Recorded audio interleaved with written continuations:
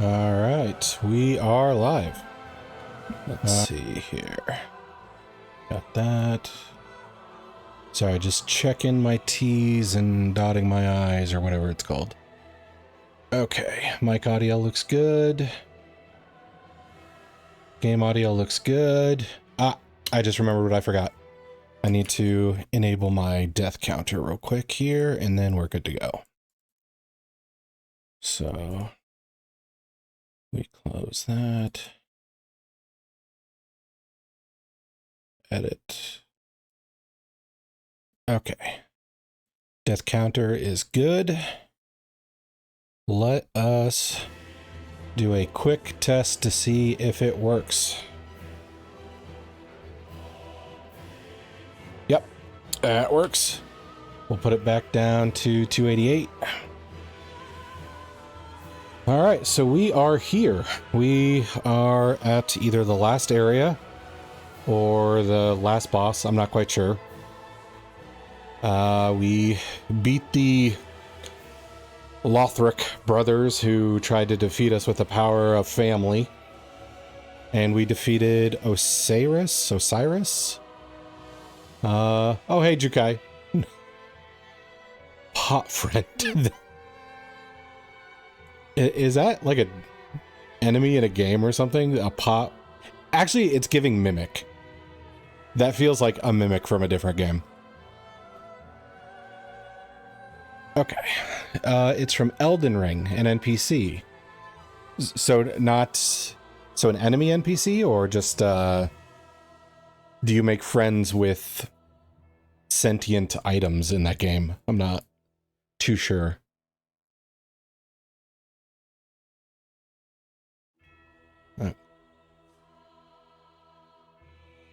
Okay, I should probably hit continue. His name is Pot Friend. Okay, so he is a friend. Oh, let's see. Alexander. His actual name is Alex, I think. Alexander. Okay. So yeah, we're here. And I'm not sure if this is the start of a new area or not. Oh, good. You watched the VOD, so you got caught up. Sweet. Which, I gotta remember how to do stuff. That's that. That. Yeah, Lothric and Dragon Man. This is the lock-on. That's Flask. Okay, I just wasted it.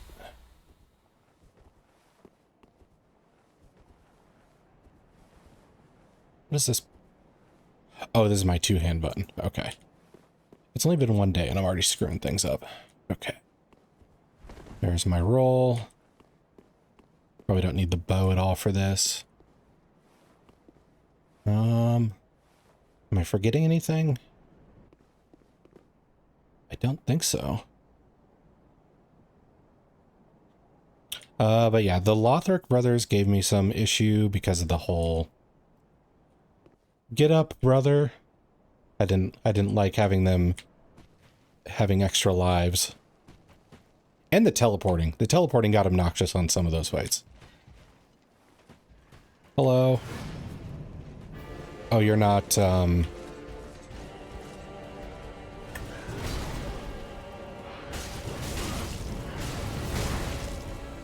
okay. Ah, too soon.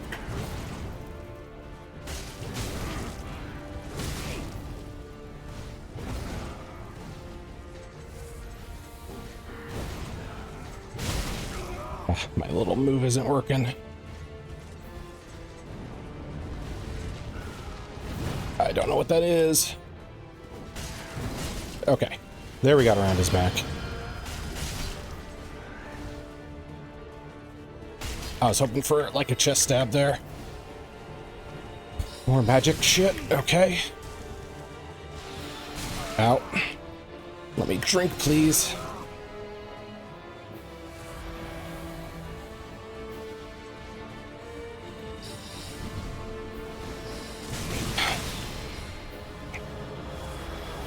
What is this, a Kamehameha?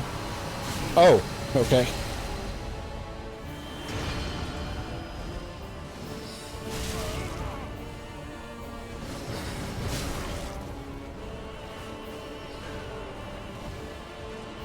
It is poison too? And backflips. You're confusing.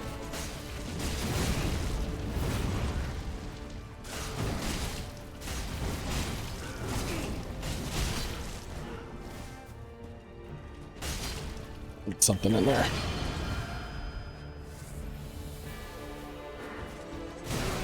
Ah, he got to me too quick.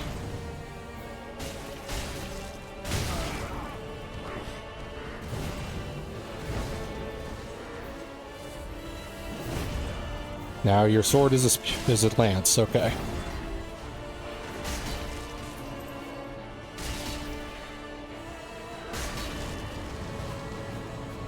Yeah, I was guessing that's just first phase, like Abyss Watchers, like the Lothric twins.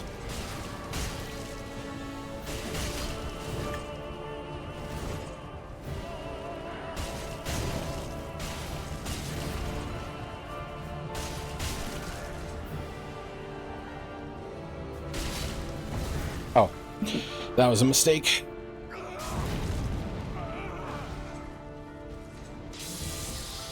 Lightning, not cool. Okay, I need to back the fuck off and drink.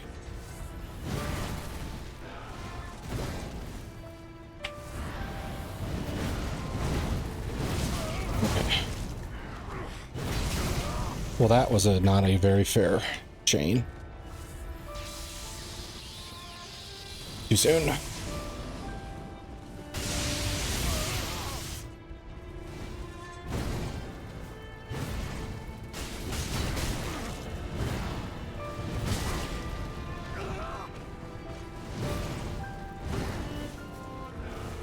Ah, okay.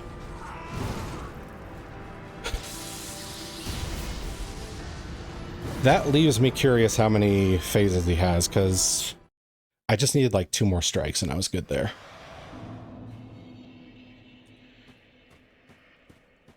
I wish I hadn't used that Estus on accident.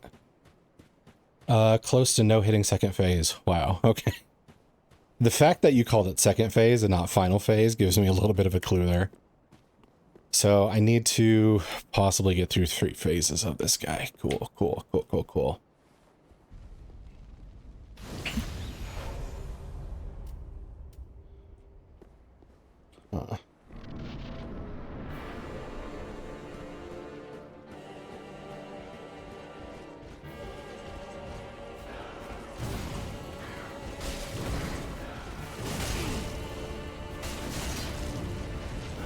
Oh crap.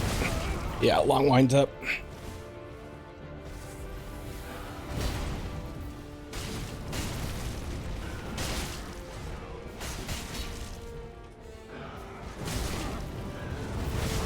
Ah.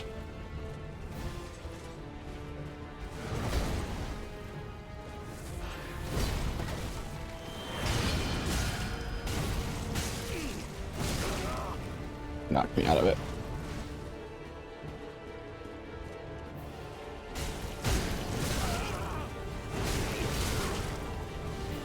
This scimitar form's not great for me.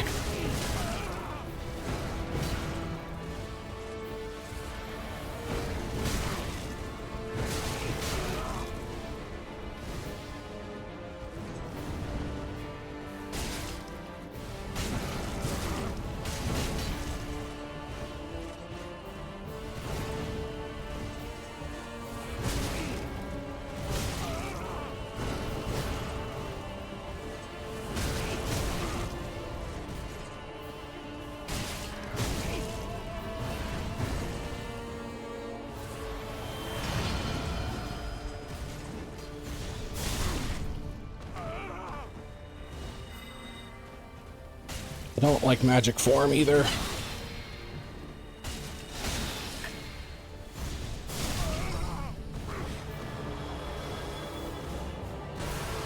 Oh, Kamehameha.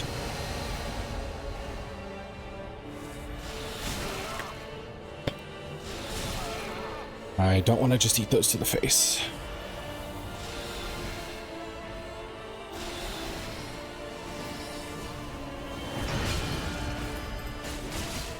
Okay, next phase.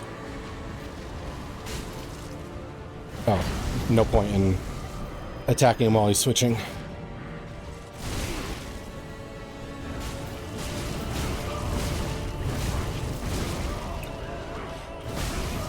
The combo that never ends. Okay. That was much worse than last time.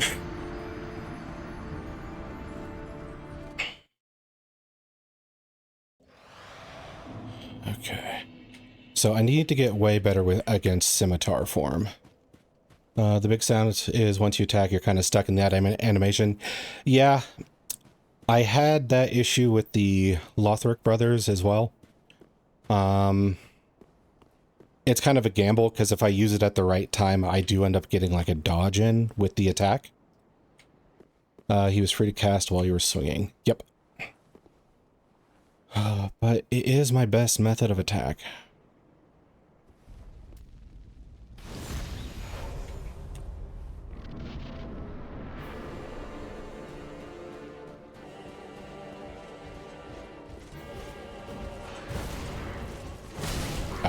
Just side dodge.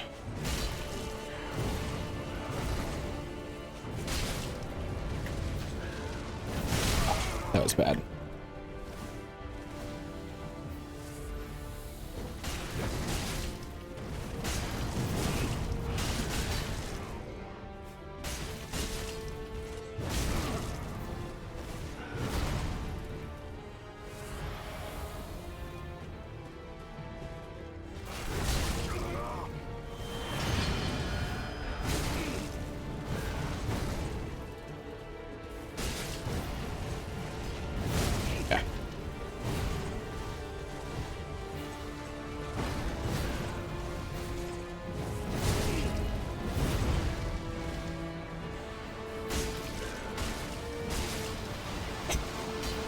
Okay.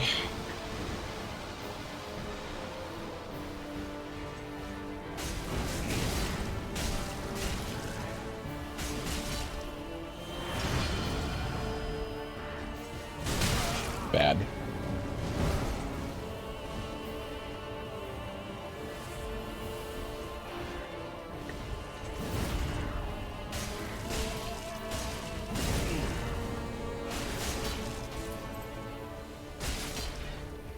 Oh, come on.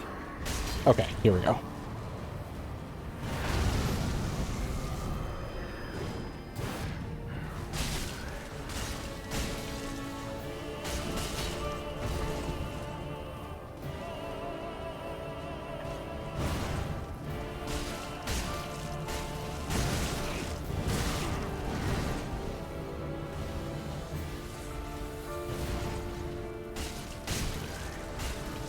At least he staggers fairly easily. Ah, I couldn't roll in time.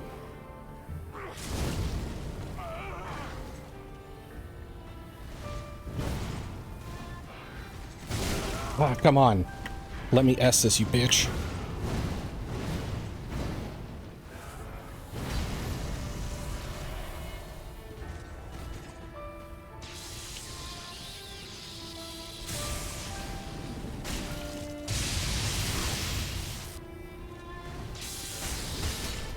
Okay. I'm assuming form 3.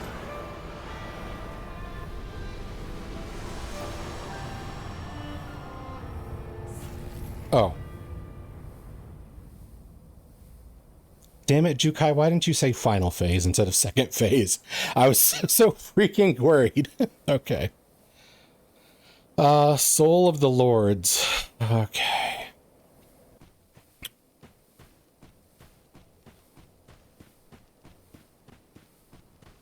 And 100k souls. Why would I say final phase? That would be spoilers. True. Okay. So I don't know if he is like the final guy or not, I guess for sure. I feel like it is. Otherwise, why go through the theatrics of sending me to this place? But I also remembered I was going to do something. Let's see. Here. Wait, no. Not Path of the Dragon. I know... Where's my other ones? Switch. What is Y? Nope, not that.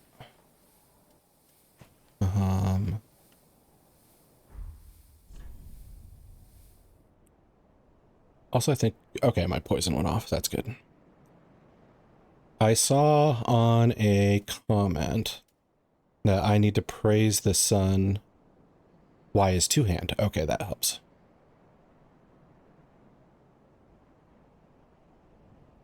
Actually, no, it's not. Here we go. I thought I got the praise the sun somewhere. Okay, here it is. I know praise the sun is an internet meme, and I haven't praised the sun this whole game. There, I praise the sun. On console it is, yeah. Well, that's the thing. That's confusing. It keeps giving me console controls. And since I'm doing mouse and keyboard and have remapped things, if I forget my remappings, I am pretty screwed. Actually, I'll praise the sun one more time, just in case. The black sun, but still. There we go. Link the first flame. Yes.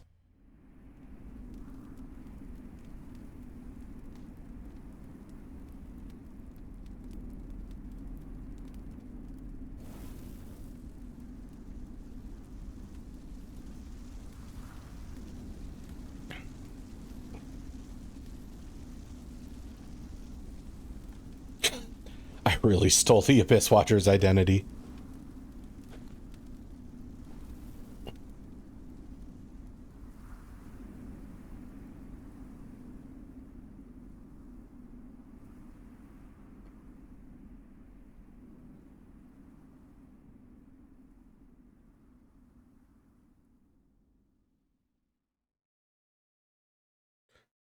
Reach to link the first flame ending.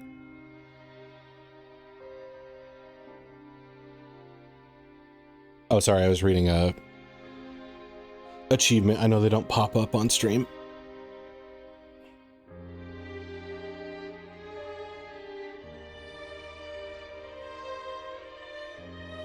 Miyazaki.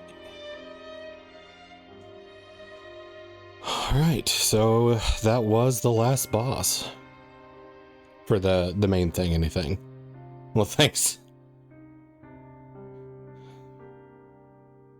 Let's see, how many streams did that actually take me? I think this is like the 9th.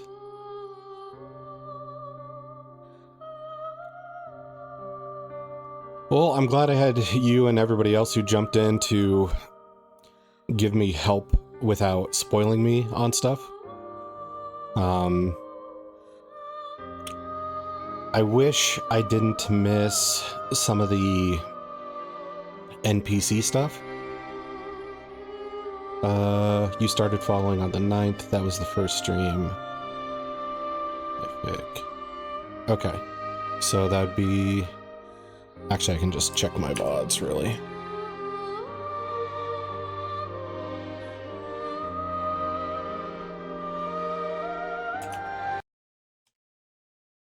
Let's see. So if I go to my past videos here, I have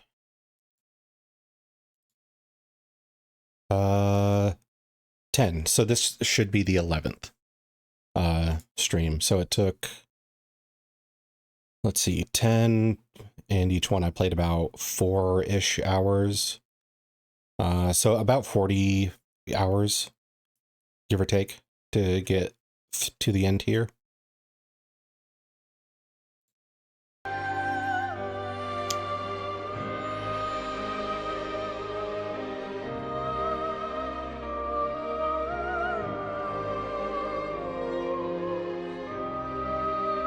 So yeah, this is the 11th stream. It should be anyway.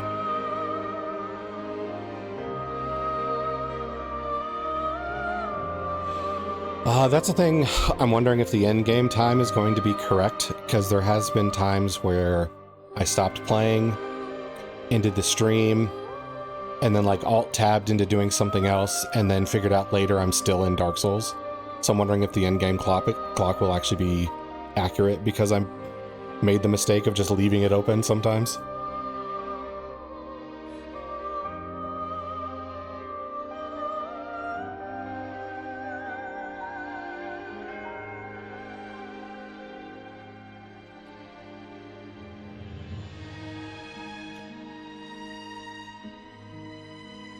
Yeah, it might be a bit inflated. I'll check after credits and all that.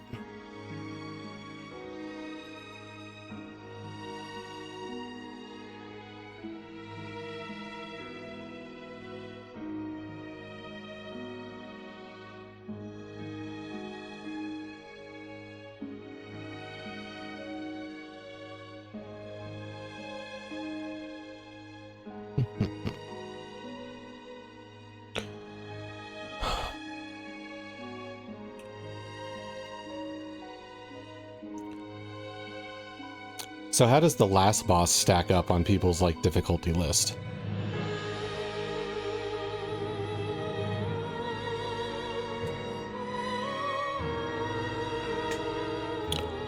How are we feeling?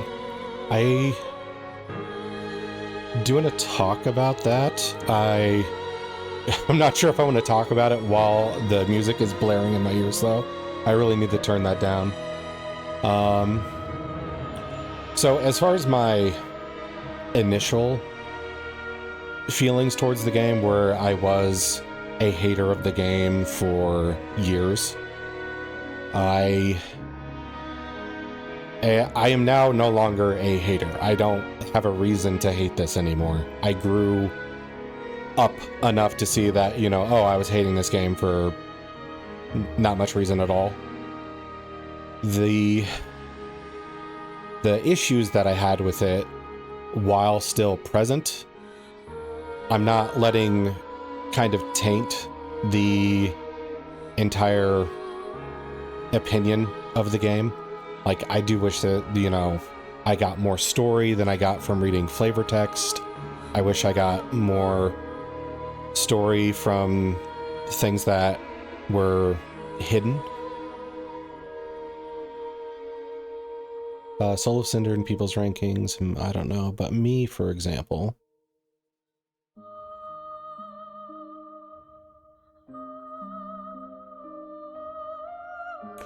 I was a bit disappointed. Yeah, like, he seemed neat conceptually, because, you know, like, he could change the weapons around and be like a guy with a lance, or a guy with a scimitar, or a guy with a longsword. He could even be a caster in some moments of it. He also spat the poison. It felt wrong. The last boss took me 2 tries, and I think that was my 3rd try. I almost got him on the 1st try and the 2nd try. He did not have much left. He seemed interesting as a concept of an enemy who has all these different vectors to attack the player from, but the implementing seemed a little lackluster.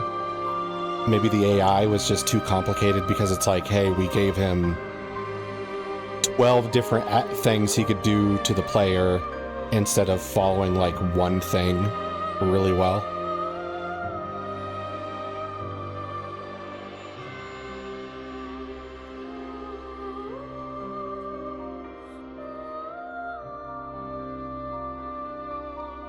It's kind of a jack of all trades, master of none boss.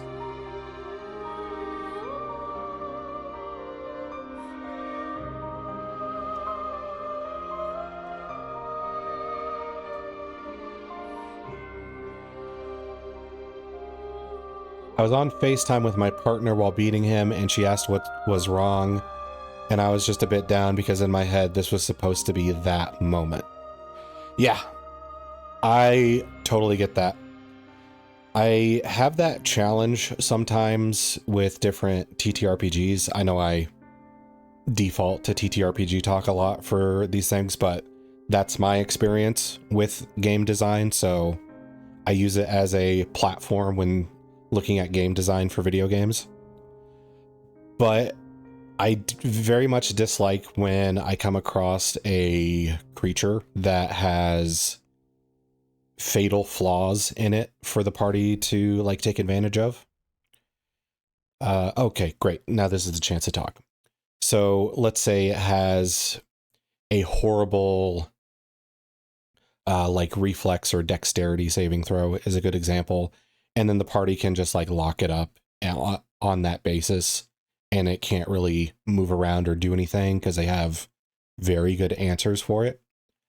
I don't mind that on like a lieutenant or some like bitter rival bastard, but when it's like the end of an arc, a major boss, and they can just be turned off and not become a challenge in any way, I have an issue with that, because if you lead yourself up to the big boss and it's not a challenge to overcome them, or it's not a cathartic experience like, haha, we put in all this effort preparing for you and we found your weakness, but it just kind of turns into a middle of the road thing where it's just like not hard enough to be satisfying for the victory, not tailored enough to be like a moment you built up to unseat this evil, it feels bad. Like, I want those moments to last, and this was kind of that, where it's just like, wow, he does a lot of damage on some of this stuff. Wow, he has some good reach on some of his weapons. Wow, he has some good attack speed with some of the weapons. But overall, he wasn't that memorable, especially compared to Pontiff Sullivan, compared to the Lothric brothers or anything like that. So I would say the last one was disappointing. Like, I fully expected a third phase there because phase 1 and 2 was kind of lackluster. Let's see. I'm guessing I want to say yes to this. Is that right?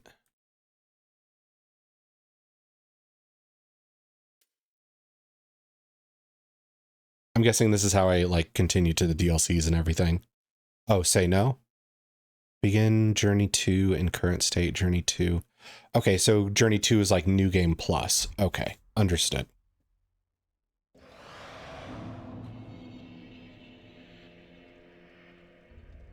Okay, so...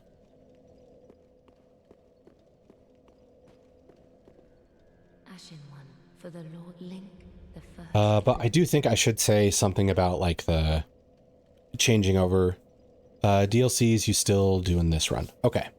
But I do think I should say something about like hating the game. My whole basis for like hating the game for 10 years was kind of dumb.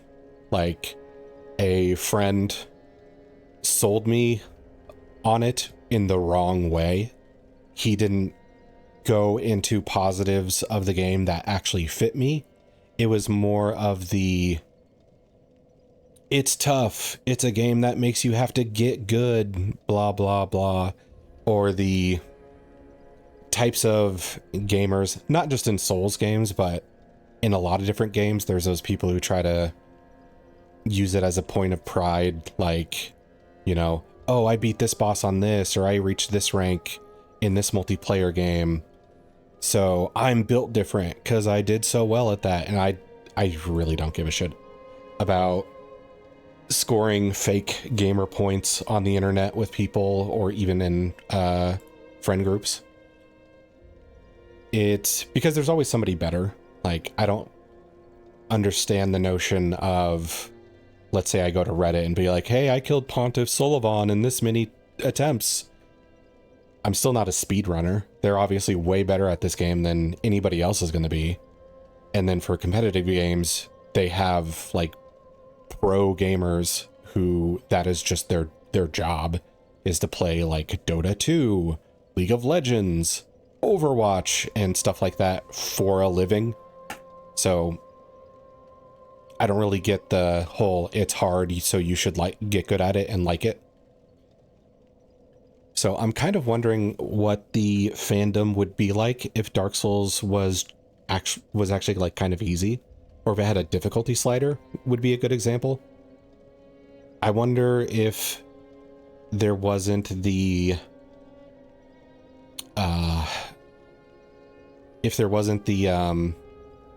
it's difficult, therefore you should want to beat it and get good at it effect that kind of gets baked in with it, if it would still be as popular as today.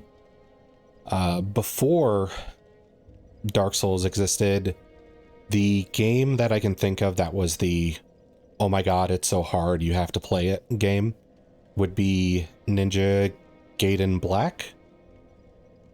Or, yeah, I think it would be Ninja Gaiden Black, which has, you know, bosses, but it's not a Souls-like, it's more action-y. You don't have like a stamina gauge or anything like that. You can even, you know, just straight up hold block forever. And Ninja Gaiden Black had a difficulty slider, so you could play on normal, which was still fairly challenging for new players. But then you can go all the way up to the extreme end of it, where like everything was a huge threat if you really pumped up the difficulty slider. In fact, I think if you die in like the tutorial area like 10 times, it suddenly notices like, hey, you're having a hard time with our game. Do you want to bump it down to easy? And that's the only way to play it on easy. So I'm wondering what the fandom would be like for the game if Dark Souls had a difficulty. I feel like I rambled for a while there and didn't actually come to a point. I guess that part was just me thinking out loud. But this is not a bad game. Like, I think the part that's frustrating for me, specifically, is I like dark medieval settings. This is a dark and dreary medieval setting. I like games that go to effort, or that put in the effort to throw in small details and reward the player for, like, you know, finding it. Little side things that support the world building, which this definitely had that, since the... Let's see, I'm gonna read this real quick. Sadly, this is the case with most people that play Souls-likes. A lot of them, for this hard title they have, they pick them up, beat them, and forget about it. Yeah, I'm not sure if that is to the benefit of the game or if that's actually a detriment. It's not like we have a research department where we can say go and ask all the Dark Souls players these survey questions to figure that out. But I am wondering if like the difficulty reputation the game has is what keeps certain people from ever even trying it, or playing the game, completing it, being like, haha, I have the gamer cred now, and then just move on. I feel like only a few people really get into it, go deeper into the lore and everything. It's almost a boast for people, as you already said. Oh, I beat Dark Souls 3 and Sekiro, look at me. Yeah, that's the 8. That did not become a reason for me not to play the game, but it became a reason for me not to take people's love of it seriously. Both types of people you mentioned make up the majority of it, I want to say. Okay, yeah. So, I would be interested to see if there was a... God, it's a hypothetical, and I really just want the answer to it, and I can't get it. Like, what if Dark Souls, all the bosses did 20% less damage, What if you got 30% more health and this game was just easy to go through? Would people still be raving about, you know, the subtle clues in the maps that give you insight into different elements of storytelling? Would people still do hour-long lore videos and have this like whole community that's like trying to dig for every bit of clue? No, it's either or. Okay. So it had to be hard for the communities to look for the lores. What you're saying. Okay.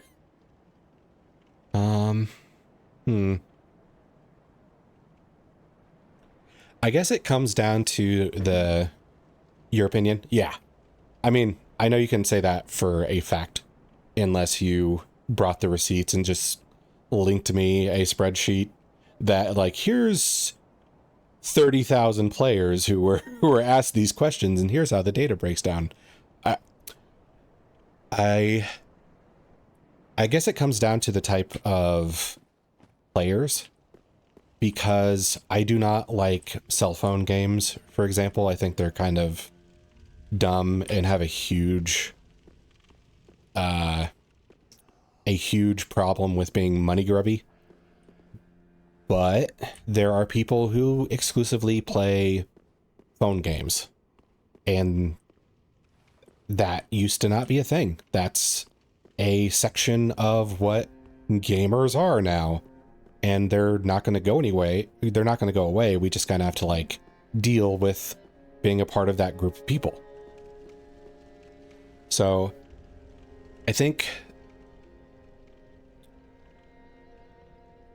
for me anyway, that the thing that keeps this from being like top 10 or top 15 or whatever for me is that, okay, I'm gonna read this and continue that thought. There's like this mask Souls-likes are wearing. The game is known to be a harder one, and the gameplay builds on that, throwing bosses at you after every level, and people play it because of that. People focus on the bosses, beat them as fast or as early as possible. Everything else is not important. And I mean, yeah, just from posting some Dark Souls stuff on YouTube then started suggesting to me more Dark Souls stuff. Oh no, feel free to interrupt. It's my choice whether I continue my thought or if I respond to what you're saying. So that's not harming anything. But YouTube has started recommending a whole bunch of stuff to me that is Dark Souls, and I don't watch it because this is my first playthrough and I'm trying not to get spoiled on shit. But titles wise, it seems to go into one camp or the other, where it's either look at how good I am in this game, or here's a long ass video explaining a lore thing. And I think I could never be a part of the crowd that's like, oh my god, look how good I am at defeating Sullivan with this poop knife I found. I would probably be more into like the lore's crowd, but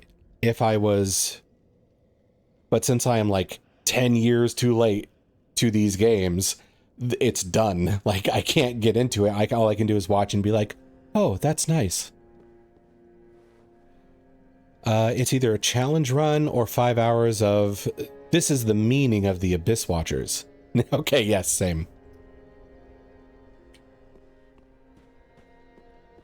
And over on my playthrough, like, I am not exceptionally proud of my performance. I'm not going to go shouting from the rooftops like, oh, I beat the frickin' Dragon Slayer armor on the first go.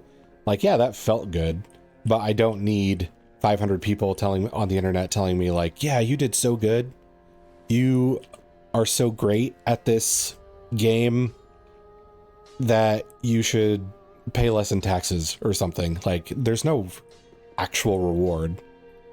I am going to have that feeling of accomplishment afterwards, but I'm not really, my life is not altered from it. For the lords of Cinder, I should... the first flame. I already did that. Okay. I should level up before I forget. Then touch the darkness So, within me. I think if I were to rate this game for me personally, because of it being mechanically good on the dodging, on the parries, on the weapons feeling varied and different from each other, on the versatility of different builds, on the different habits and feels of different bosses, the, you know, like hard mechanics of this game. Let's say we took out all audio and all like flavor, all the flavor text out of the game. It is a good, solid RPG. It is practiced and they put effort into it every step of the way. And nothing I say is going to change that.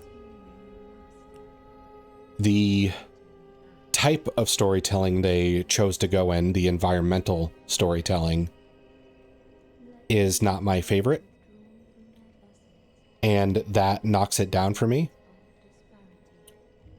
But because I became a Dark Souls hater for not really a good reason at all, I avoided other Souls-likes, whether it's Elden Ring, Lies of P, or what's that new one?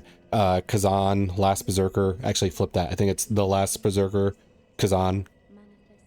I avoided those games because I heard Souls-like, so I thought, oh, we're trying to be so crazy hard, but not tell any sort of story.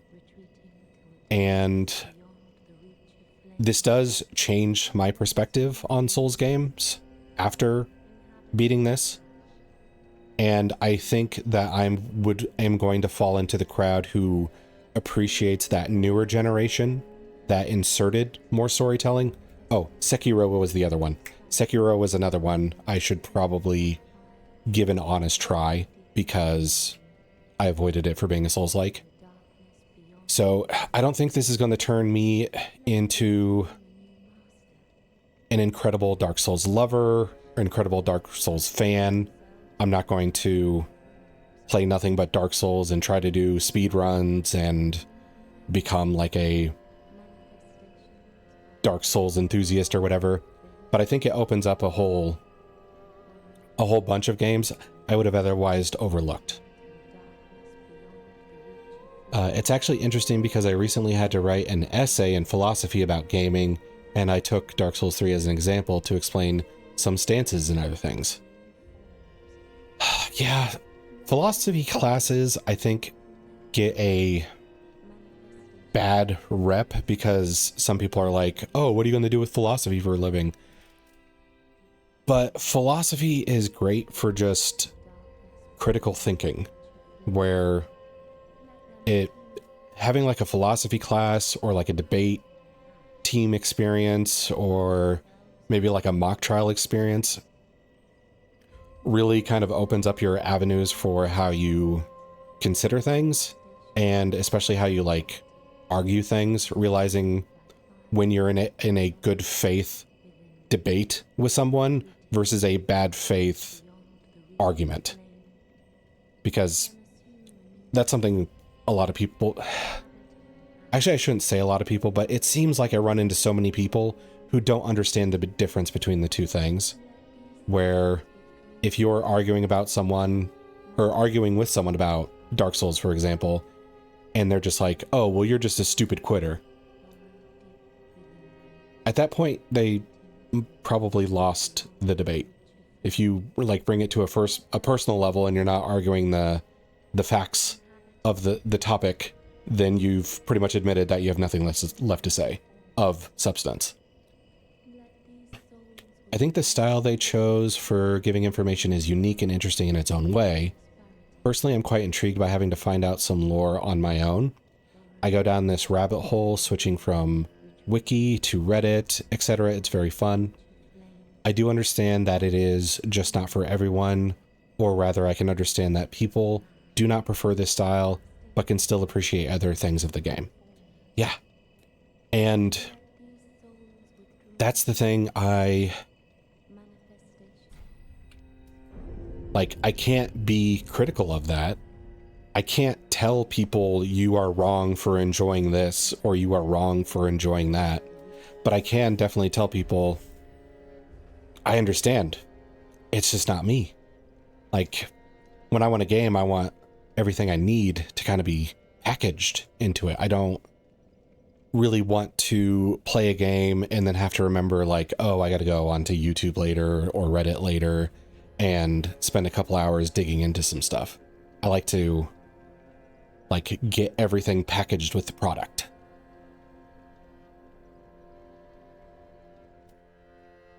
Let's see. Oh, damn it. I double clicked. That's the second time I fucking killed her.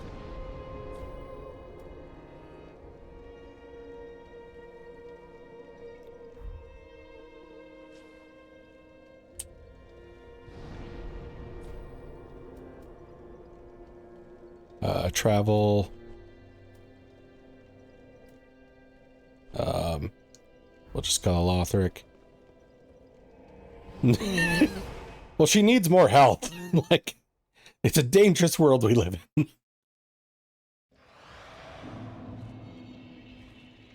Wait, where's the bonfire? Oh, duh, right there. Yeah. See, I wouldn't have that problem if I was playing on controller. Like, the menu navigation wouldn't be the same button as attack. Luckily, she's a good sport. What was the last thing you said before the murder happened? But that's also nice, to each their own.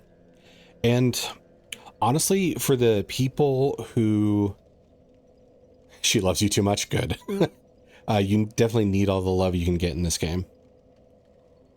But to the people who enjoy doing the YouTube deep dives, who enjoy going on Reddit and having all these conversations with people,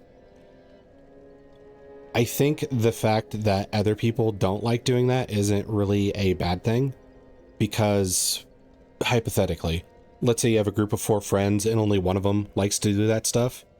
Like, it's still fun to be the expert sometimes and be like, hey guys, do you know that boss that we had all that trouble with? Here's their story.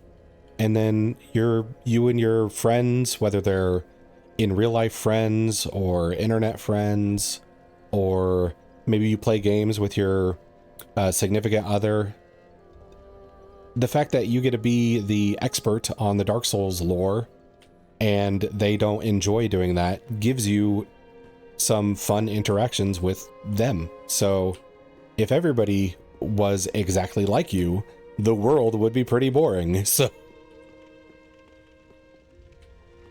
this is still a problem.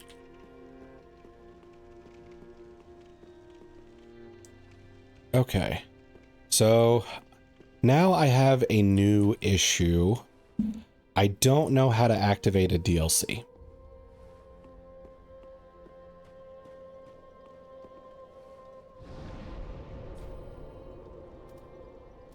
Do I have undead bone shards? No, I do not.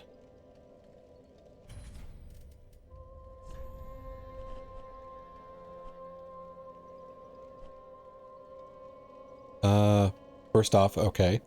Let's clear a few things first, okay. Apparently I said something that was... yeah, I downloaded, like, the season pass thing. After the last stream. It should have said something here. Let's see. If I go quit game... Bsky Namgo...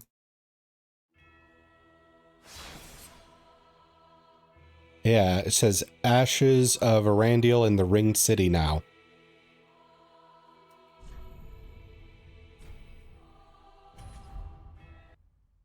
So I'm assuming that means they worked. Would I like to finish the main game stuff? Oh, if I have main game stuff left to do, sure. Key, y'all. Means apparently I missed something.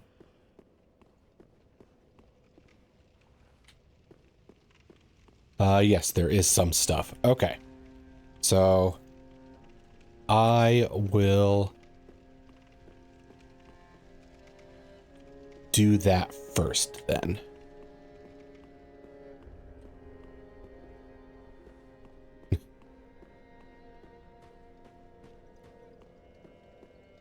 There's like a boss I never fought, and then I lose my temper and just say this game is trash. Just go back on all my progress. Let's see. Let me guide you a bit. Okay. Ready to be guided.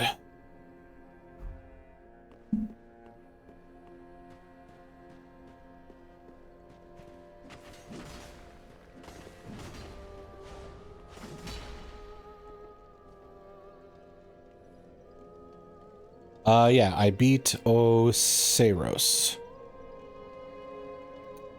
Hi, Tor.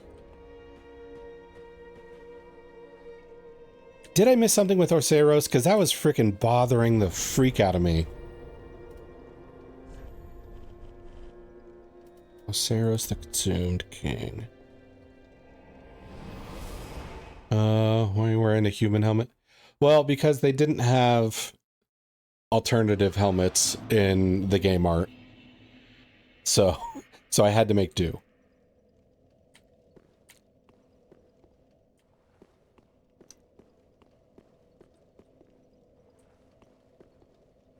Let's see. It's temporary. Once I finish the Souls games, it's gone. Because it probably wouldn't make much sense if I wore it with a different game. Okay. So there's these snake dudes. Oh, that's the boss I just beat. Okay. Oh yeah, right. And this is the guy who actually made me think, or made me realize they are snake dudes.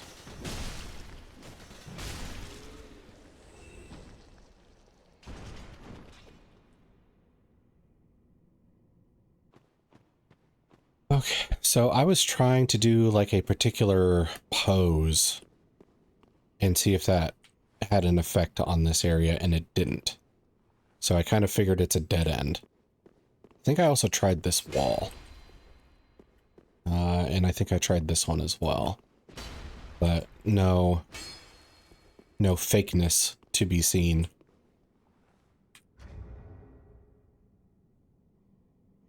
No rogue illusionist have had their way with this room.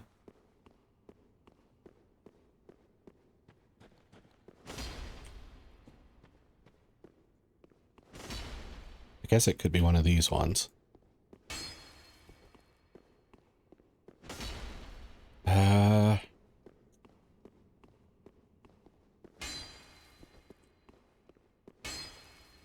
Lord of Shindar.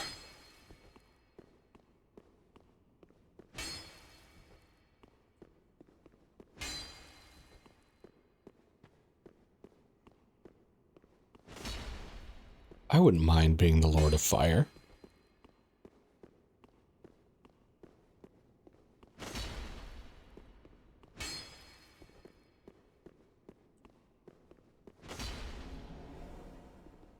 Well, son of a bitch. Okay. I didn't even know I could get back here. I thought I'd just get stuck right here for some reason. I don't know. The most obvious wall of them all. It wasn't the most obvious. Okay. Let's see. So, this is dark. And it requires me to do a long fall.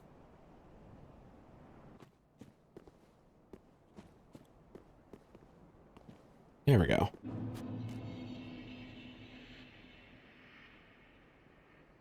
Huh. So it was an achievement just to find this?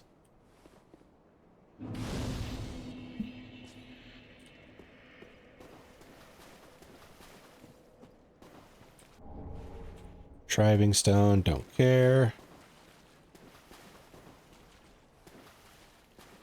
Glowy thing. Glowy thing over there, too.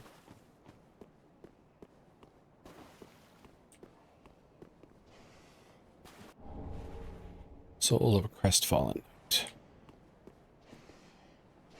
I hear like hissing and stuff. Oh.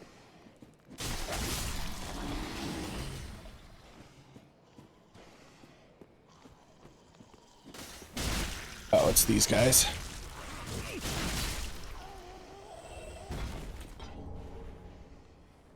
Large titanite.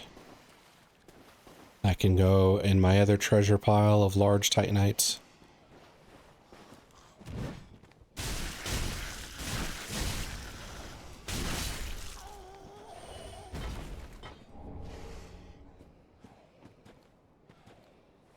Oh, there's like 3 dogs down here. Okay.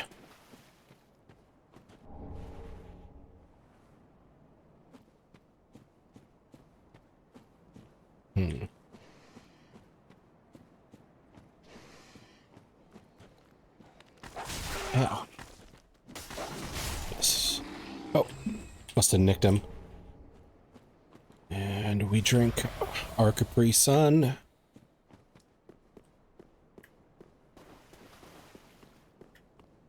Actually, I think I called it orange juice earlier. I should really determine. Can't imagine an all Minotaur party and Pathfinder or D&D. I could. It just feel weird with some of them. Sounds like a dream team.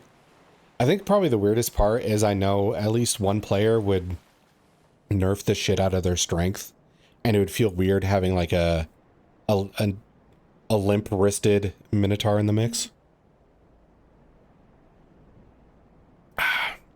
I need the water. Okay.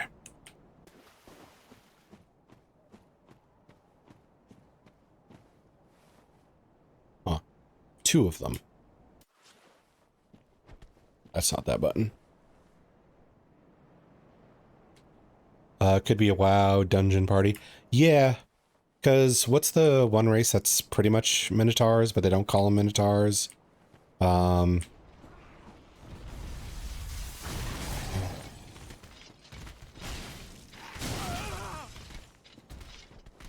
why is the...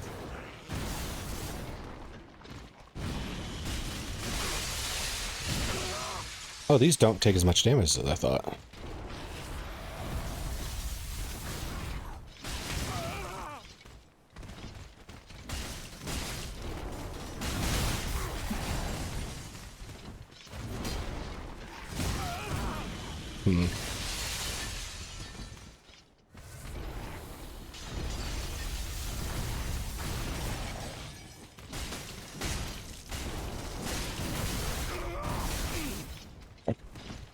We dodge out, and we keep picking on this loser.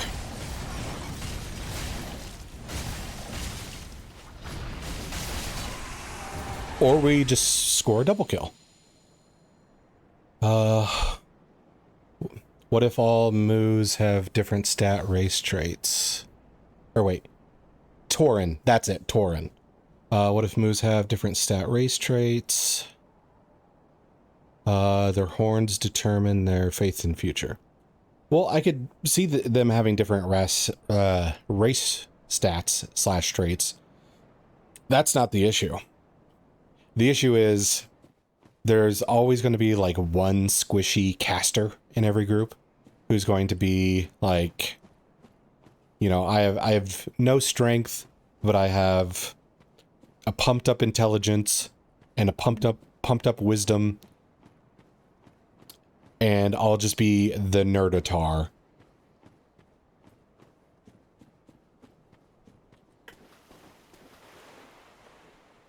My character intends to be elementalist.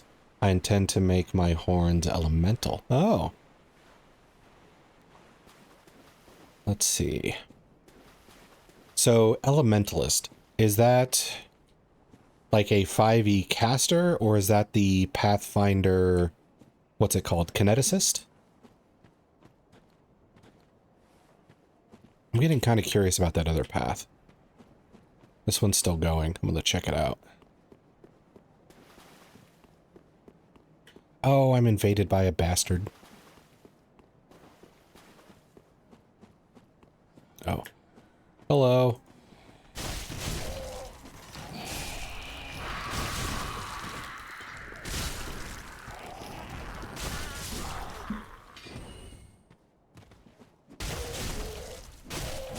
You didn't do anything since you've... I was looking into trying out a kineticist, actually. Ashen Estus. I probably shouldn't do that while someone's hunting me.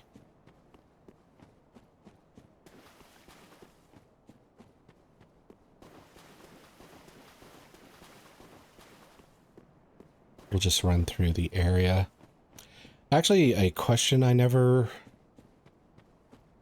really got an answer to in this game is if, like, an invader has to worry about enemies at all.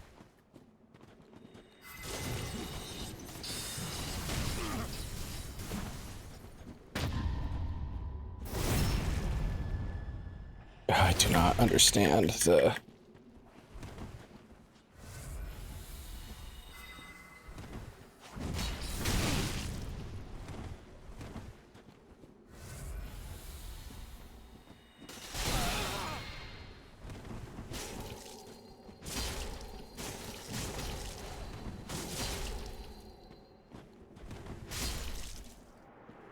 Okay.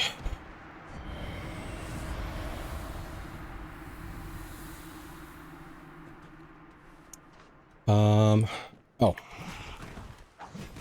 You just quietly watched that whole exchange? Okay. Large soul of a lizard corpse. Shaman, yeah, kineticist. I haven't tried it yet. Do you remember this place? On my character do martial arts too if they get close, so monk elementalist. No weapons, just fists and horns, and even an earth to the face. Okay, that's a cool concept.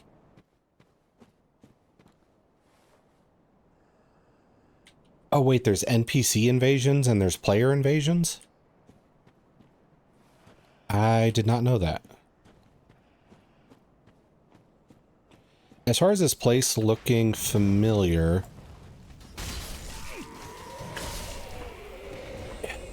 let's see.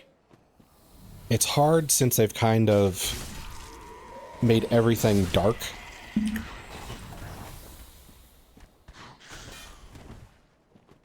Oh yeah, you're in offline mode. Yeah, I didn't like having the bloodstains and the hints kind of spoil every invisible wall and everything like that. Especially if you look at the place where the Corvians were. I'll take a look where the Corvians were. I'll head back that way.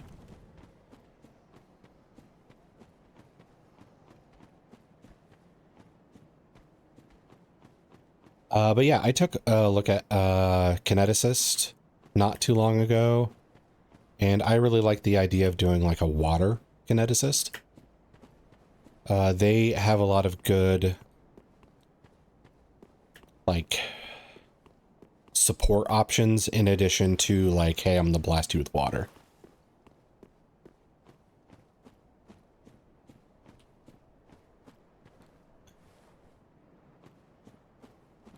The Corvians. Do I remember this tree?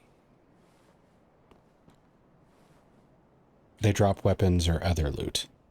I got a ring not too long ago. What was that? Ashen Estus ring. Increases FP restored with Ashen Estus flask. Okay. Honestly, that kind of sucks for casters that they have to wait so long to get a ring like this.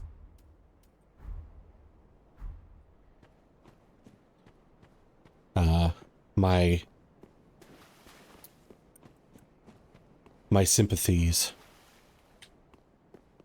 Wait a sec, we got this bull thing. And then like the crystal lizards were over there. Oh, okay.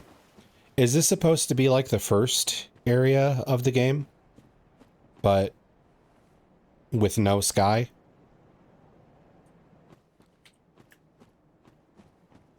Because I do remember going through this courtyard kind of a lot. When I was first learning. And having to run over here to fight like that crystal beast multiple times. I could be wrong on that. It's just difficult when a component of the map is just not there. It's just black.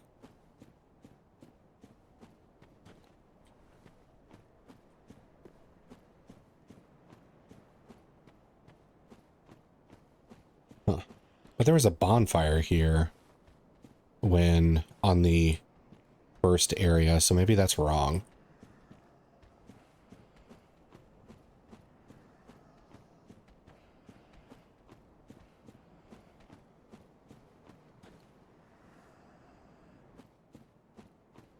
Well, there is this.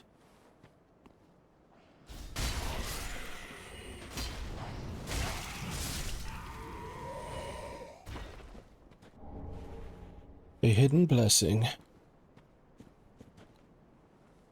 Is your flask unlimited or limited in maximum amount? So I think at first it was limited to like 3 charges. Then right now I'm limited to either 12 or 13. There's like upgrades you find. There's also this mechanic I had to do early on in the game where there's actually a second Astis that was for magic mana. And it allowed me to like split the charges between the two. So if I were a magic man, which I'm not, I could split that 13 to like 6 and 6 or something like that.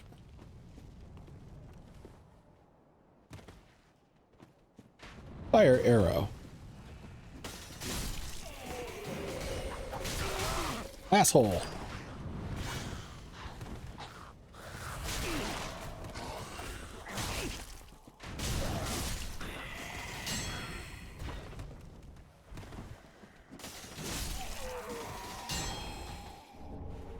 Large soul of a deserted corpse.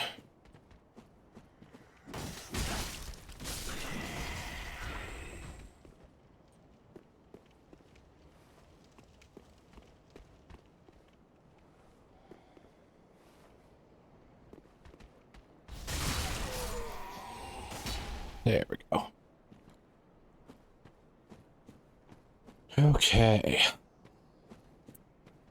So this should be everybody if I... Oh, nope, there's one more dude.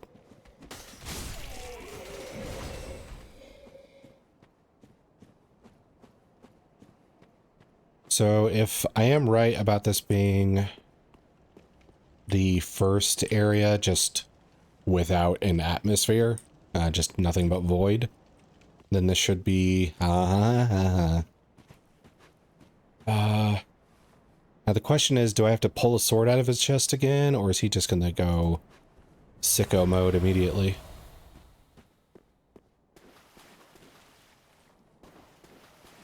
Sicko mode immediately.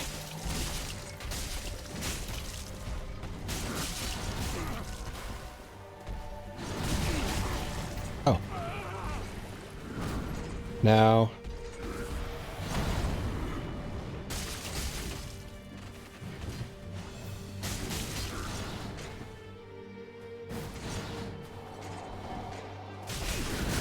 That's different.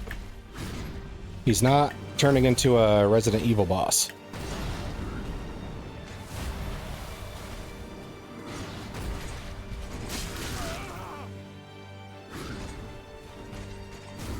Well, you thought, Ashen One, that you were born in the dark, but the darkness is not your ally. I fucked up that line because I'm fighting a boss right now. Leave me alone. His damage is certainly up there. There's the jump. I want him to do that. Jump for me. Show me. God dang it.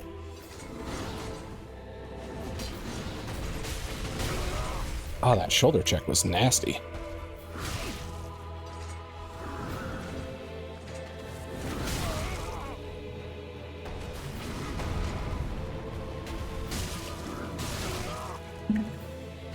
Okay, this stomp is different.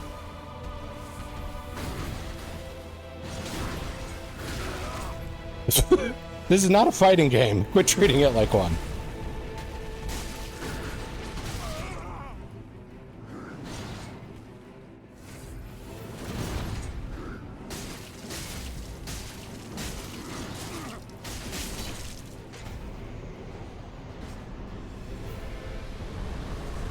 Well, well, well. Okay. I flubbed the Bane line.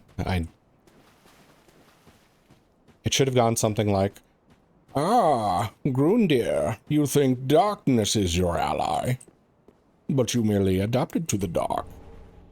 Me, I was born in it, and the light was nothing but blinding." Okay. Now imagine I said that the first time. Bonfire lit. Might as well rest.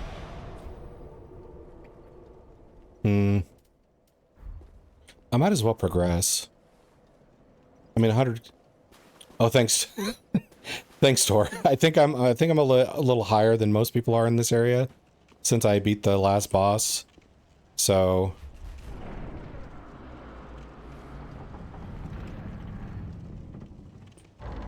I don't think that was supposed to be that hard considering my level. Okay. Although that guy has a much better build for a Bane than me.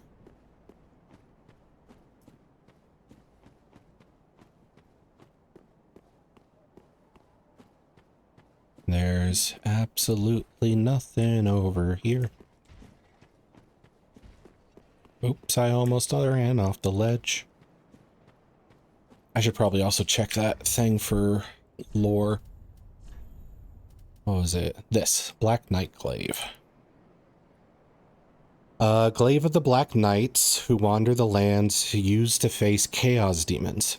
Oh, I think it was Lilo mentioned that in chat when I was killing a bunch of demons, that I found a Black Knight that was more interested in killing demons than killing me, so that makes sense. The unique attack of its glaive greatly reduces enemy poise, reflecting the tremendous size of the enemies that are the knights of the enemies that the knights have fearlessly faced. Spin sweep. Glaives are so damn cool. The hunters known as... I don't think I read these off of that trio I faced. I should look at this shit later. Okay.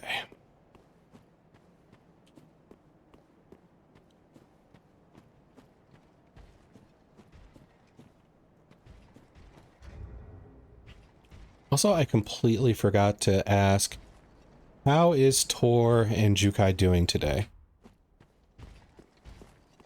Oh, hey, it's a night guy. Oh, why aren't you flinching?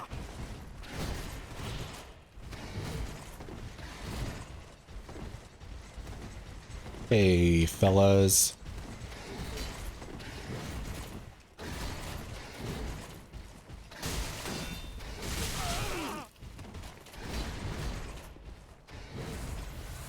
Am I about to...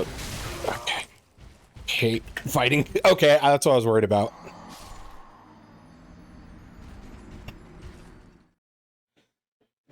Oh, great.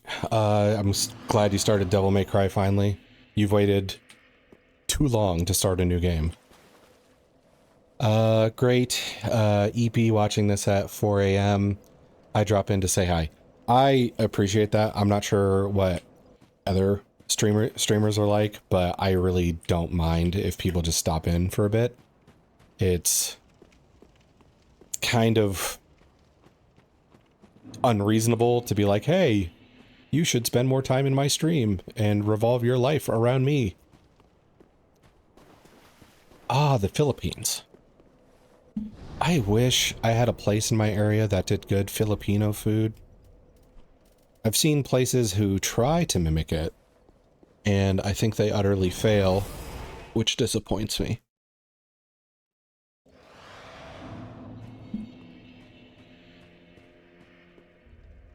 I'm so pleased.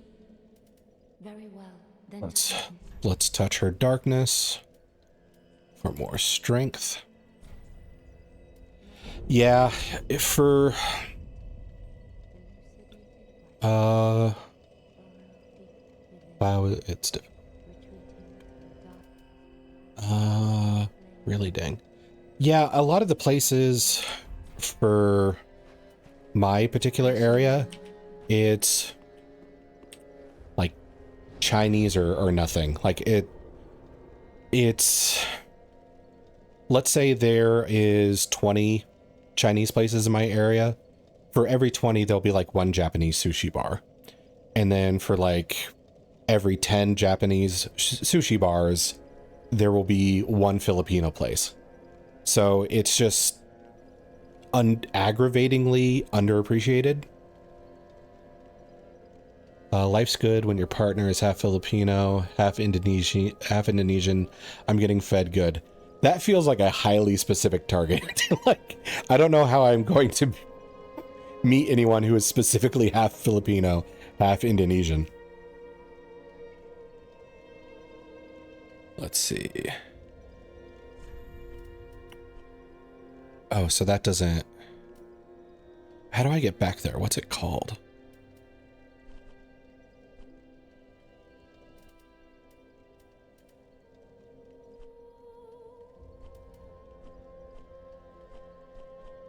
Lothric, Grand Archives. Nope, that's not it. That's not it. Nope. Is it here? Oh, okay. So there's Iudex Grundir and Champion Gundir now. Okay. You make it sound like I specifically looked for a person with such ethnicity. Lol. I sometimes lurk here, but I know you're not affiliated yet. Yeah, I'm not affiliated, but it's specifically because of like the follower count thing. I looked at it like 2 days ago and it's just like, oh, your viewership is where it's at. Your hours are where it's at. Everything else is where it's at. It's just, if I could suddenly get like 31 followers out of the blue, I'd just be done with it. So I don't really feel too bad about that, because when did I look stuff up about affiliating stuff? You're fascinated by my commentary. Well, thank you. I figure the most appeal I have is for TTRPG nerds. Because if you meet anybody who plays a TTRPG and you want them to talk, just talk to them about their game. They will not shut up. What was I saying before that? I enjoy my stay here a lot. Well, thank you. I hope I will still see you after I'm done with Dark Souls. That... I won't say that I'm, like, super concerned about that, but I think that's kind of a thing with other streamers, or have said, was sometimes you'll get people who are viewing for the game and not the stream, which I get. I do that. Like, there's some streamers I watch where I like them a lot, but then sometimes they play, like, Valorant or something else I'm just kind of like, about. But at the end of the day, it's just like, well, all I can do is play what I want and hope people are willing to show up sometimes. There we go.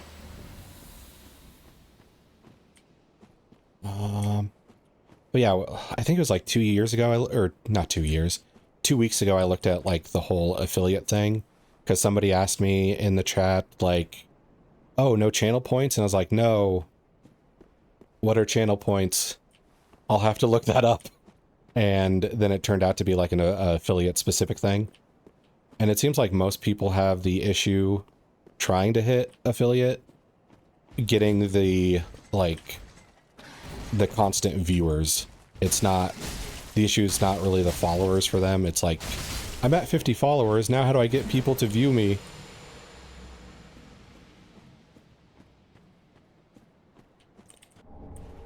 Hornet ring.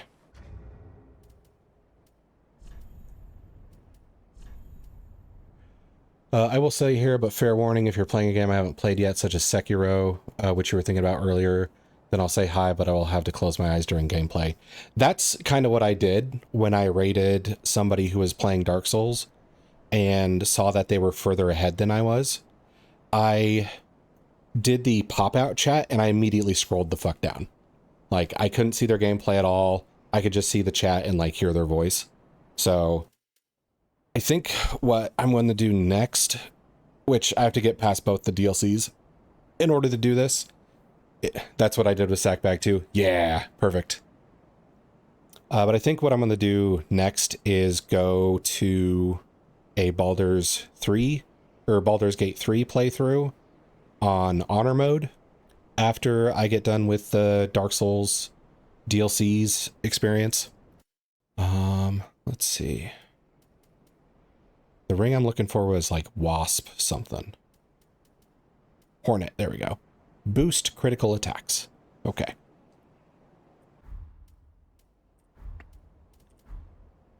This is not the first game that's equated bees, wasp, stinging creatures as crit stuff. Man, I actually have Baldur's Gate 3 too, but it doesn't run on my system, so I can't play it. That is truly tragic. I know a few moves that have more than 50 but still not affiliated. I think it's because of 5 average view requirement. I got rated a few times, and that's how I got affiliated. Is it 5? I thought it was 3 when I checked. Maybe they lowered the requirement before I started.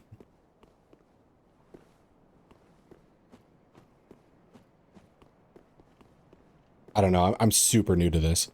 So, as you could probably tell, since I didn't know what frickin' channel points were. It was 5 for me. So maybe they did change it at some point. Oh, there's no bonfire here. Foiled sword fragment? I'm probably gonna have to read that. Let's see. I don't think I've been rated, like, by a single person. So, blacksmith hammer, okay. Which I'm not sour about. The thing I kind of chalk it up to is I don't play mainstream games, so that's, you know, probably one issue. Like, if I were somebody who's playing Repo all the time, it probably would have happened by now. And I think my streaming time is probably not great for a lot of people. Because how many people actually stream early in the morning for my time zone? Not so much. Perhaps a few Mumus can raid you to support you. Yeah, that would actually be kind of great. If they happen to end while you're... Nice. Streaming time is locally for EU. Or if they happen to end while you're live. Yeah. The main thing why I would like to hit... I would like to hit affiliate is because I want channel points to give people who are kind enough to spend time here, like, at least small bonuses to accrue. And I also want the ability to, like, make an emote or two. But that's all locked behind that whole affiliate wall thing.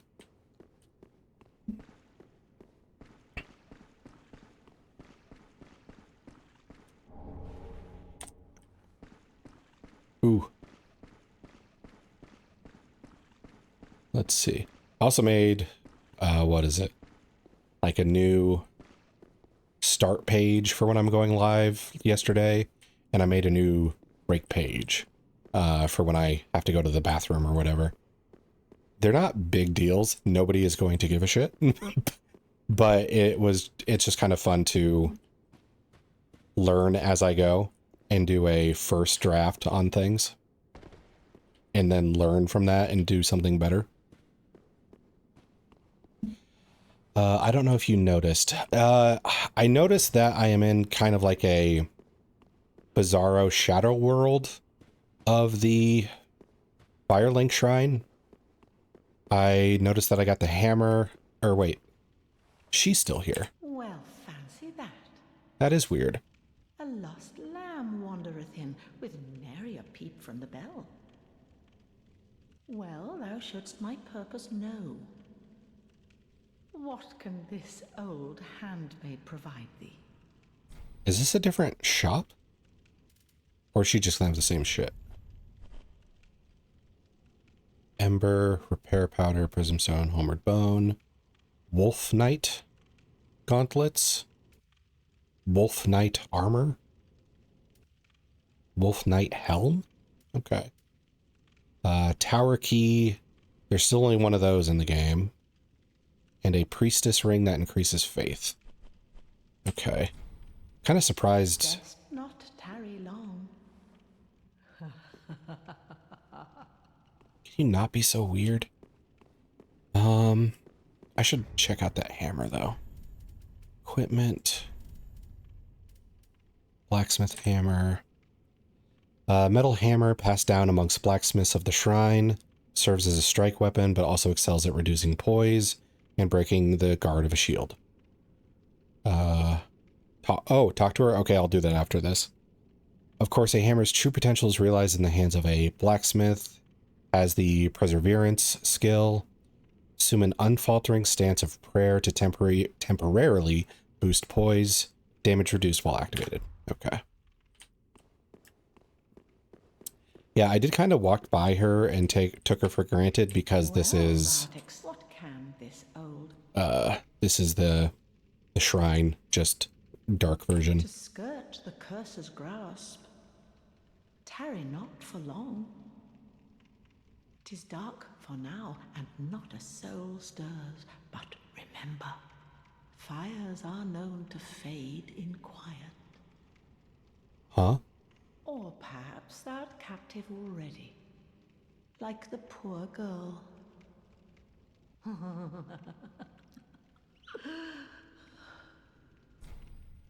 To skirt the tarrant is Okay. like the So there might be a trapped poor girl somewhere. We must save the maidens. Let's see. Okay, so I need to go through here while paying better attention and not talking about stream stuff. Let's see. Okay.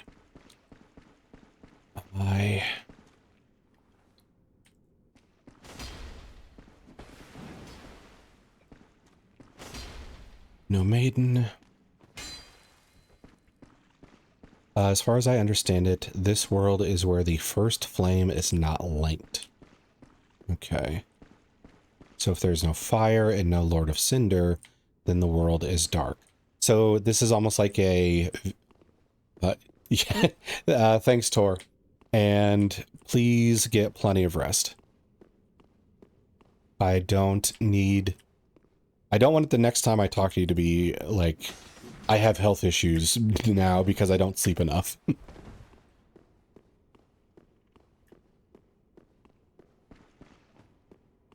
Let's see.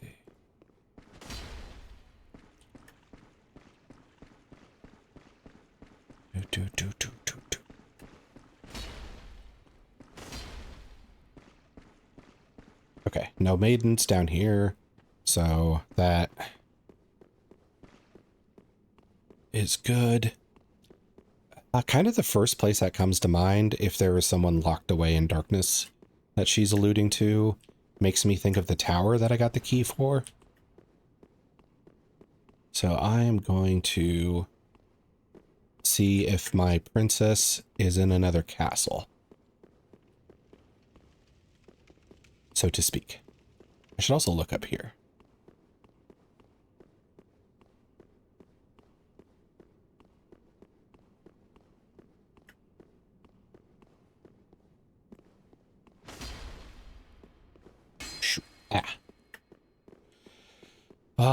So let's see. So Jukai, you said that Baldur's Gate 3 doesn't run on your system. Are you a PC player, or is this like a PlayStation 5, Xbox One issue that I haven't heard about?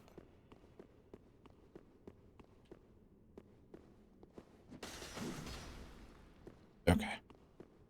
So the upstairs is clean.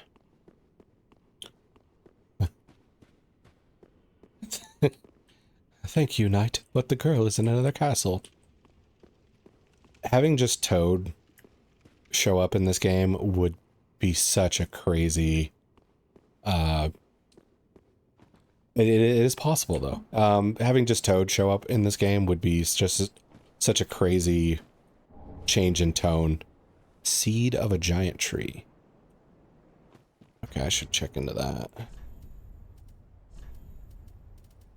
Oh, maybe it's in key items. I'm a PC player on an old laptop. Oh, okay. I've been there.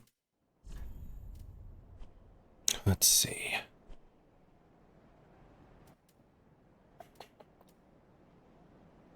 God, that makes me feel bad, though, that it just straight up doesn't run, because I'm sure you'd like it. It's a very popular game for good reasons.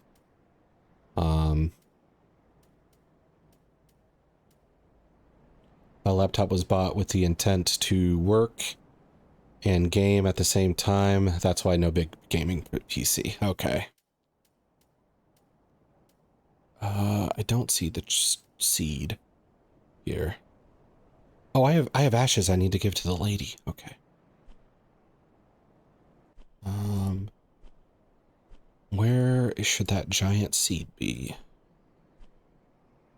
It's not a ring. Is it a covenant? Nope. Must be somewhere in here then. Here we go. Enemies react to invaders. Okay. So that could be really funny. I can't even interact with this door. No. Princess.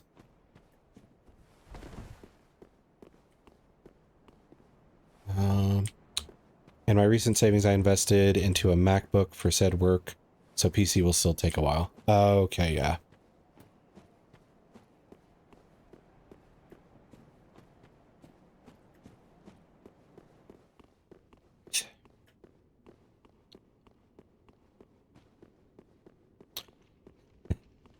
This is probably not a great... This is probably not a great story, because it's not exactly like my proudest of moments. But when I was in college, I was actually looking into the whole game design stuff.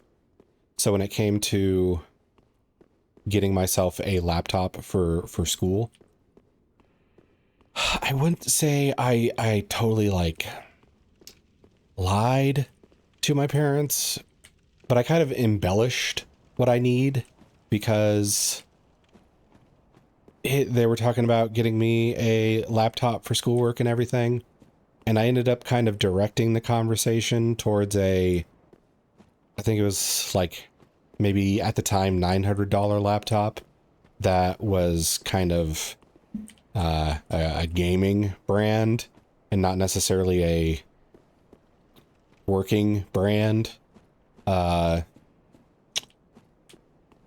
So not my proudest moment as an adult, because I really didn't need it, but God, did I want it.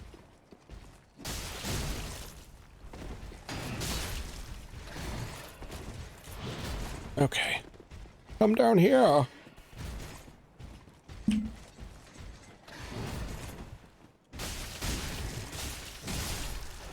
You didn't even touch me.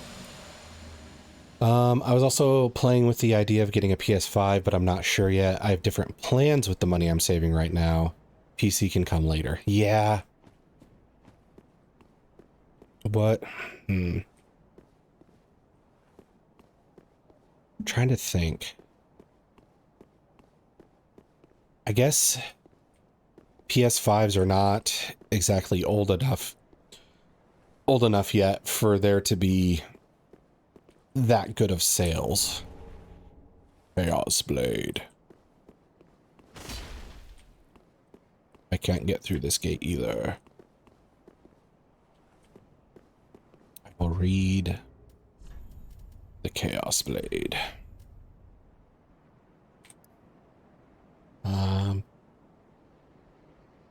And it's not like I can't play games. I'm still playing Dark Souls or DMC or other older games I've never played before. Some still run, if on the lowest settings. Yeah, I mean, thankfully games have been around long enough that you can always do something like that. I where was my old computer? I think my old computer, the one before this one, was maybe an entire generation behind. I think I like skipped a generation of GPUs and CPUs. So it wasn't awful. And I think I was definitely able to run like the early access of Baldur's Gate 3. But when Baldur's Gate 3 was getting closer to coming out, I had some money saved up. There was some sales going on, and I was just like, okay, let's buy a computer that is going to last me as long as my last one. It feels like a lot of money right now, but this isn't going to be like a PlayStation or a Xbox where I end up needing the new thing in like 5 years. It's going actually, it's probably not shorter than 5 years for consoles, but still. But of course, whenever there is an announcement for a new game, I generally can't get excited because I know I can't play it. Yeah. Which, I've had that experience with a game. I forget which one it was. I think it might have been like the new God of War or something like that. I wanted to play it, but then I found out it was only for like for like PlayStation 5, I think. And then I had PlayStation 4, and I was just like, well, I can't get a whole console for one game. A cursed sword of unknown origin bearing uncanny streaks on its blade. Attacks also damage its wielder. Yikes. The sword is not unlike a thing misshapen, granted life, but never welcome in this world. In other words, chaos itself. And it looks like it's the same as Uchi.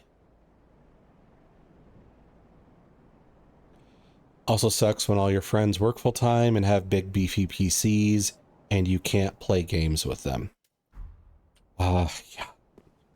That is pretty rough. There was a stage in my life and my friends' lives where we had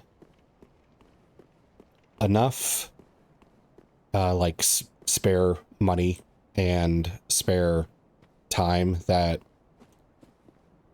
it almost felt like we were being weirdly competitive about who has the best PC. Like one friend would get a new one and then that would be the best PC in the group. Then like another friend mentions, you know, oh, I've been thinking about getting one too. Then when they do get one, they one up the other guy. It's not okay. I don't know where to look for this maiden. But even CS2 is not running the best. Eesh. The gaming PC that I mentioned earlier that I probably should not have gotten for college, like laptops just don't perform as well as desktops on the longevity end, it felt like. Every time I try to make a laptop my main PC, it feels like the battery and power situation just goes to shit so fast. I'm not complaining at all, though. I bought a laptop for an unreasonable price. Okay. Well, as long as you're understanding about it. Okay. By the way, I hate to break it to you, but there is no locked up princess. Okay. So, who is she mentioning saving? Or wait, did she not mention saving anyone, or was it more about, oh, there's somebody else who already passed kind of thing? Although we are all kind of dead.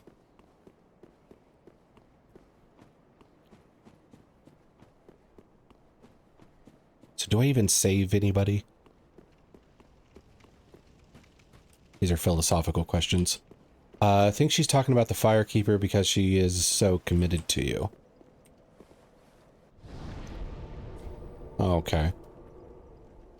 Well, don't make me feel bad about that relationship.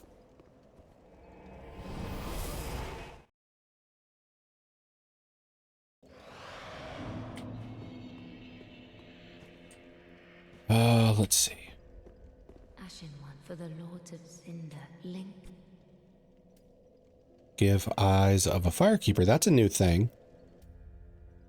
Also, I'm kind of curious about this dark sigil business. Oh, okay.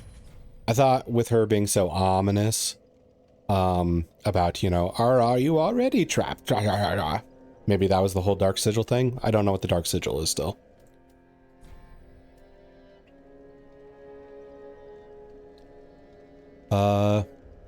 Tell me which part. I kind of got Ashen one. ahead of you, or I kind of got These lost my place in what I was talking about and what is in stream. How gracious of thee, Ashen One.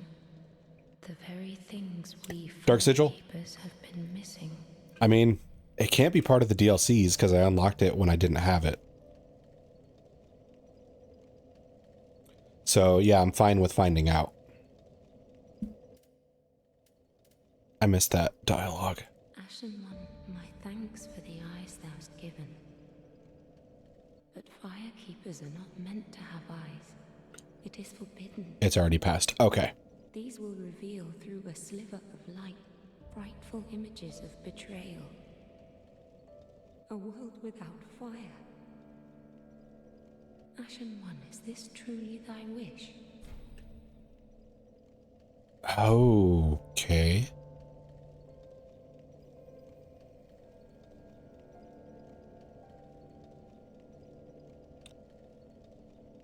I'm going to wish for a world without flame here because I want to see what happens. I don't know if it's good or not.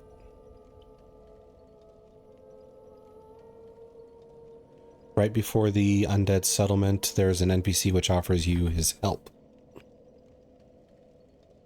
Of course. I serve thee and will do as thou bidst. This will be our private affair. No one else may know of this. Stay thy path. Find lords to link the fire, and I will blindly tend to the flame. Until the day of thy grand betrayal.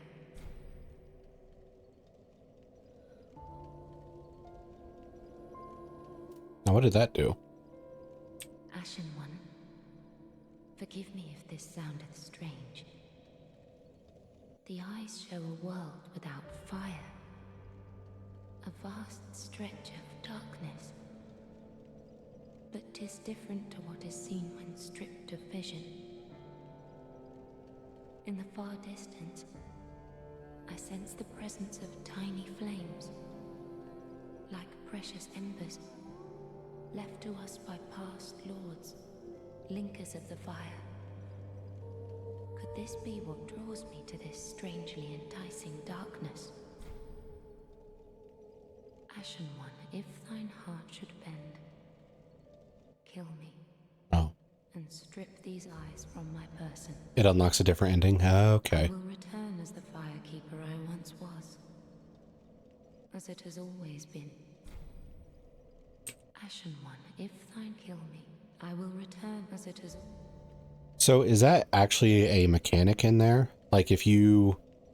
so it's a bit of a shame that you discovered it after you beat the game. Okay. Mayst thou thy peace. Well, that's the thing. I'm not entirely sure just from what was said there if it's a good thing or a bad thing. Because they do mention like the whole being drawn into darkness. So that sounds bad considering that the central theme is, you know, relighting the flame, banishing darkness, that kind of a thing. But it gets a little muddled when she talks about, you know, the little embers of past, she didn't say Lords of Cinder, but like past fire linkers. So I'm not sure if that hidden ending is very good or bad. Well, that's up to you, but if you wish for a world without flame, then you are betraying her. Okay. And the music suddenly changed. Oh! The dude's gone. But I can still do this, okay. I never checked what the Sunlight Spear. Miracle of Gwyn, the First Lord hurls Sunlight Spear. But she's okay with that because she loves you. Part of it feels so... what's the word? Like, I wouldn't say emotionally manipulative, because it's not like the designers intend any harm. But in a way, it almost feels like emotionally manipulative to give you this harsh world and then just give you the fire priestess to be just so devoted. like here's an awful world. Now here is a puppy dog who loves you and thinks you're the greatest thing in the world. So please do everything you can with the to make the puppy dog happy.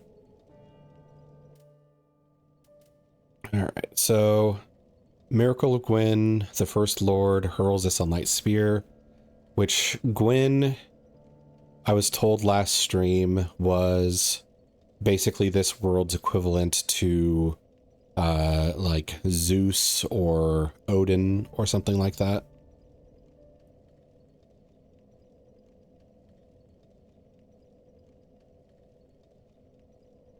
The NPC you can find, draw out the true strength. He turns you hollow, and after dying 15 times, you can draw out strength 5 times, which equals 5 free levels. But you turn into a beef jerky looking person, which is kind of your situation in the first Souls game. Okay.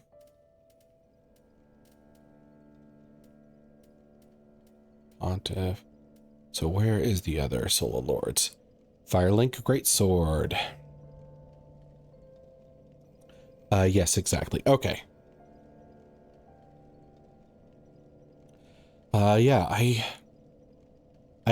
when I saw that you're not quite as effed up looking in this game as compared to original Dark Souls, or at least what I can remember from my friend playing, I didn't make the link that you were different from then.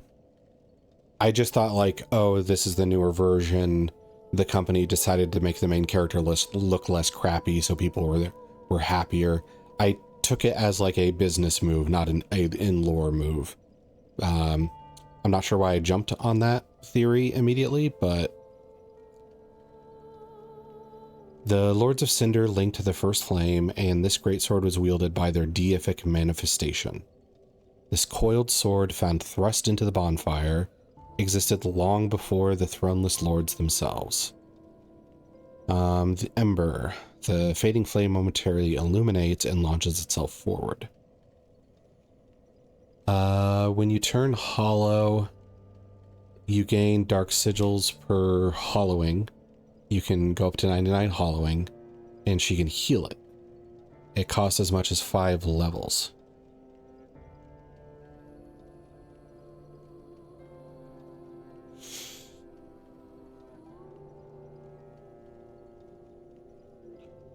So you can... Your character is hollowed, for example. Okay. So this NPC that draws out the 2 strength hollowifies you,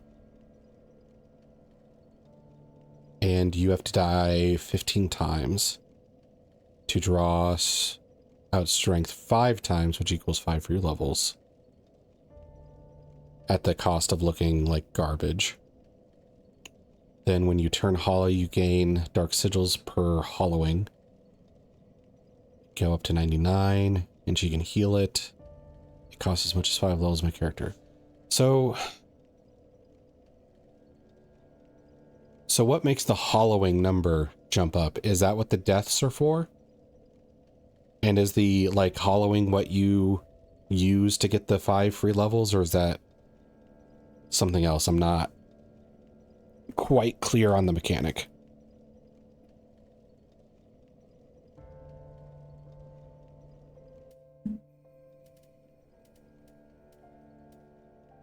Devil's Ring.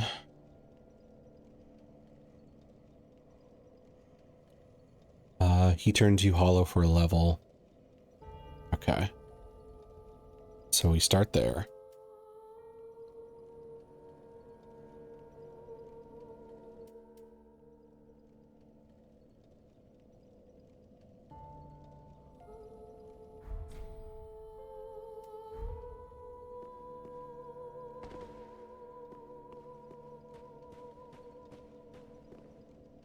Also, I should probably ask if you'll gain 1 hollowing per sigil in your inventory each time you die. So if you have 2 dark sigils, you die once, you have 2 hollowing.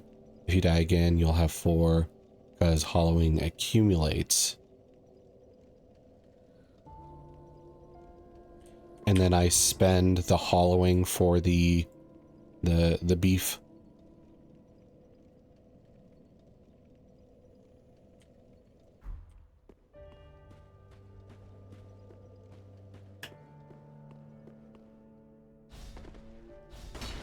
Well, that was weird. Took flip.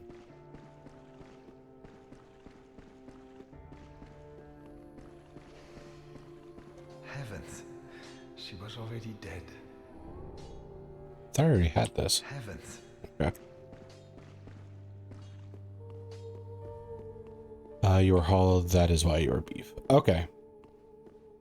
I don't think I really need to hollowfy, though.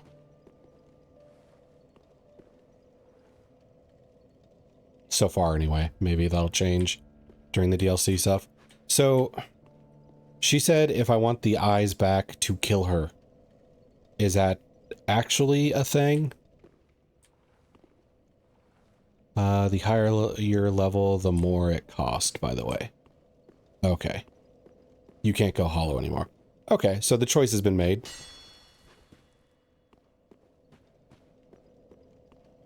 That is actually a thing, yes. Okay. So if giving her the eyes is a betrayal, let us unbetray her.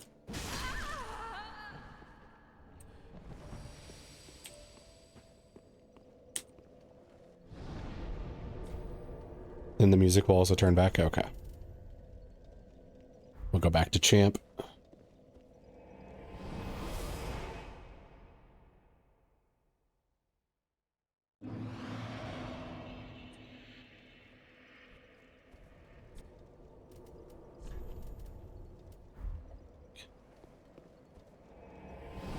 That is the 3rd time you've killed her in your playthrough. How does it feel? I'm not giving myself too hard of a time about it. Because part of the issue is it being a PC port. And in order to go through some of the dialogue faster, I have to left click, which is this. And the 3rd time she pretty much asked me to. I'm truly sorry. But no, Yeah. I'm not. I cannot die. So please, Ashen One, allow me to serve thee. Ashen One, to be unkindled is to be a vessel for sovereignless soul. I will show Ashen. Okay. Same dialogue as before now. May the flames guide thee. Let's see. Is there like a sorry emote?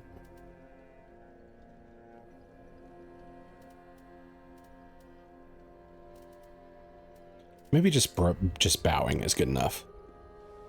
Yeah. She bows back. We have a understanding now. Okay, Mr. Streamer, are we ready for our next expedition? Let's see. Yeah, we are at the halfway point. So I'm going to take a short bathroom break and then we will start a DLC. So I will probably be like a minute and a half. All right, be right back. All right, I am back. And it appears there's one more base game thing to do. Okay. Hit me. What did I miss? I'm gonna try and guess. Probably not this plot. Maybe here. So, well. Irithyll dungeon. Maybe I missed something. Or the cathedral. Could have missed something. This is hard to explain without just straight up telling me, but I will find a way to make it fun. Okay. Undead settlement.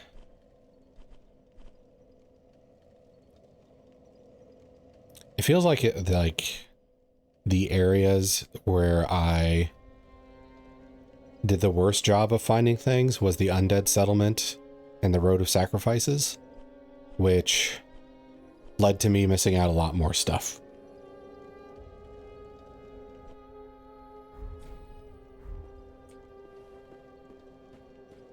But I reached those areas my second stream. Like, so I was focusing on trying to get the game mechanics down.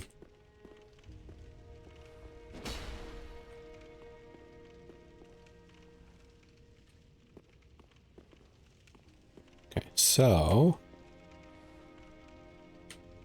there we go.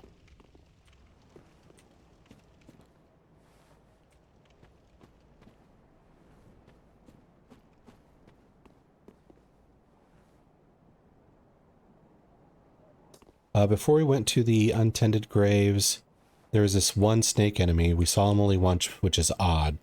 Yeah, that is odd.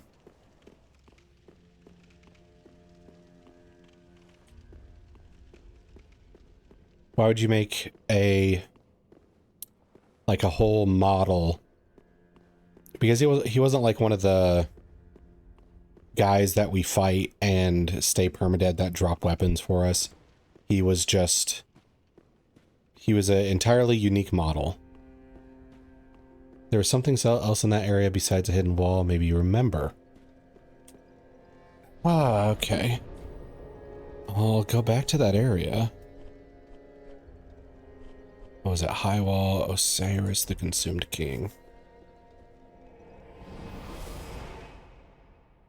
Let's see. The actual boss arena only had 2 routes to go. That door and that door.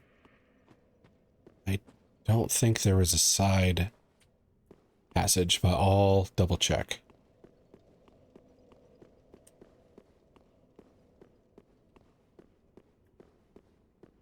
Let's see. These guys are dead. This guy's about to be dead. Alright, alright.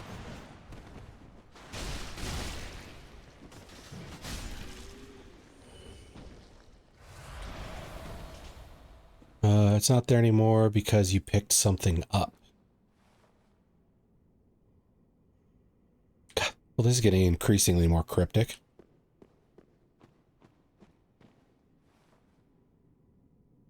It's not there anymore because you picked something up. I picked up something from this chest. Wait. Right there? You mean like this?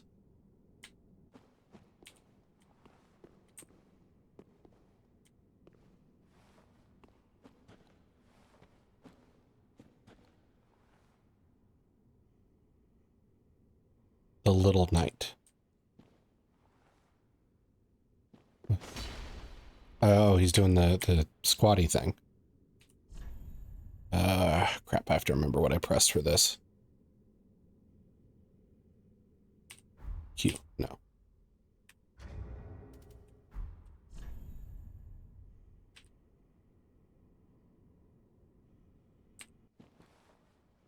Okay, that just does it. T.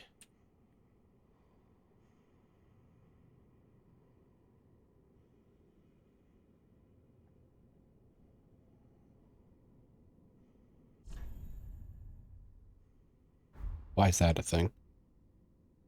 Can't I just hit switch? No, I cannot. What did I say it was before earlier?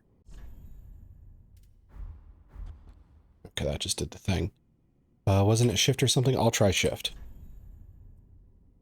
Not shift. Z. X, C, V, B, F, F. Okay. All right, so we need to equip Path of the Dragon.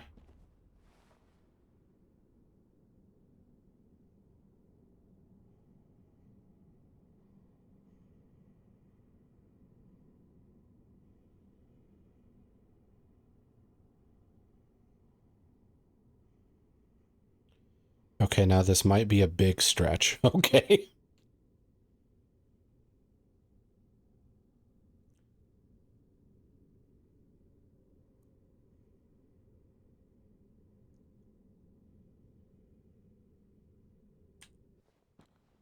Yeah, that didn't really do anything. Is there any area that comes to mind where you might have seen this pose before, or where you have seen a small dragon sitting down before? Small dragon? Let's see. A dragon sitting down. If not, then I think I have to tell you the area at least. Not small, human-sized dragon. A human-sized dragon.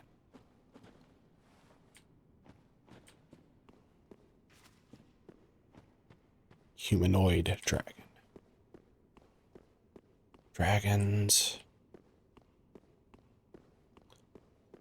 I mean, it's not Arceros. Okay, I'm gonna look at the destinations and see if that jogs my memory. I don't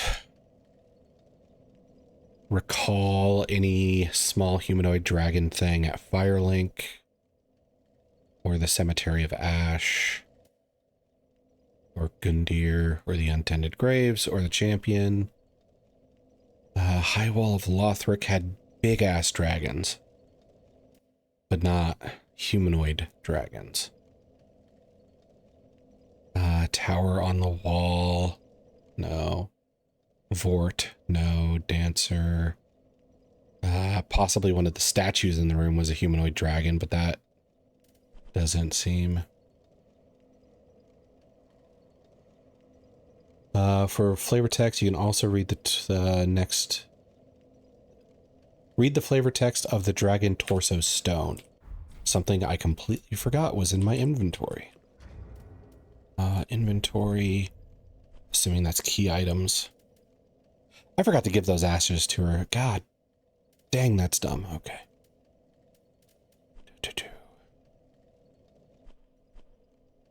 Where is the thing?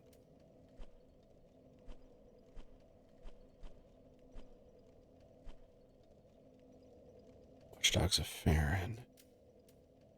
Is this in here? In fact, why not equip the Dragonstone Torso so you can see what type of dragon I'm talking about? Oh, it's equipable. Okay, so it's a chest thing.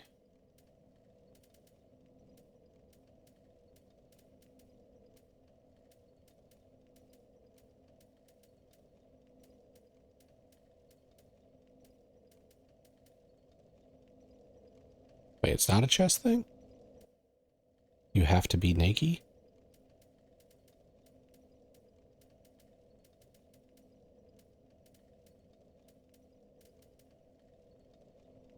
Maybe equip was the wrong word, sorry. Okay. Okay. So if it's not equipment, it's not there in the covenants. Roster of knights. Check Dark Moon Knights. Okay. Red-eyed orb, Craxels. Human drags. Torsos. Dragonstone torso, Grain Dragon torso, and Roar like a dragon. It's in the tools category.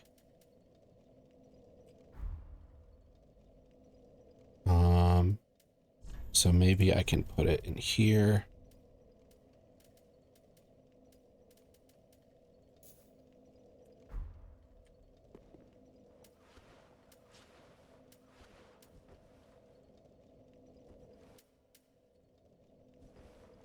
Oh, you just mentioned I had to be naked. Okay.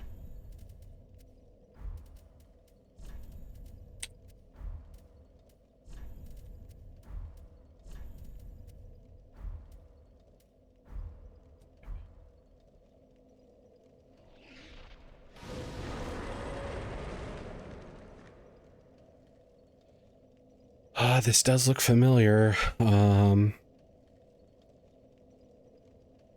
order to get rid of it, you'll just have to die, FYI. Okay, cool.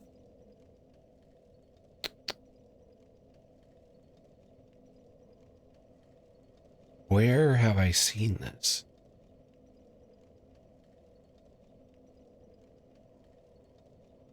I mean, head-wise, it just looks like the regular dragon's just, like, shrunken down.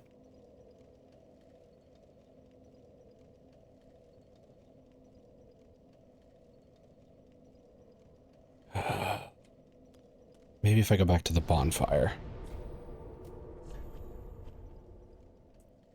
The Flameless Shrine. Twin Princes. If I have to go back to the swamp.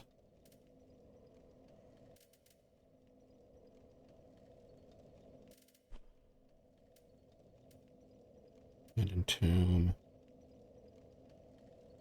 Demon Ruins.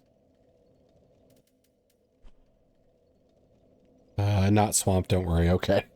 Cathedral of the Deep, Cleansing Chapel, Deacons of the Deep. Abyss Watchers. But another lovely area we sure miss. Is it in the Demon Ruins? Or is that crazy guess?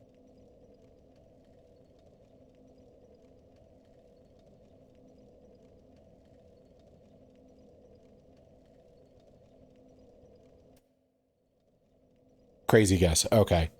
I do not remember running into somebody who looked like this then.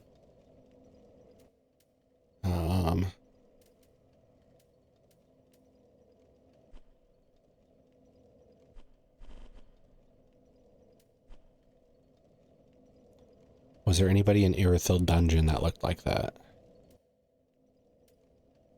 No, I don't think so. Was there somebody who looked like this in Irithyll?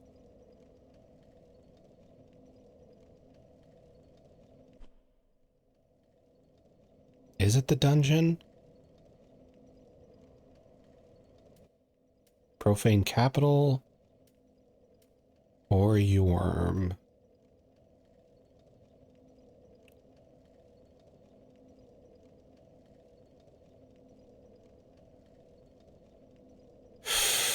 Okay.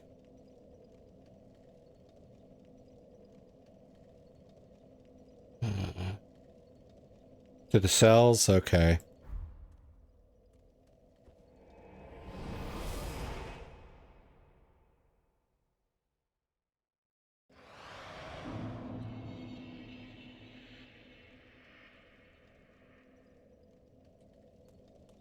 If I get super close.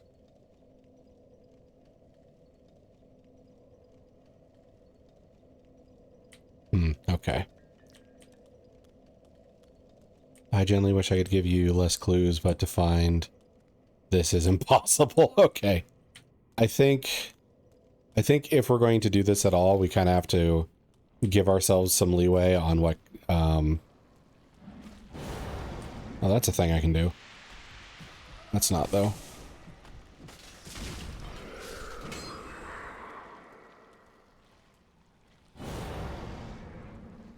Wonder what that's good for. It's not giving me, like, a buff.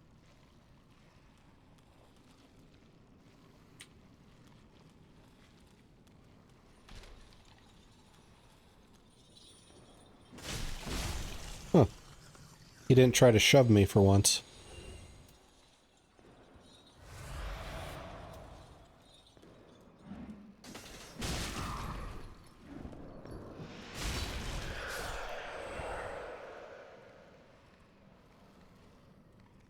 Oh, hi, Kelsey. Apparently it's for a special thing. Jukai is giving me some help. Apparently there's a... Oh, you bastard. This really hidden thing I missed. I normally look much cooler than this.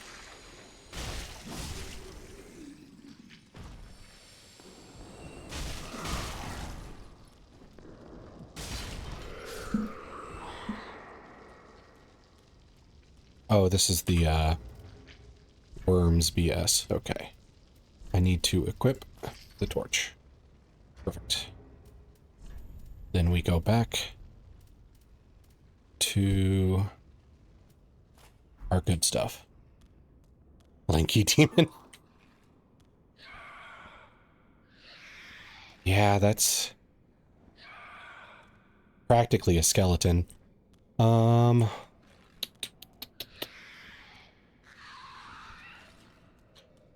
Let's see. Oh, got a two-hand. This doesn't work.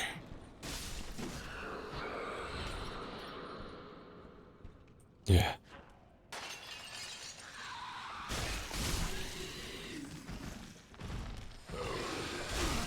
Although thankfully this look is temporary. Apparently if I die it goes away. There we go. And then we go back up to here. I've beaten Demon Souls and Dark Souls 1. I have not played 3. I started 2, but I can't remember what happened. That got in the way of me stopping. Oh, this is just to show me what the dragon looks like? Oh. So this isn't needed at all for the special thing. Okay. Well, if that's the case, I'm going to just die real quick. Because I don't like looking like this. This is so cursed. Okay. Thought maybe you would know where we are going. No idea. Okay. I need to go throw myself off a ledge to get some meat on my bones again. Sorry, I think I'm over-explaining things. It's okay. It's not a big deal. Let's see. I think there is a ledge up here I can actually throw myself. It's a mixture of me being overly excited for you to find new things and not simply tell you go there. I get it.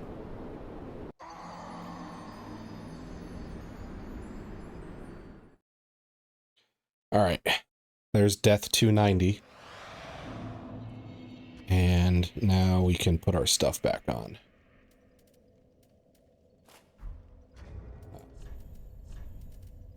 Drang, Undead Legion. And Undead Legion. And Undead Legion. So I've entirely stolen a boss's identity for this playthrough.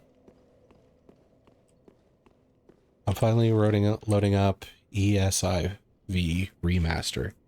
ESIV. Elder Scrolls, okay, yep. I remember playing that. I don't have to go through the whole dungeon. Good.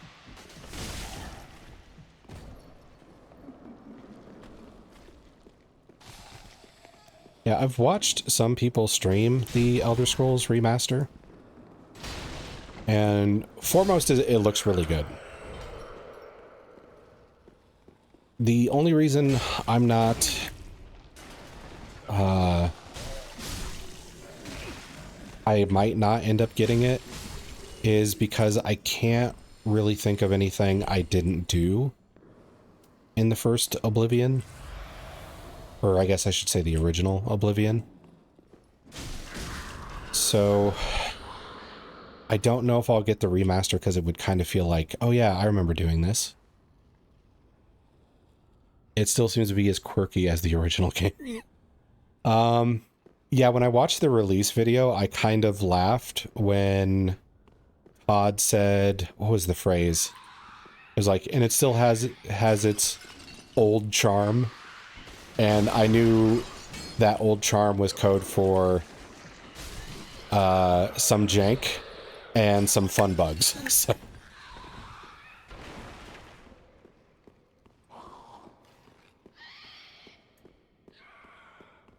I think I might have remembered where we saw like a thin-looking dragon dude, actually.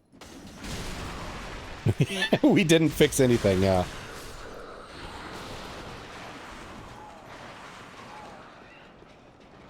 I might actually be in the minority of players where I kind of wish they did change stuff up.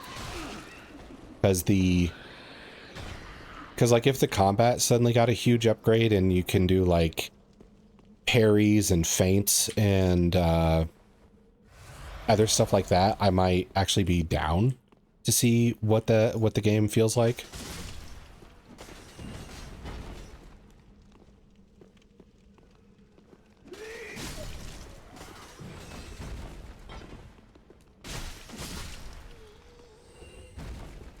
Okay.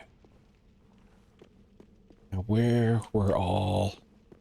And I think, Jukai, I think you've been leading me to that room where there's a bunch of the masked ladies. Because I think there was a guy in a cell we talked to that might have looked dragony.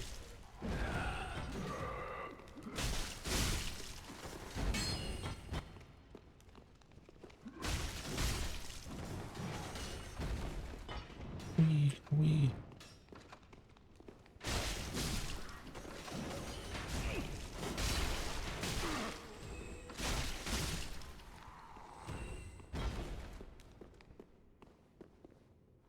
There we go. Okay. Actually, I might as well just drop there. I think that actually saves me time.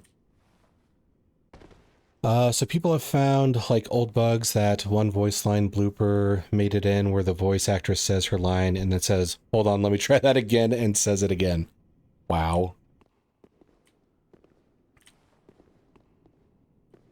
I have a friend who is the type to love games like Oblivion specifically for the, like, exploit stuff, like getting permanent stats for, I forgot how that glitch worked exactly, but basically getting like 300 acrobatics and then jumping so high into the air that you die from the fall. He, as far as like he goes, I feel like if Oblivion had no bugs, no silly ones, no serious ones, he probably would not care. But since it does have all these bugs, he's just like a kid in a candy shop.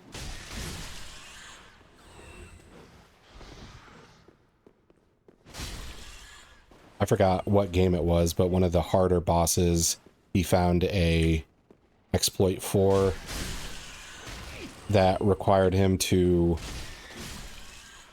like almost glitch his character into a wall and just shoot it with arrows from an insane distance. And the boss could not get to him, so he did this glitch, killed the boss with, you know, no challenge, because the boss couldn't even, like, see where he was, because he's glitched in a wall. Then, because he was stuck in the wall, he had to, like, save after he killed the boss, and then reload so he would no longer be in the wall.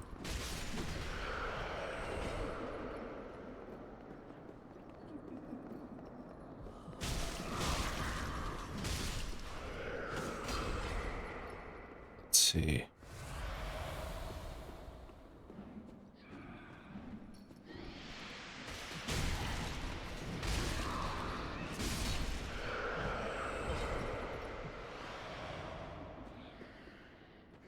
Okay, so we'll back off a little bit. Let my health get back up. So one of the hardest bosses with the best equipment you can get in the game, Umbra. Oh yeah, I remember Umbra. Is in a dungeon right next to the Imperial City. You're talking about pissing her off, leading her into the city, and getting the sword immediately. I am assuming.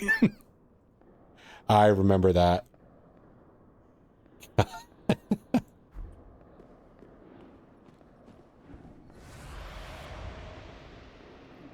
You can still run in there, aggro, and have her to the city, and then kill her. That was the first thing I thought of when Elder Scrolls was, or the remaster was coming out. was I wonder how many people who played the old one are going to do that immediately and just have this weightless, insanely powerful sword immediately.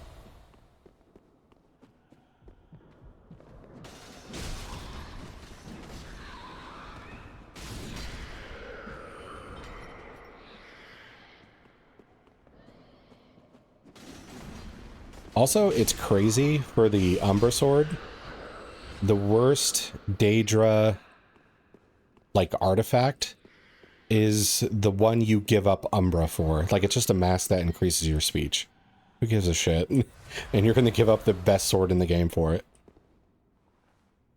Some of the funniest clips I've only played Skyrim players freaking out on how difficult lockpicking is. So they don't know the trick to it, I guess.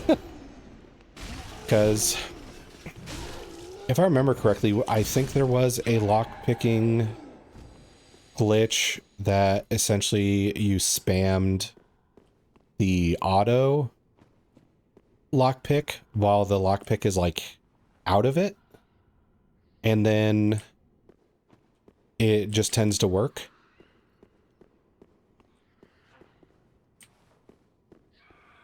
Oh god, am I wrong? Is the guy not down here?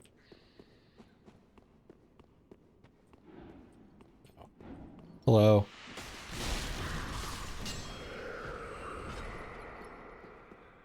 No, this could be him. That's a pot. What the hell am I talking about? Nothing in here. You are almost there, not wrong at all. Okay. So maybe he's in here with these baby feasts. Oh my god, the opening is beautiful. Yeah, I think the oh, is that the baby face shrieker? Yeah, it is. I think the Oblivion gates specifically look so damn good in comparison to the old one. I like the fact that you can actually see into them a bit now instead of it just being orangey fire effects with nothing else really.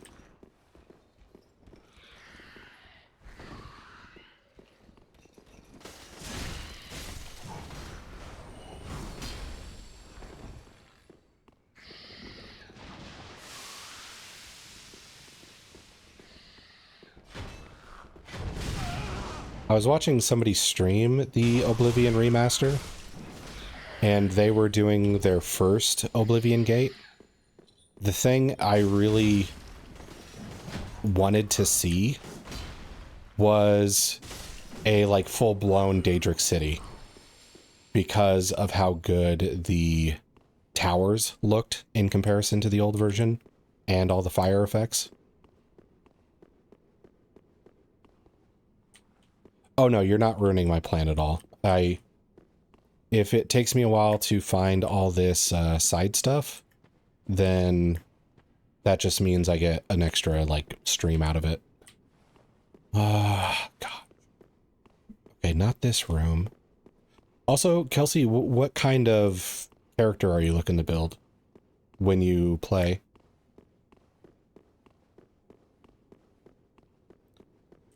I don't know how opinionated people are on whether they're a Breton or an Orc or a Khajiit. I think I went Redguard, if I remember correctly.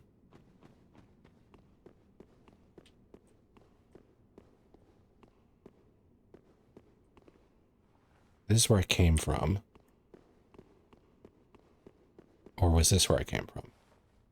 Okay, Jukai, I'm a little turned around here.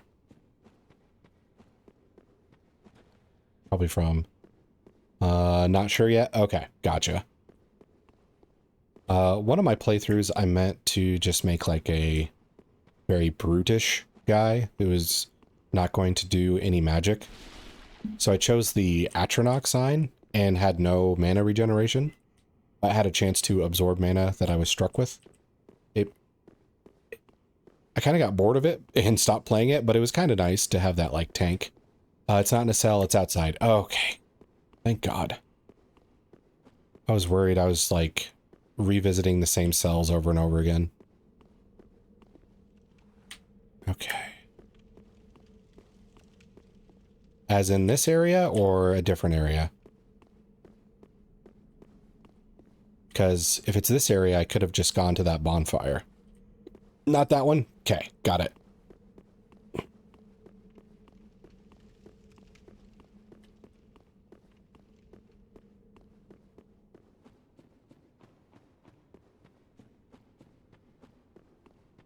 Let's see.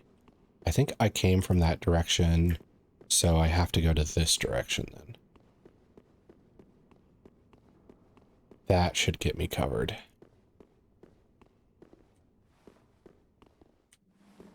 I honestly do not remember this thing at all. Let's see.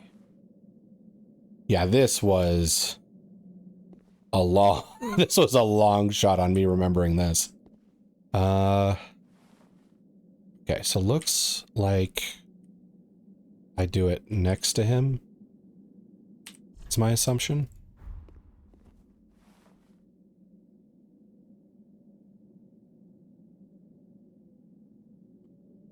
Okay. For a second, I was worried if I had to get that, like, horrid dragon form back on.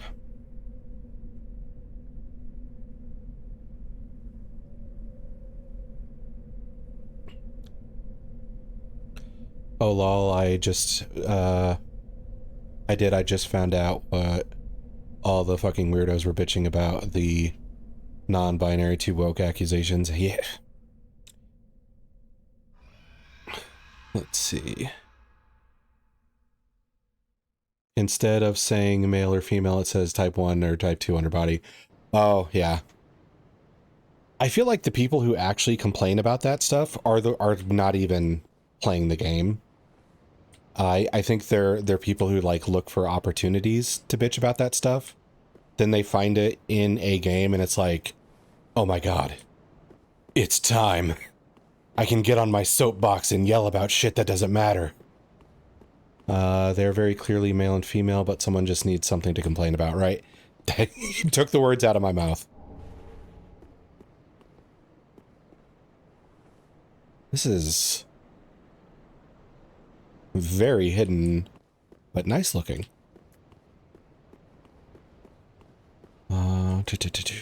Let's see. But yeah, I think... so this is the last thing that you have missed in the base game. Okay, so once this is checked off the list, we're good. Archdragon. That's ominous.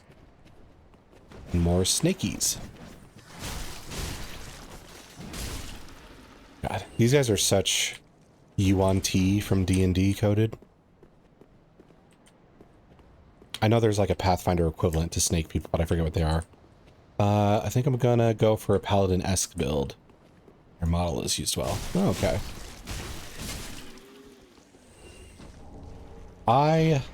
Naga. I forget how Naga are different in D&D 5e and Pathfinder. I think in D&D and Pathfinder, Naga are like full snake bodies with just kind of like a humanoid face. I don't know about actual like historic lore. I'd have to research that. Let's see. No, wait, Naga might have been fish, serpent, people. Hold on. Okay.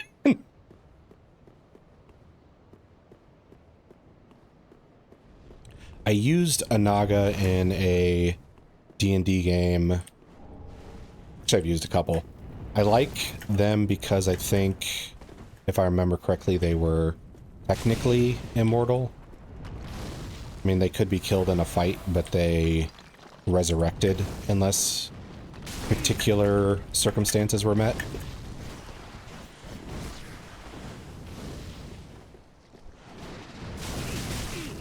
Okay. That guy fireballed me as that guy did his slashes.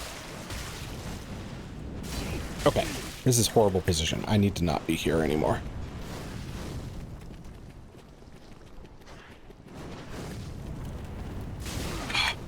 How am I alive? Okay. So, get the melee dudes away from their support. and then kill them with violence.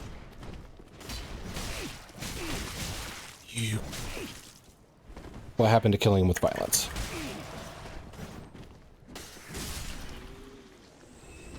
Okay, I must be mixing up Pathfinder Naga with WoW Naga. Probably. I think so. I am very unfamiliar with Warcraft. I know they kind of used typical fantasy trope things and then put their own twist on them.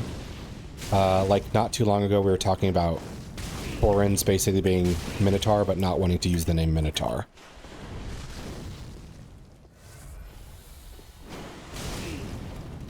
They're so mean with that. Bull Serpent Beast, yeah.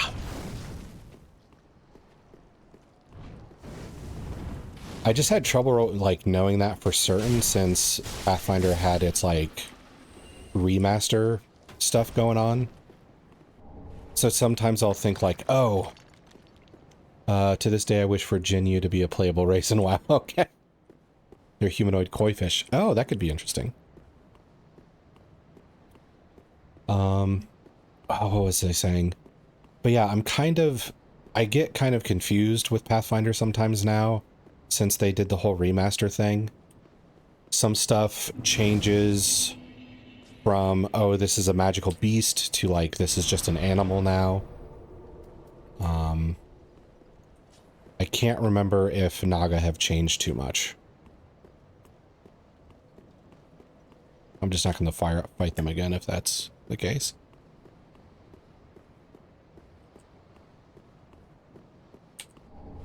Titanite chunk. Nagaji are the serpent humanoids. They can have tails or feet, but often have arms. Okay. Oh, thanks for looking that up. I was going to do that after stream if somebody else didn't. I forget if they're considered an uncommon or rare race. Oh, you're way bigger than other dudes.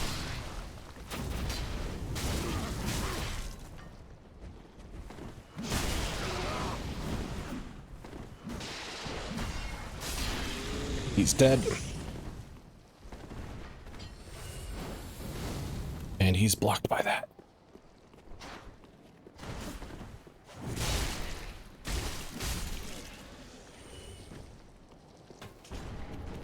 Large titanite. I should probably give this area a little bit more respect than I've been getting it. Ooh, okay, that was close. Since this is a secret area that you unlock near the end of the game, I'm assuming these guys aren't necessarily easy. Okay, now to focus on character creation for the next check times entirety of my life. Yeah. Pathfinder-wise, I've been looking at if I want to try out a kineticist or if I want to try out an animist. They're both extremely complicated, which excites me. But I'm having trouble, like, figuring out, do I want to go a wielder of many different, second edition. I never played first edition, aside from the, like, video game, first edition of, oh, you haven't played 2E yet. I mean, I would recommend it, but since I haven't played first edition, I don't really feel capable of saying, oh, you would definitely like it because if you like this, you like this kind of thing. But as far as first E, my only experience is playing Pathfinder Wrath of the Righteous. Cool. And Pathfinder... Oh, you're a boss.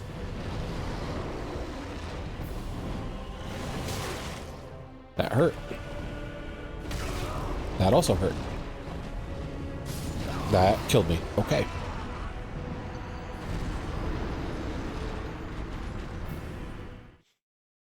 Okay, what was I saying? Yeah, I played Pathfinder Wrath of the Righteous and Kingmaker. That's my only first edition knowledge.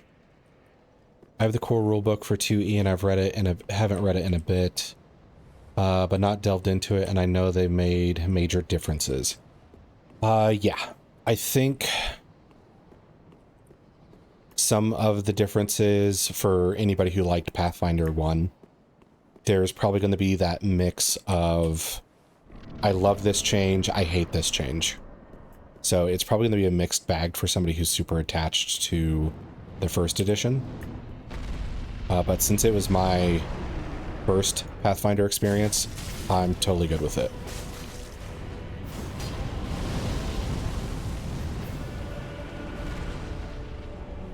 Oh, that's not helpful.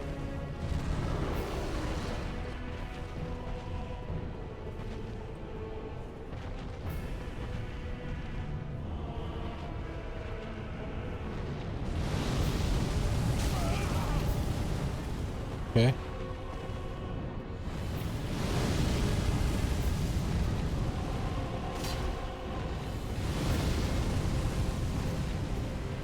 Let's see. So the damage was so low that I'm guessing this is a gimmicky boss. And the fact that all these guys are here. Okay.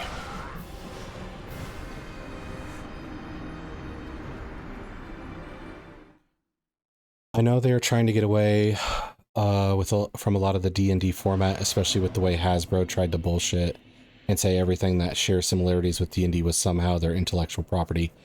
Yeah, Hasbro has gone like full, like, praised wannabe monopoly. They're trying to and make people forget about that who are aware. Like, I know not everybody who plays TTRPGs is like checking their news for when Hasbro fucks up, but creating a whole license to allow people to use your game and then saying, nah, just kidding, bro, and try and get your royalties off of them later is super freaking dumb.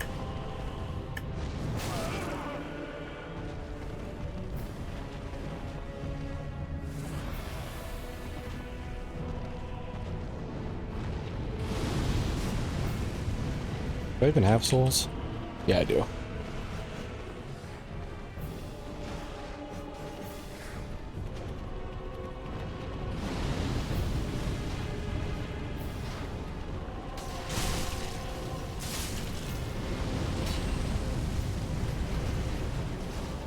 I also recently saw, who was it? Two of the major designers, like the old school, Chris Perkins, and what was the other guy's name? I disagreed with him on so many things, but Chris Perkins and the other guy, like, recently left.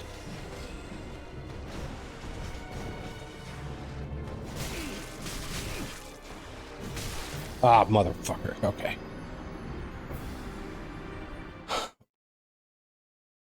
The original open end license wasn't done. Oh, that's true. You're good point there. It was while Wizards of the Coast was independent, but for Hasbro to try somehow walk that back for profit. Yeah, okay. I forgot that Wizards wasn't always a Hasbro property. Like, I mean, it's essentially what happens with what a lot of big companies in video games end up doing. Like, probably one of my favorite examples is like, oh, we are EA. Let's buy BioWare and then try and make them to do things BioWare wouldn't do, and then just kind of like slowly kill it for profit.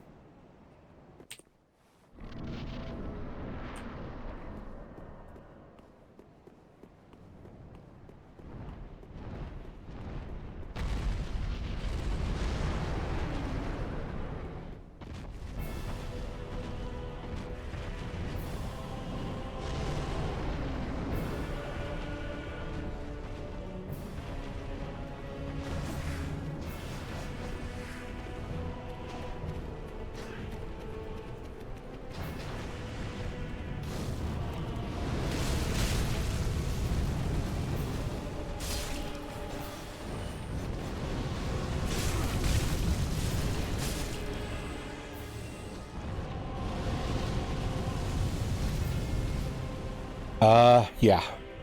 My personal theory, I don't really have, like, evidence for it. But I think when major companies like EA or Hasbro end up buying these smaller companies that bring in these, like, really beloved products and series, I think that for the big companies, the, like, business school CEOs have more sway than, like, the design team. So they just end up kind of applying their business degrees to games and don't really see an issue with it. But they don't play games themselves, so they're just like, hey, let's just throw microtransactions in everything that we bought this company for. It surely can't hurt the reception it receives. And then it's just kind of a, do you know how games work? Have you ever played one?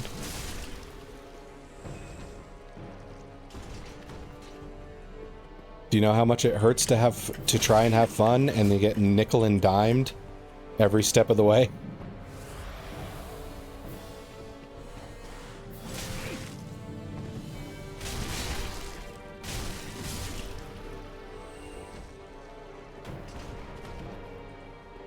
Okay, I'm not sure where to go. I'm assuming up there because that's where all the baddies are.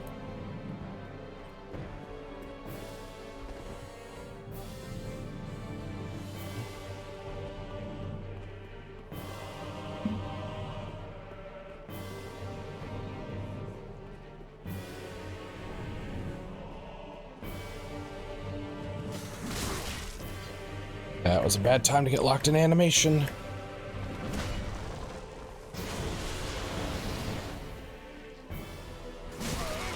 Also a bad time. Yeah, I agree with the if it's not broke, don't fix it. But I think on the like corporate end of things, they want the glory of like taking in this new smaller thing and turning it into the next sensation. So their response is to like fuck with it as much as possible.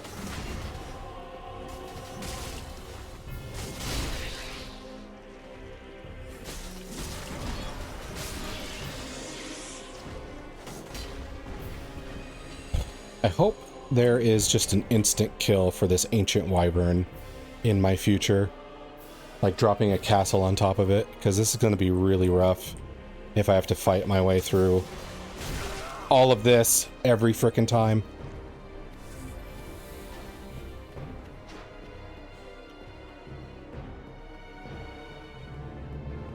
Oh, maybe I can do that one Metal Gear Solid thing.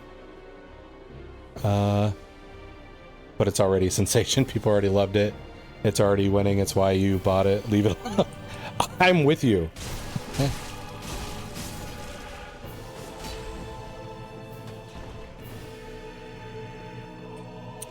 But I wonder if I could kill the ancient wyvern with the Metal Gear Solid cheat with that one really old sniper guy and just turn my computer clock to like a year from now. And then this thing dies of old age.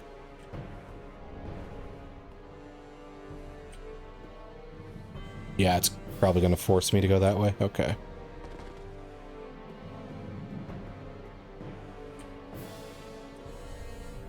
Try plunging attack? Ooh, boy. Okay. So, I need to draw aggro of the melee guy. That's different. And then we're going to back off.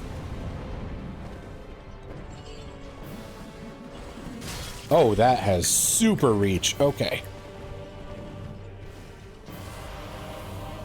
Don't follow me down here.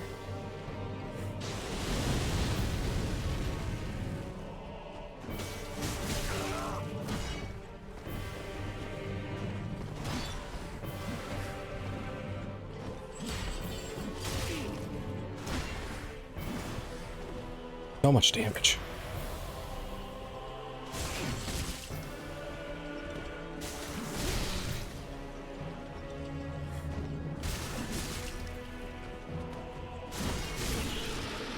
Okay. I got my spins timed down on that one so he doesn't hurt me. 7 Estus. No boss damage. Fireballs.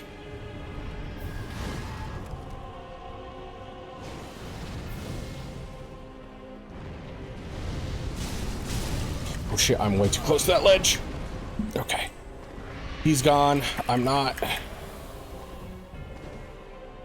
And then there's a second fog wall. But there's a ladder. Okay. Okay. I kind of just want to make a break for the ladder, but I'm not sure if that guy will let me. Or if the dragon will let me.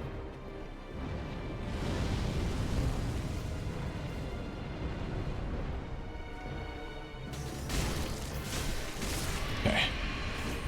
Shield wasn't a problem. I'm gonna give him one more fire breath, just in case. Yeah, it's not letting me traverse this.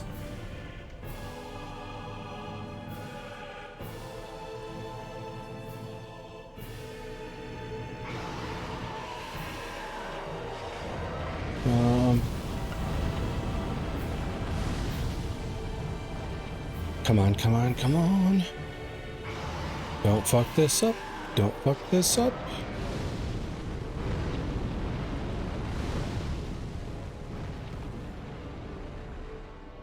Shit, now what?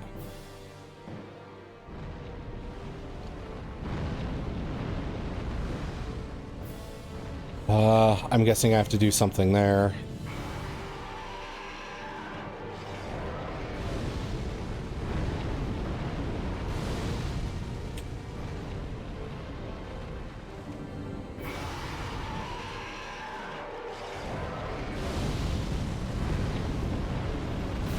Weakness head, okay.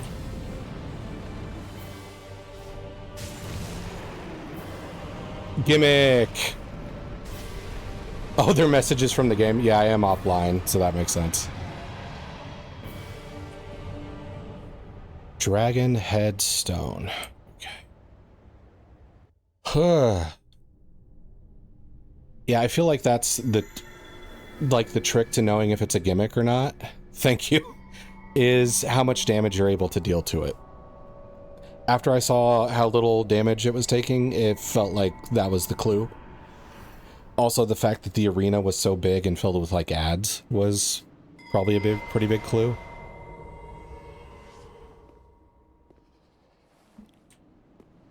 Hey, bonfire. And... more of those dragony looking people. Lol, even though it's so beautiful, there's still the ability to make some curse shit. I can see it now, tilting the eyes so far outward, you're just a snake person. Yeah. I forgot. One of the streams I was watching for the Oblivion remake, I forgot how many, like, cursed faces and what made each of them cursed. But one of them was an elf whose eyes looked like they were 2 centimeters apart, but the width of their mouth took, like, almost the entirety of the front of the face. There was, like, barely any cheek because the mouth was so wide, and it just looked horrible. All right, travel to Firelink. I have souls to spend.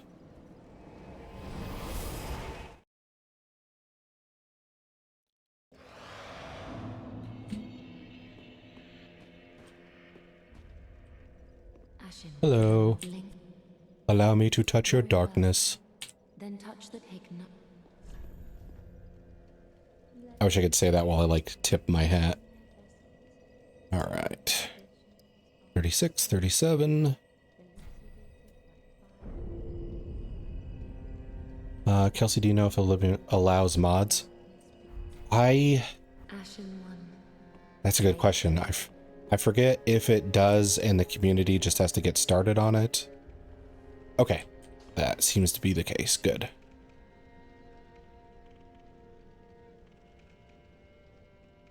See, I don't think I need anything else.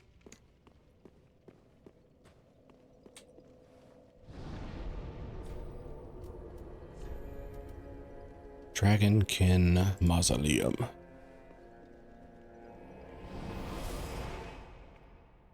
people are already modding. Let's see.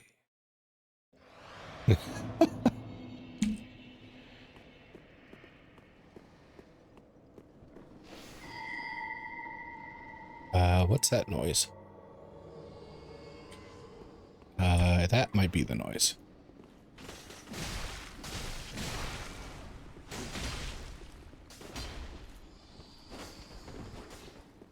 Oh, I wasn't keeping an eye on my stamina. That's my bad.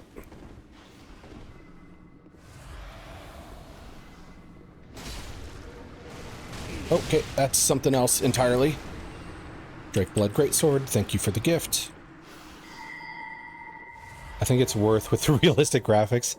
There was some I felt that way about. The first Gunner mod came out 2 hours after the game launched.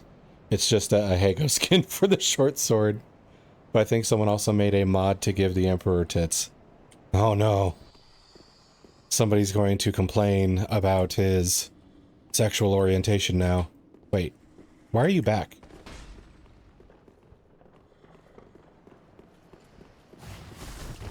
What are you?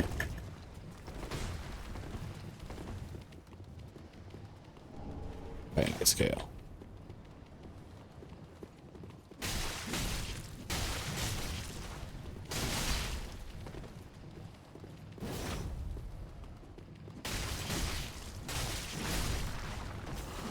Okay. I have to figure out why that guy is coming back to life.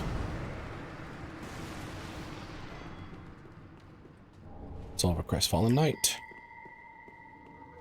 Is it this guy down here or that guy up there?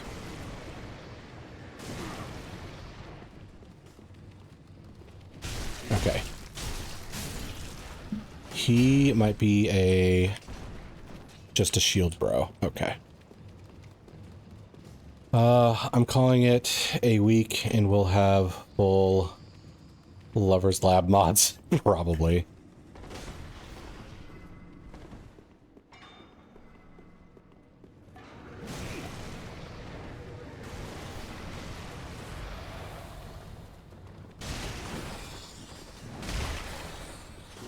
Oh, you don't have as much health as I thought.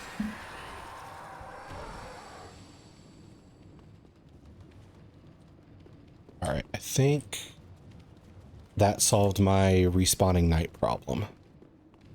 Or he's lost somewhere. Is this an elevator? It is an elevator.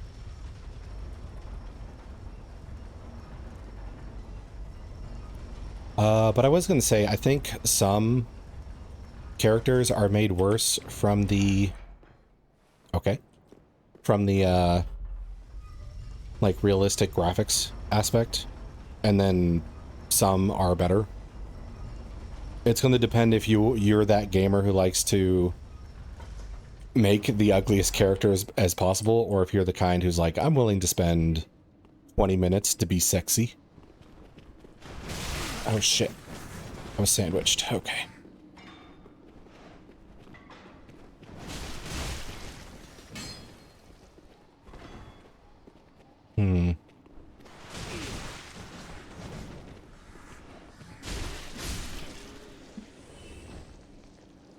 So, I haven't expressly gotten lore here to support this, but this, with the Osiris thing, and this being like a very dragon-themed temple filled with snake dudes, kind of feels like the dragons got overtaken by, like, snake cultists. That might be because of my Dragon Slayer spear. Oh, cool. That might be because of my whole... in which category do I fit in when I want to make my Argonian look like Godzilla as much as possible? I think...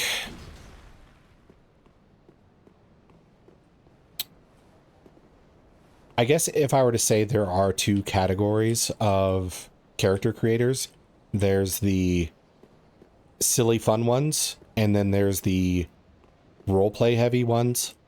I would put you in the silly fun category. You're not trying to look ugly, you're just trying to make, like, a reference. So I was kind of surprised how Dinosaur the Argonians look.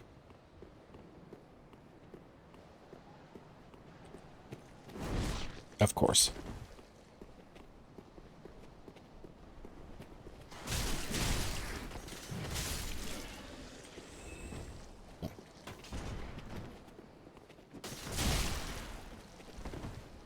I don't want to get too close to that guy.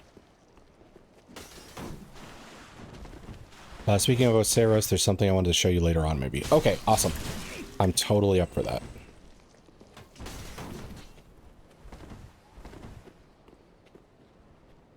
I have to say, the way they recreated the Argonians and Khajiit is fucking amazing. So, let's see. The Khajiit, I think, might be the most improved from remaster to this one, because they always look like cartoonishly silly. It's a video on YouTube. Oh, okay. I love how Khajiit, they basically look like lions. I immediately thought like Thundercats when I looked at them, which not all the Thundercats are lions, but the Thundercats have way better looks artistically than the original Khajiit.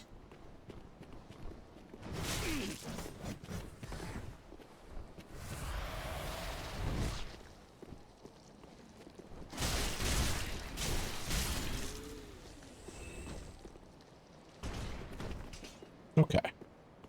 So that big axe man.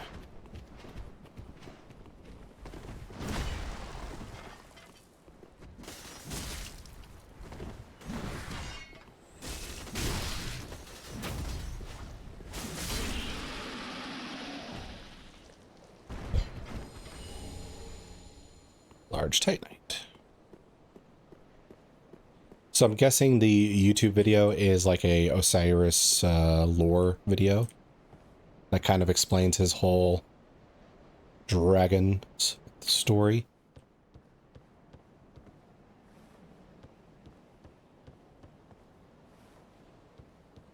Okay, this...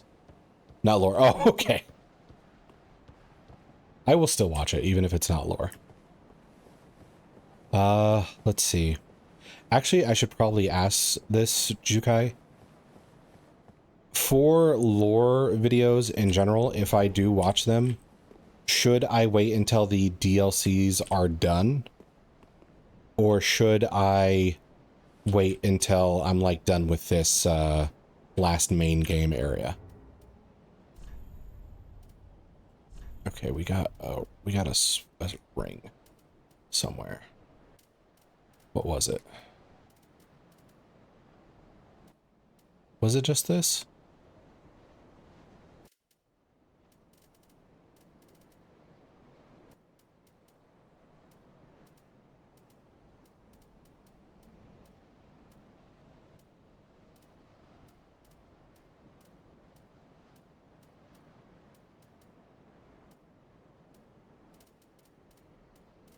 Maybe I'm crazy.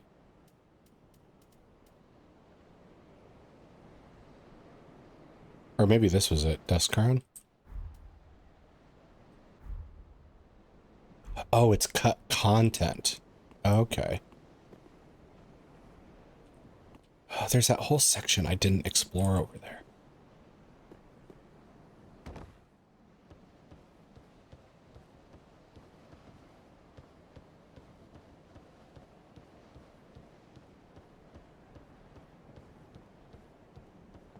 Is quite separate, but it's general Dark Souls lore and how the world works. Okay.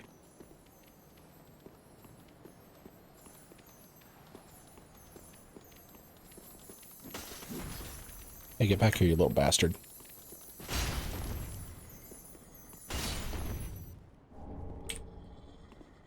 He was actually making a twinkling sound, which I don't remember the past ones doing. Oh, did not notice you. I think that's probably the gimmick, though. Okay, that's different.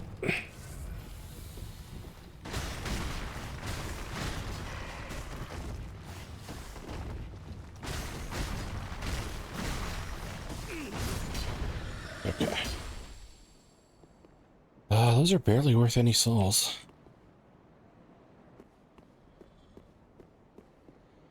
I think if it's lore regarding bosses you've beaten in it and stuff, you should be good to go. But if we're looking at general lore, then there might be stuff that will be spoiled of the DLC. Okay.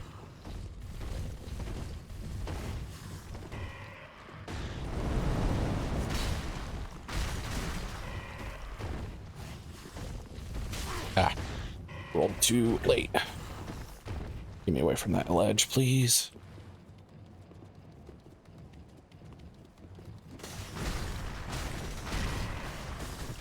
Ouch.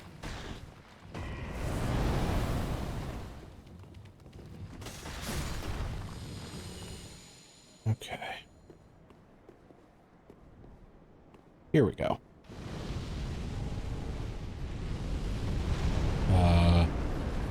Okay.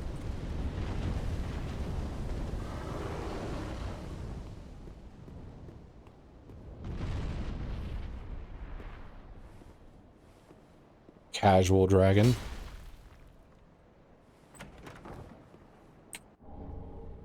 Titanite scale. This is completely bottomless abyss.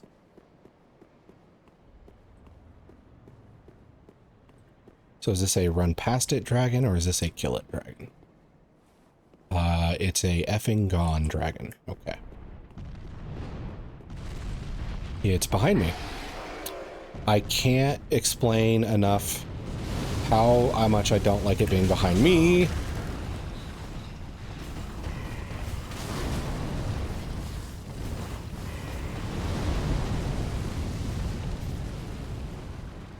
Damn roly-polies everywhere.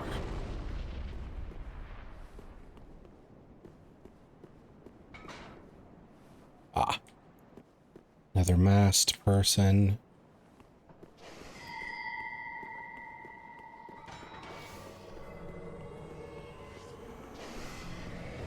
They have very little health, so we can take them out first. Ah, you still get summoned. Okay, okay, okay. Wee.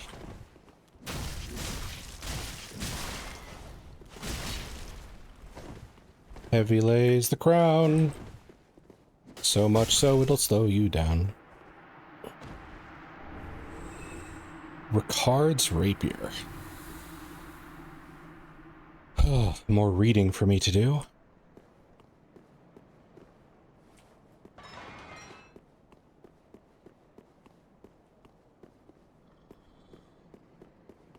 I didn't mean to jump over this, but I did. Okay. Oh.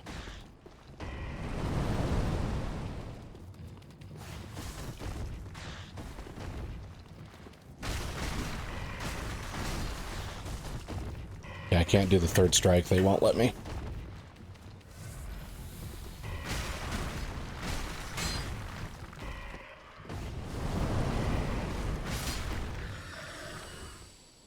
I like them. They are cute. Oddly, yeah, I see it. It's just I don't like the rolling push thing in a weirdly high environment. Nice change from all the weird undead enemies. True. Something important's going to be over there.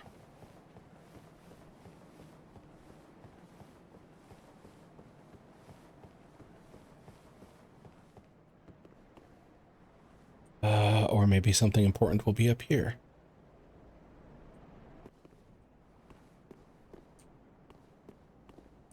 Okay, the dragon looks dead.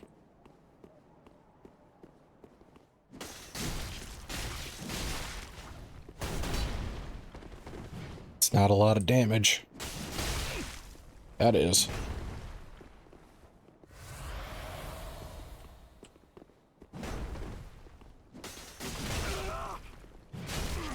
Oh, that stunned me into the other. This is Havel?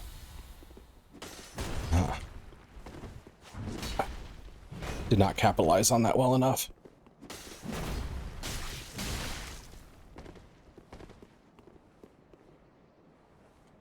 What are you doing?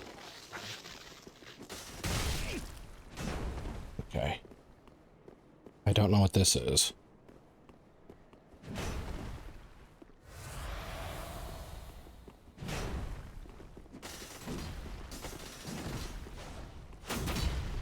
Okay. This is basically stone skin from D&D. He's from Dark Souls 1. Why is he so fucking pissed?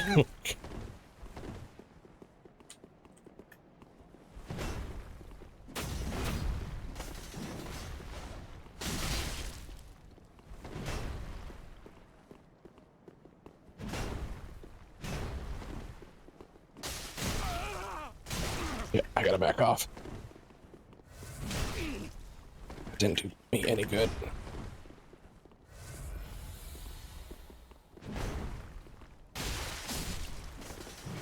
Alright, so we got him. Dragon Tooth and Havel's Great Shield. Oof.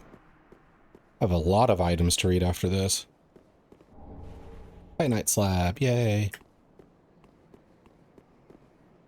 Dead Dragon. And a bridge I can't get to.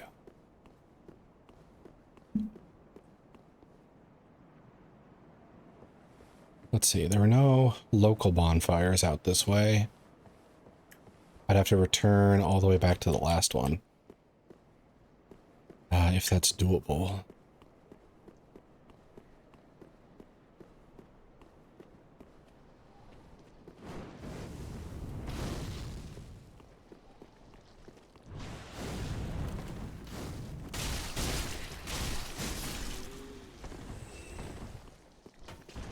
Okay. It's not doing the fireball shit.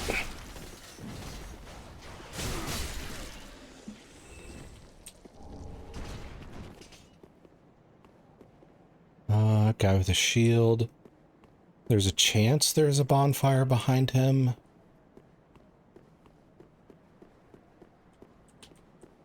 But I'm not entirely sure.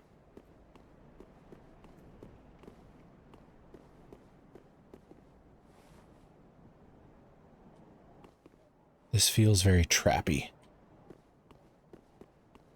Come on, come on. Ember. Okay, no trap.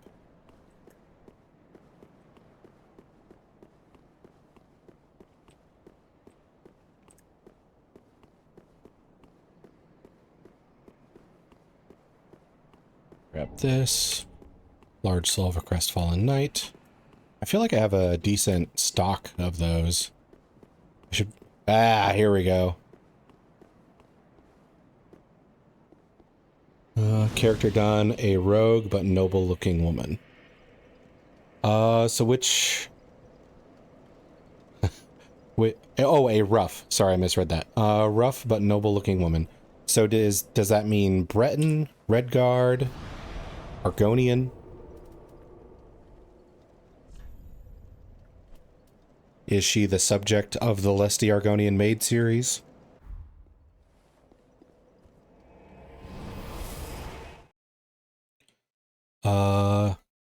Imperial. Oh, okay. So the locals won't be too racist to you. Unless it's the random orc or Khajiit. Ashen One, link the fire for the Lords of Cinder. Link. I have a link to the first flame. Okay. Very well, then take nourish. Then we'll go... more strength. We're almost to the 40 mark. Then I don't know what. Ashen One. Oh, yeah, I forgot to bring her those ashes forever ago. Ah, Give Umbral Ash. Give Hollow Ashes. passing fine ash thou'st given. Let this ash bestow nourishment. I only hope these new wares content thee.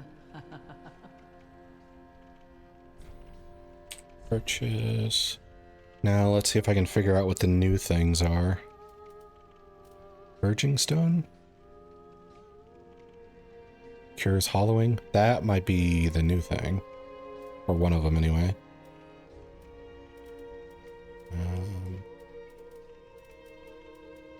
Dagger. Weapons are the same as always.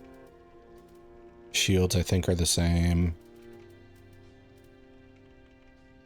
I don't remember this armor. You can level indefinitely, but people like to stop at 120 for PvP purposes. And first reason they stop at 120 is for PvP purposes, and two, to not make their character crazy OP and a jack of all trades. Okay. Morn's armor. Lorians and Smogs. Oh, Firelink armor for the Lord of Sin... the Lord that we killed at the end. Gundyr, probably for killing Gundyr. Actually, that might be the Ashes, too. Since I kind of... But of course, you can play however you like. Okay. Slows equipment degradation. Yeah, okay. So I don't really think I need Ashen one, new items. be sure.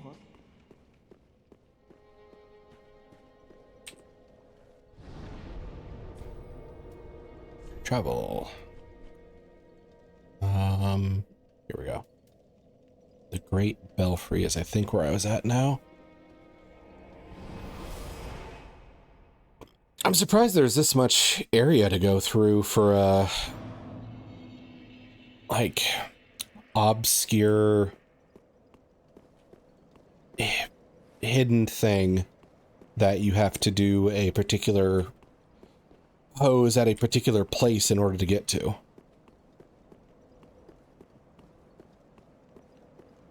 I figured for a hidden area, they would just be like, okay, here's one new boss, and then go back to killing the Lorien or Lothric brothers.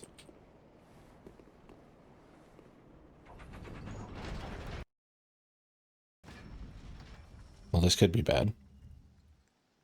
The way the game pauses around you during speech, I've seen some cursed instances with the guard on horses. That doesn't surprise me.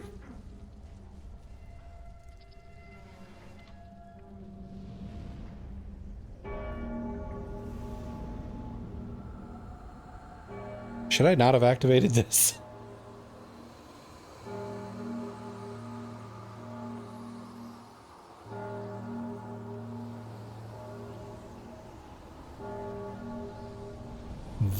The bell has been rang.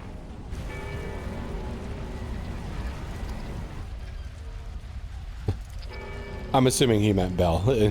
Welcome, Zekrom. The horse will freeze, but not the guard, so the horse's frozen face is just in the camera in the way. Well. So you just have a derpy horse face. Okay, I wish I didn't ring that now. Nothing will remain once the bell... Wait.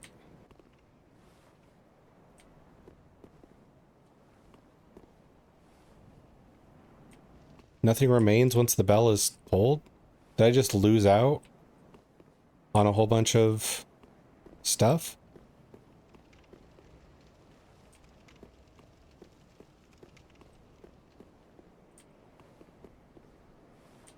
Can I unring this bell? GG streamer, what?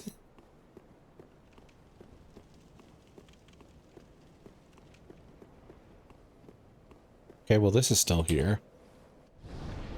Is this a different bonfire? It is not.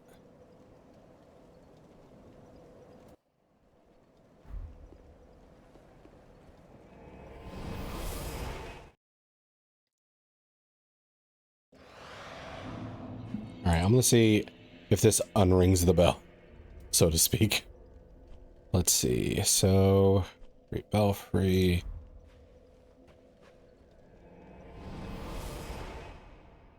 Because there's like that whole path I never explored. I don't want to... Well, shit, nope.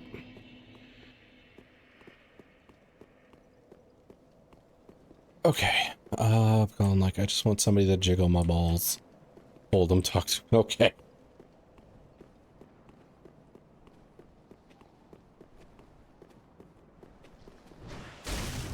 trying to get away from the fire spitter.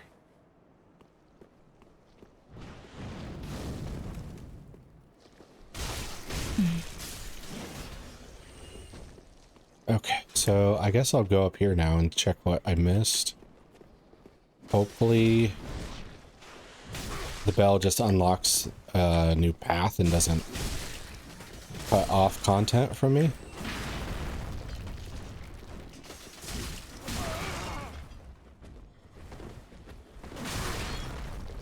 That was rude.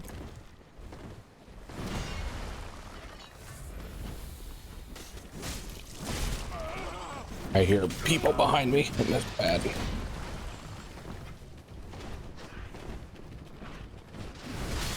Yeah, I aggroed way too many people at one time.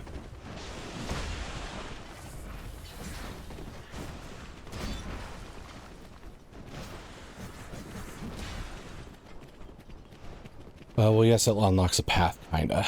Yeah, I can't imagine it just being entirely useless.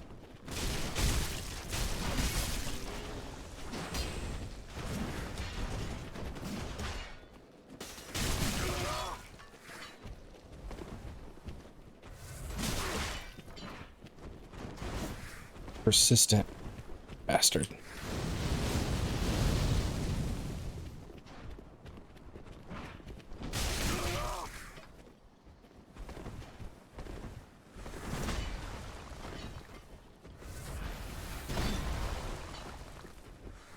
Not useless, you have to do it. Okay. That's one big bastard down.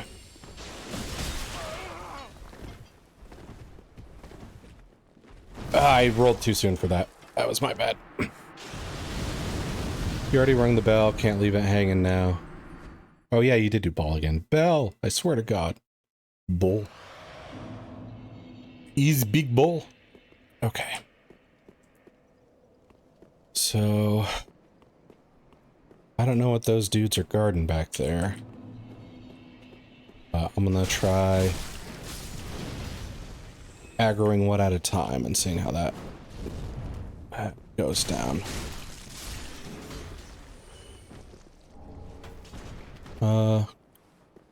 Trying to. I used to kind of like hate on this game for like stupid reasons.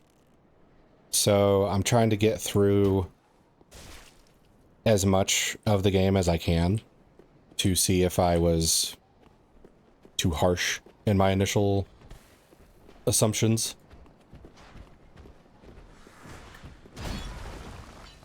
Let's see. 2. Okay.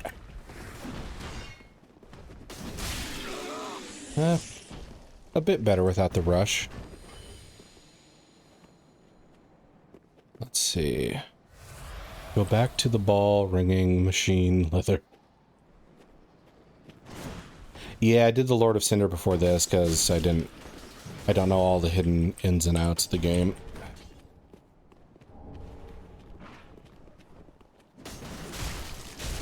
So I'm trying to wrap up this area and then do the DLC next.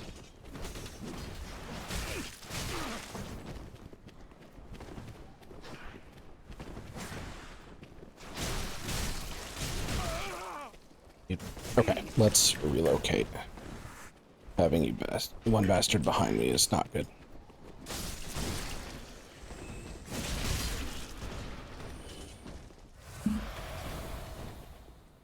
Okay, then we got Big Axe Man.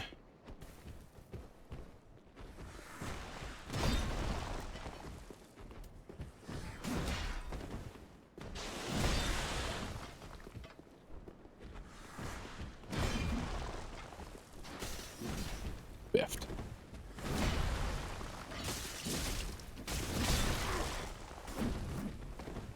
Oh, he wasn't done. Units.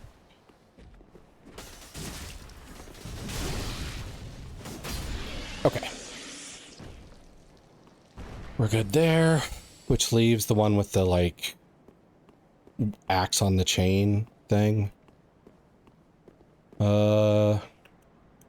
Did you do the tree? Yes. Both gun deers? Yes. Yeah. From what Jukai said earlier, this area is the end of it. Until the DLCs.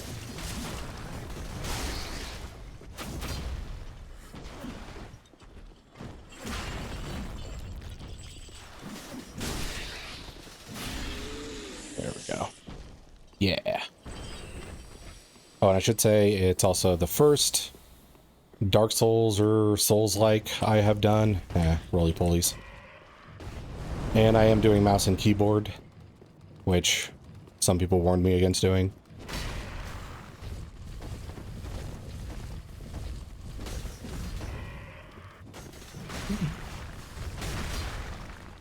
Got you.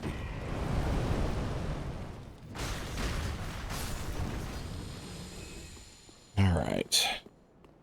So gotta check the side path. It's still crazy in my opinion. More ashes. Cool. It's not that bad. I think for me the worst part is the game doesn't translate any of the buttons. So when I need to change a emote, I have to figure it out all over again. It is apparently F.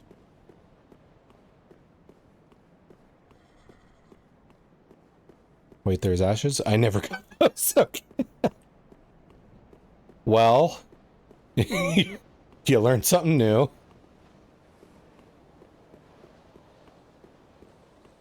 This just looks bad. Okay. More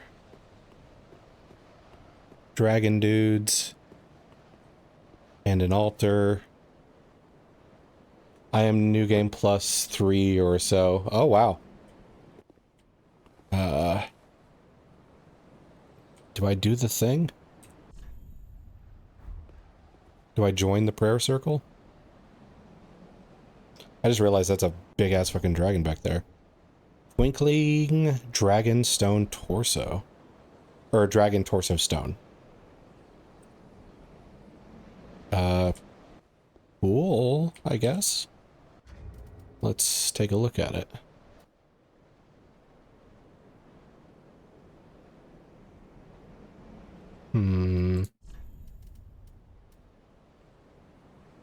I didn't know there was item. Oh, okay. So, Twinkling Dragonstone Torso. Is this any... My mate is a fucking traitor.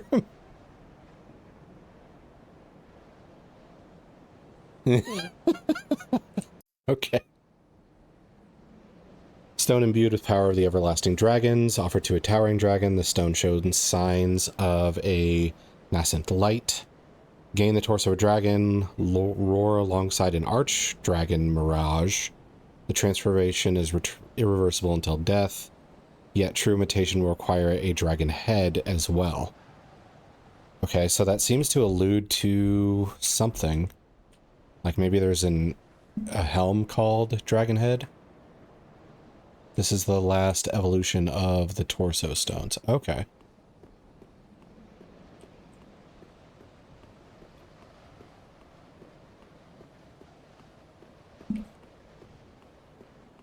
I think. Okay. Unless we randomly discover something. Got it.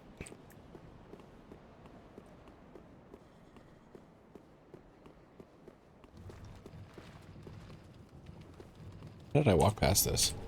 Probably because murdering. Are you hiding anything back here? Thought I'd been here. Yeah.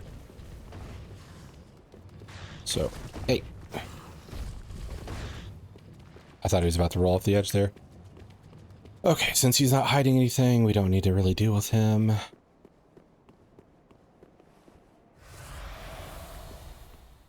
Do that for safety's sake. And I still haven't found a gate opening. That was probably from a dude I killed earlier.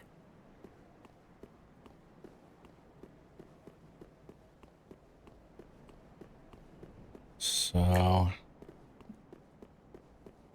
over here. Back up the stairs. Should I recharge my Estus? Actually, I don't think there's a reason not to. I don't need to go for the Dragonstone torso anymore. The twinkly one. Okay, so...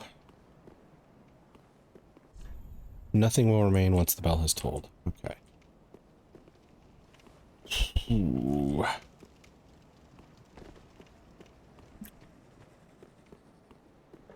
So I've gotten super focused on the game. I'll have to catch you later. Hope you have a good time playing, though. Well, thank you. Thanks for stopping by and chatting about TTRPGs while you're playing.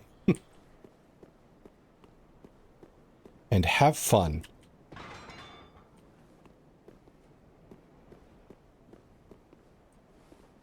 Okay, so this doesn't look any different.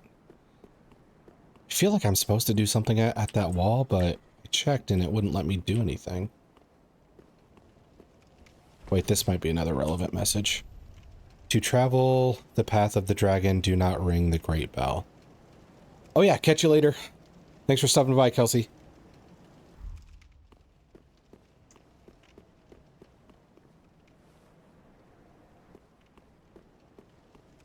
So I guess I read the warning too late.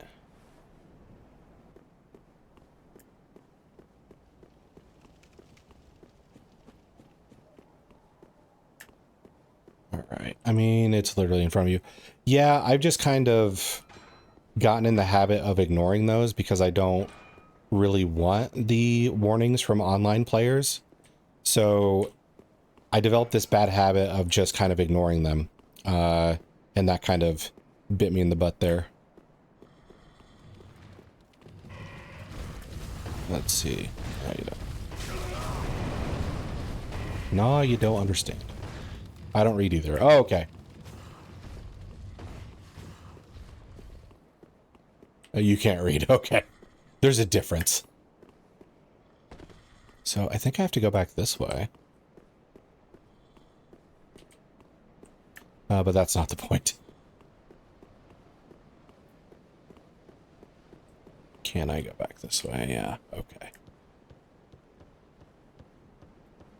Oh, I might just run past these guys if I can.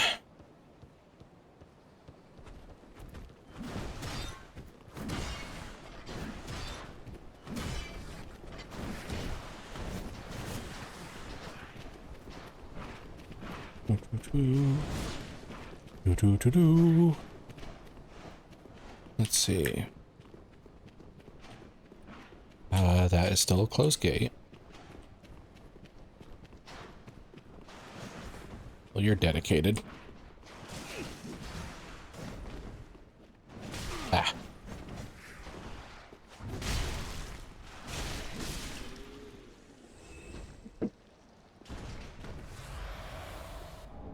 Lightning gem. I gotta kill the summoner over there, or this will get annoying.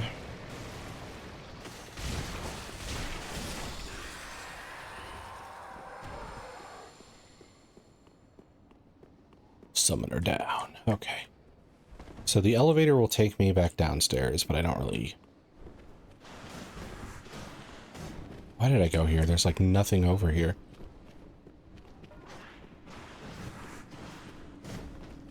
I need to go this way. Check out this area. Oh wait, the summon's still up.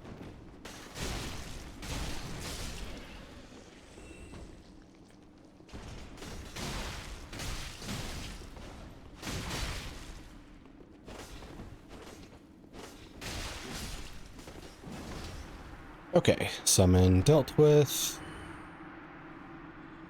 I still have 4,000 souls from him, so does that count as a summon? Or maybe they just reward you anyway.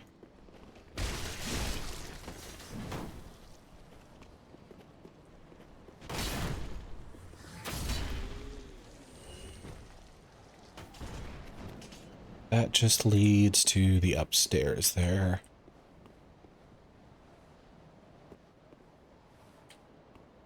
Okay. Oh, this is where the wyvern was. The ancient one.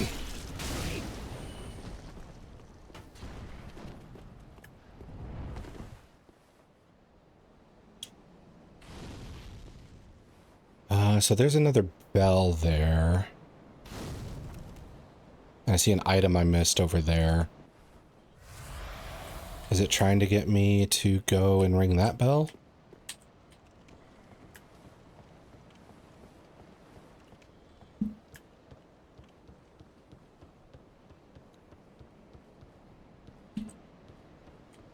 Let's see. Boom. Boom. Now, last time I could survive the fall because I dropped on the dragon head. I don't know if that's going to happen a second time. Okay, so I have to go into the hole in the wall and then go around. Yeah. What's up, Jukai?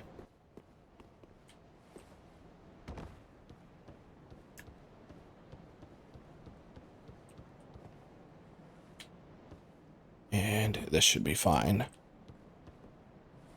And here. And then back here. Okay.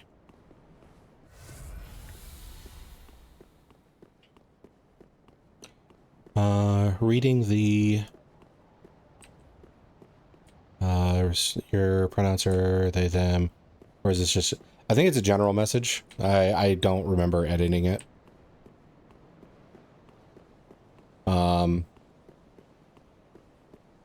Personally, I'm not too, like, stiff about it, but I think that in particular is just what it was by default. So, and I didn't really bother to change it. Okay, we got a ring out of this. It says notified whenever they stream. Yep. I'm pretty sure that is the default message. Increases physical damage absorption. Ah, just wanted to make sure. Okay, no problem.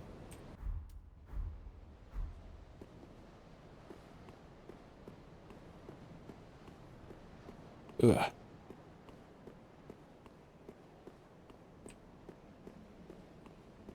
Yeah.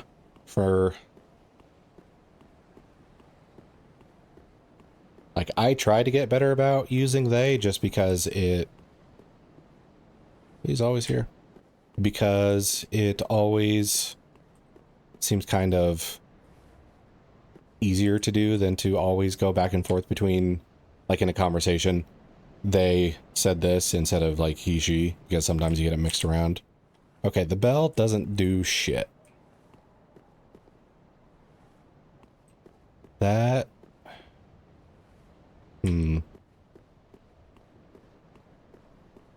So, do I need to go over there?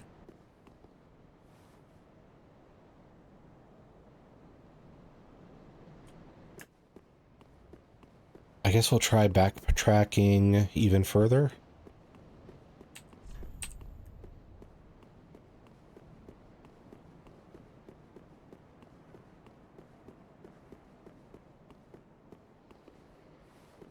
This might be the second worst map I've had for triggering my navigation disabilities.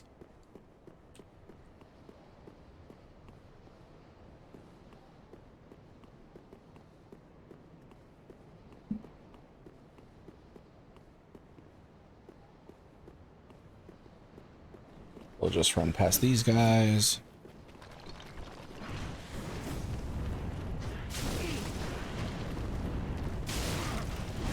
Come on. Nothing over here.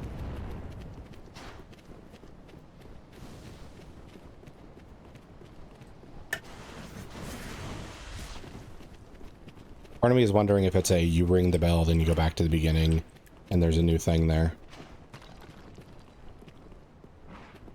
But it just looks like a fall to my death.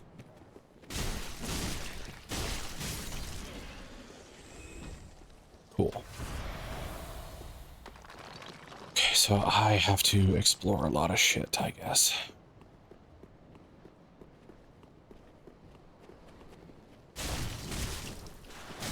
Oh, I must have ran out of stamina.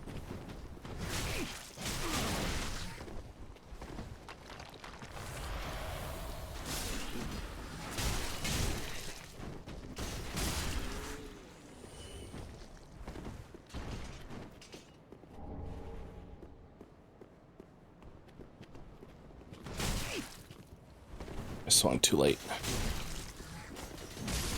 Markwell, go into the bell, which the leather knew thy touch. Observe what lies behind, is not akin to a vision known to thee of old.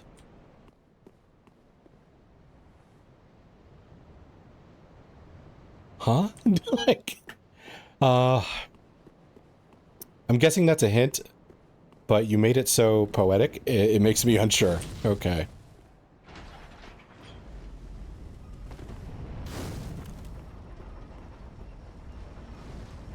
Yes, okay.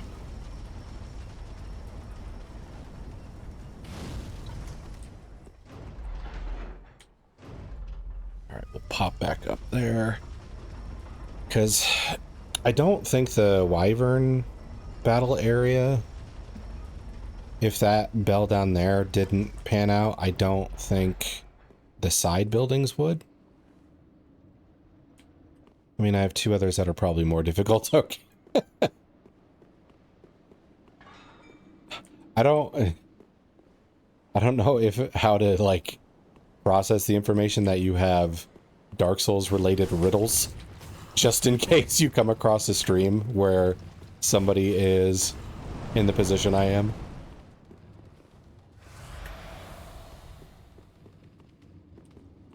Okay, this altar doesn't do anything.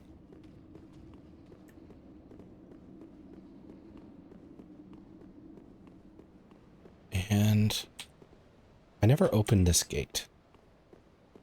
Is there a way to open it? Go into the bell upon the which the leather knew thy touch. Okay. So that makes it sound like go back to the bell. The altar actually does something, FYI. Is this a emote thing?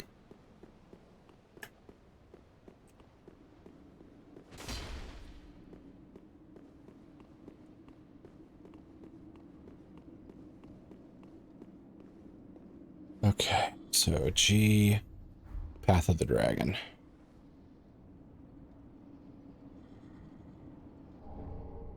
Ah, Calamity Ring. Okay. Probably something I won't use, but I'll have to read it at some point. Calamity Ring. Straight up receive double damage.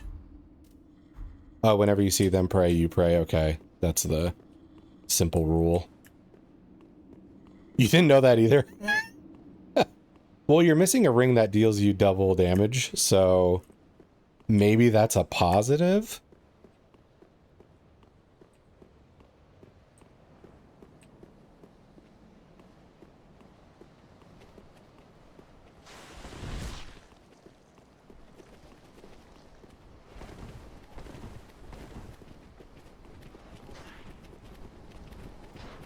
Oh, get out of my way, please.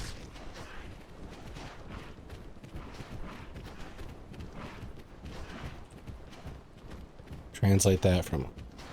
I'll figure things out when I'm not being chased by this dude. Maybe that altar does something?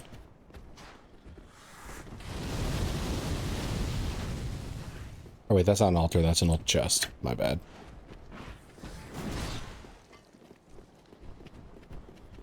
Then...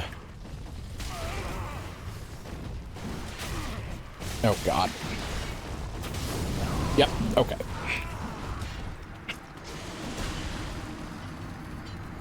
I should have just homeward boned. I have so many of them.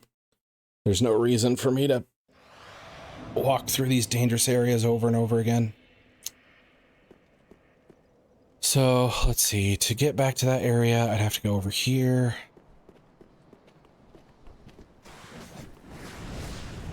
At least I'm closer to the bell, right? Yeah. I think I might be able to buy, like, one more level up if I grab my souls real quick, though. I want to use that ladder. Oh, come on. Not if I get myself killed here. I need to...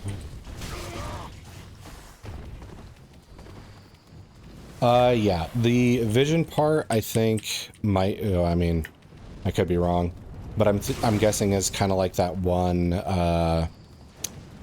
faction lady who had like the invisible bridge.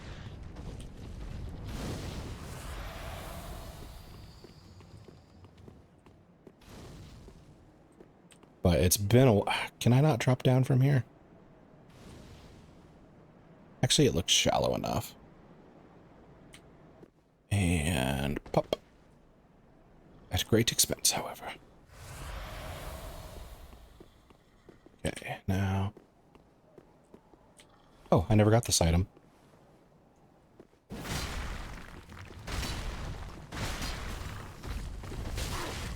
I should have gone to the side. I've been sending him to random spots with little hints throughout the whole game. He's used to these gimmicks. Okay. Great magic barrier. Must be nice to be a caster sometimes.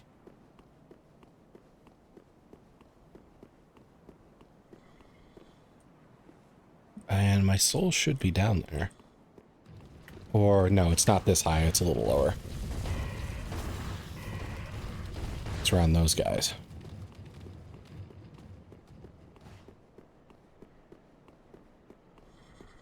There we go.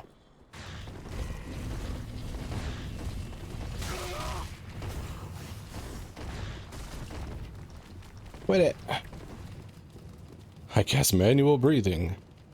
Testicular torsion. Let's see. I might be safe in here. Then I can bone up. Bone. Oh yeah, I forgot. I have that coiled sword. I don't know if I'm supposed to do something with it. I should read that.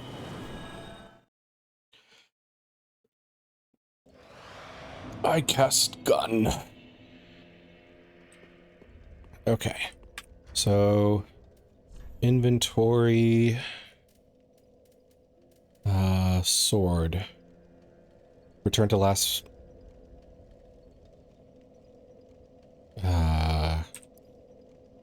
Fragment of the coiled sword of a bonfire which served its purpose long ago. Returns caster to the last bonfire used for resting. Where the bonfire and Firelink Shrine can be used repeatedly.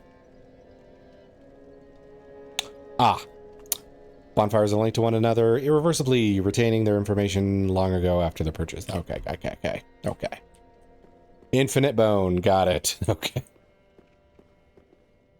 Ashford. Very well. Then touch Hignari. I will touch your darkness. Thank you.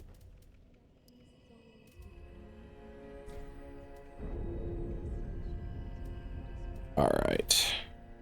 Ashen one. So now we can quickly return to the bell.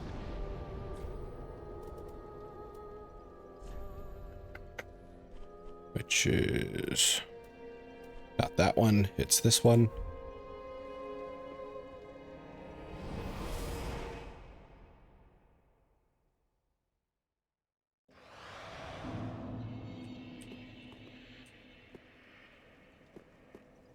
That's where the caster is.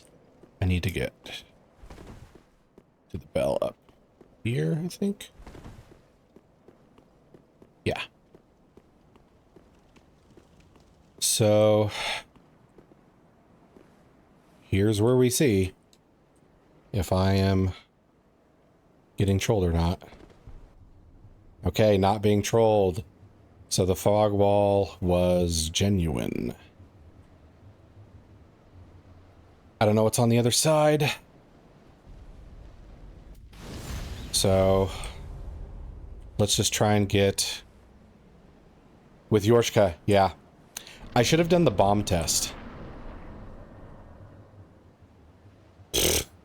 Oh my gosh. Okay.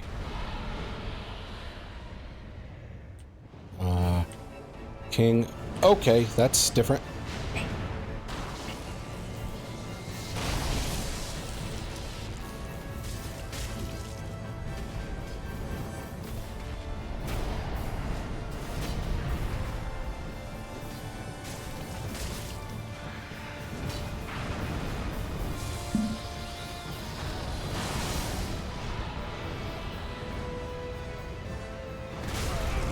Okay, he deals pretty good damage.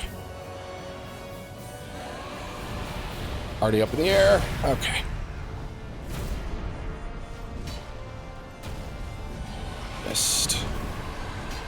forest. Oh, heck. That's a lot of... Okay. Yeah, I have embered in mid-boss fights before. But I try on, like, the first time to do at least one ember. I don't do it all the time. But sometimes I will do it on the first try just so I can survive long enough to get as much information as possible.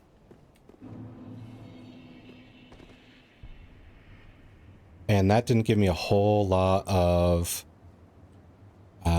information, so I'm going to have to make the next few tries without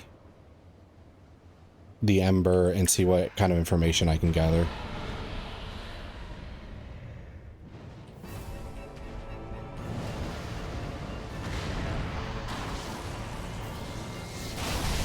Okay. Okay.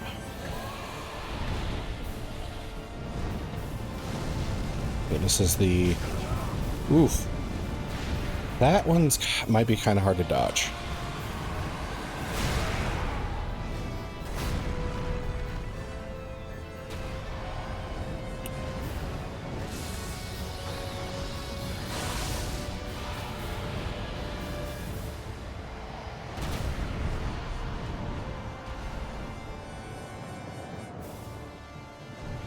Lifted his head at the worst moment.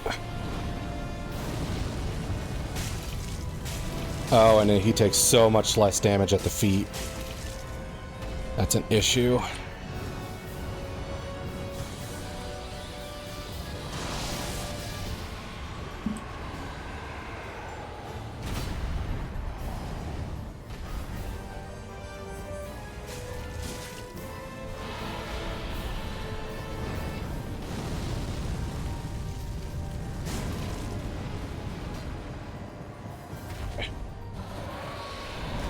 That was greedy. This is big fire. Whoop, okay. Greedy. Okay, I feel like more than 2 is definitely super greedy.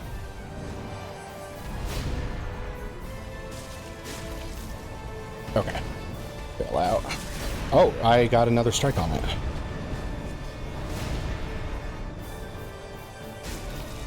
Okay. I need maybe one more hit on the head.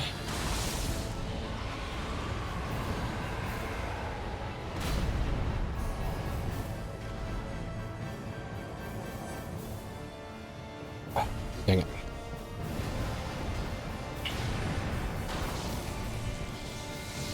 Yeah, I don't know what that attack was. I didn't prep for it well.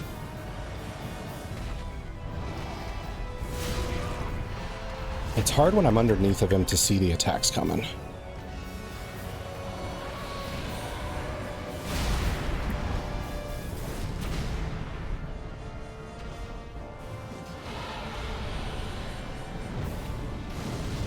Oh, I need to move. Can I get the swing? I can. Okay. Okay. Let's get the adrenaline out of our system and get ready for this next phase.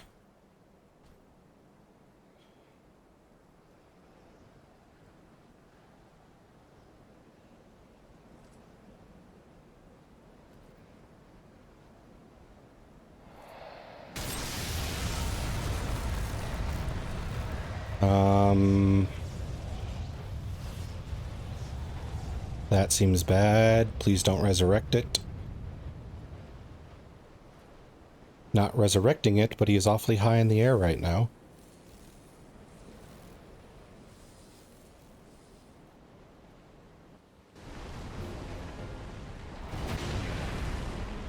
Okay, so it has wave attacks like Lothric and a nasty lunge.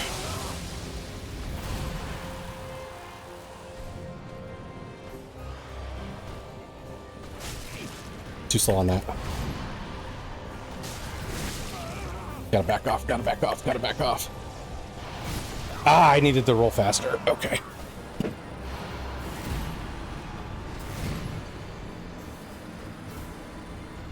Okay, so got a good lick in, at least, that I'm glad his next stage is not a gimmick, it looks like. It looks like I am supposed to actually fight him and not,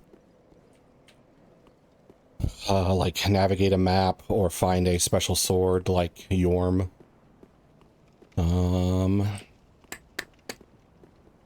And that was without an ember. So... okay, but I don't think I'll ember quite yet. I think I want to get more information on phase 2 before I start committing resources to it.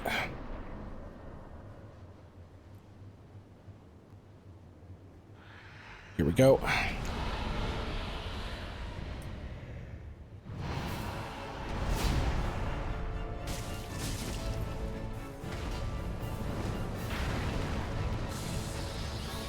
Lightning. Oh, too soon. Okay. Was not punished.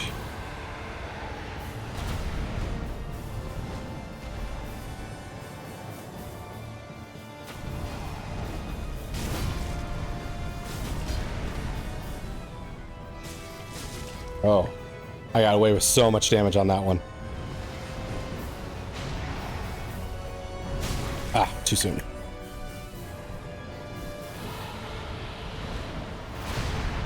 That one wasn't. Okay.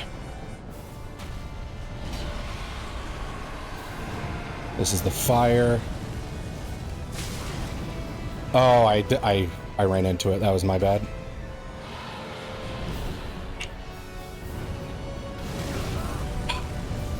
Too close to get away from that.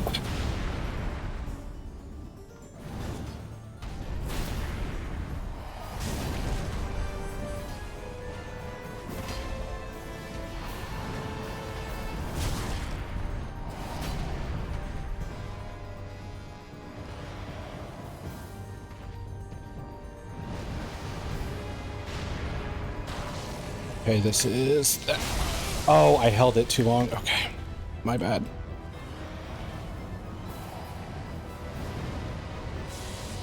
This is the spears.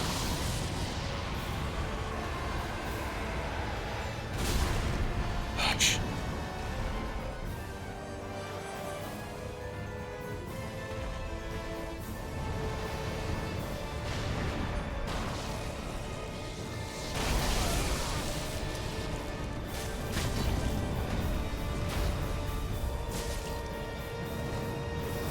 Okay. The finisher's new, but we got there. And it's escape to skip cutscenes.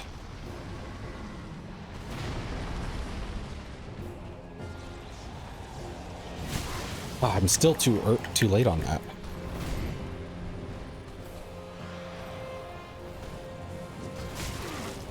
That was a bad decision.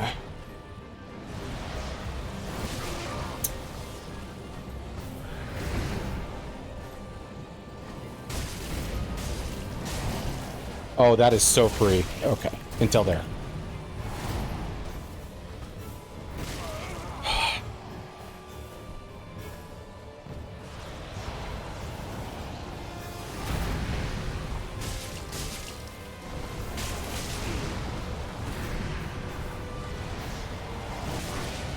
Okay. It's kind of hard to gauge his speed. Ah, too soon for that.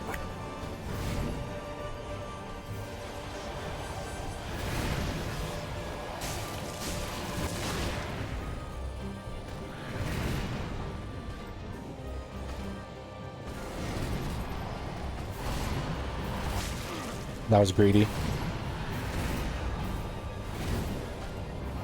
Oh, I Estus on the big windup. That was bad.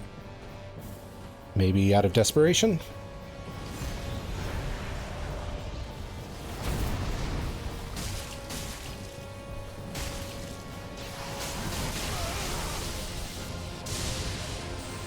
He's doing other stuff. Okay, this was greedy. Using the Estus was a bad call. Okay. Or not the Estus, but the Ember. Ember was a bad call.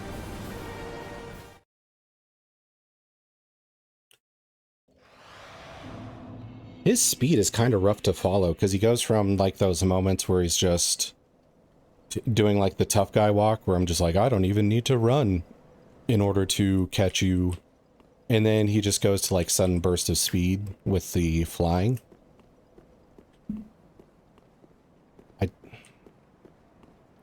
Nameless King. Let's see.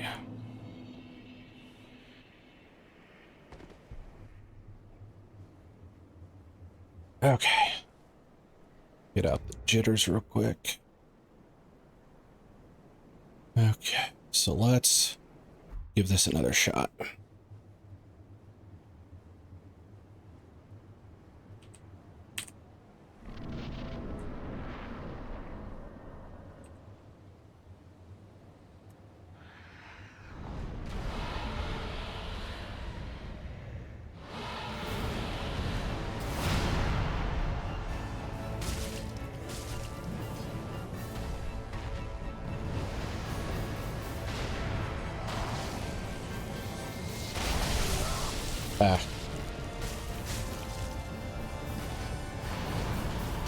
I was hoping.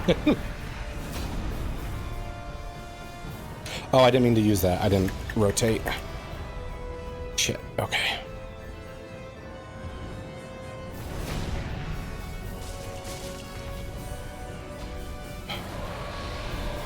This should be the fire breath. Oh, that was pointless.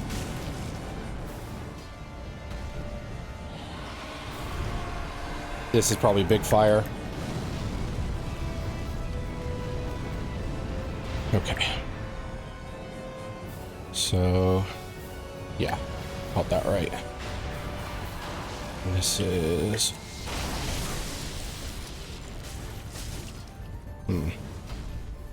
That's an odd one.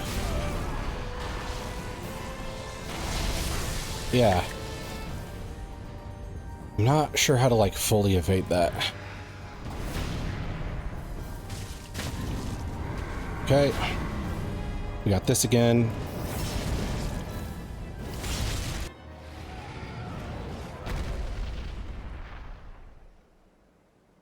And we skip the cutscene. Yeah, do your tough guy walk.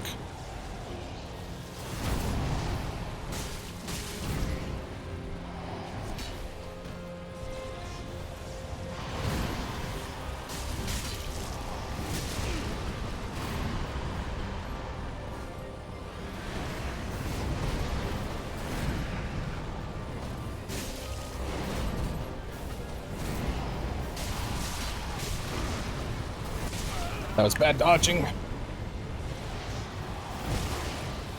Bad Estus.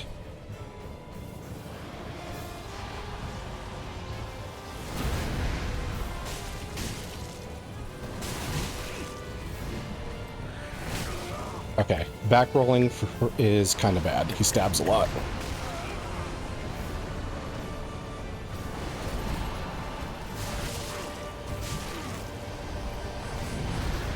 Shit. Okay. Yeah. Back rolling. I gotta get out of the habit of back rolling when I need to Estus. It seems like the side roll is a lot safer. With the stab lunges and the, like, cloud thing he does.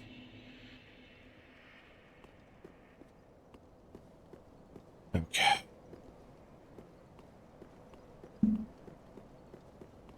I mean, at least the first form is kind of a... Oh, right. At least the first form is fairly easy. The second form feels like it might take some practice. I think the lowest I got him to on the second form was like 30%, which is pretty doable.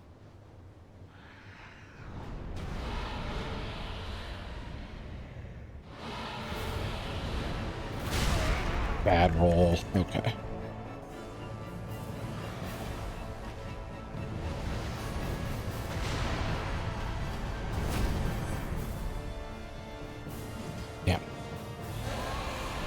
Oh, this is the fire.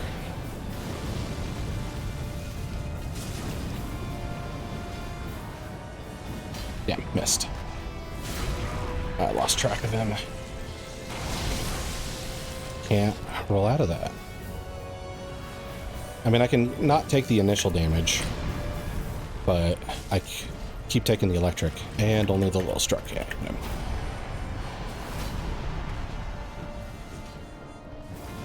That, it really makes me sad.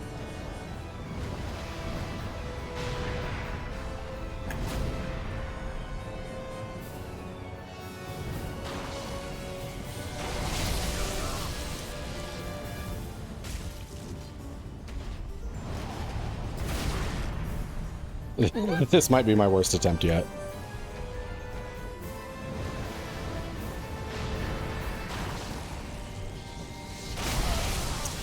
Yeah, it's definitely the worst so far.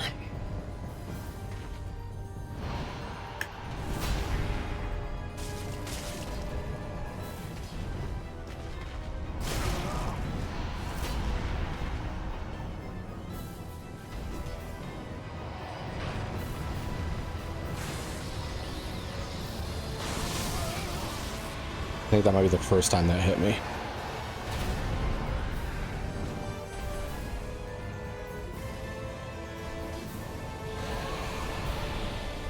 Fire.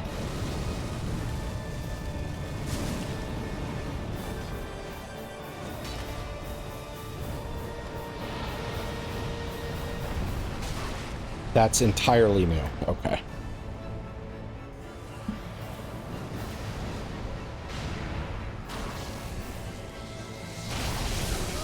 A little bit of lightning hits me. But at least I got one hit there. Oh shit, I'm in a bad animation. Okay.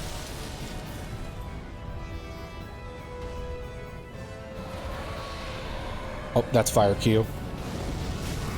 Shit, okay. Every instinct, this one has been wrong.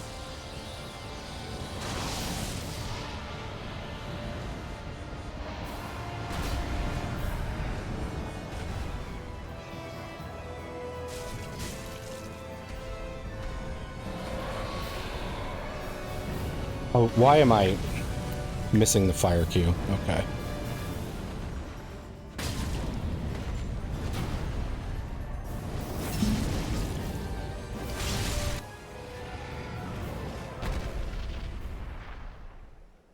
Okay, skip the cutscene. 5 Estus flask. Let's go. Okay, I have to get the timing of that down. Just reacting when he starts moving is not working. That it works super fine on.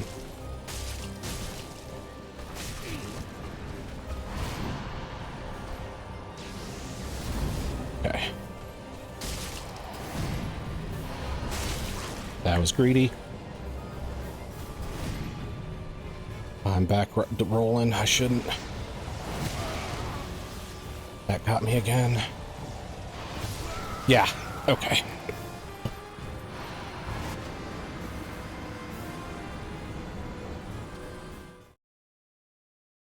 Okay. Let's see.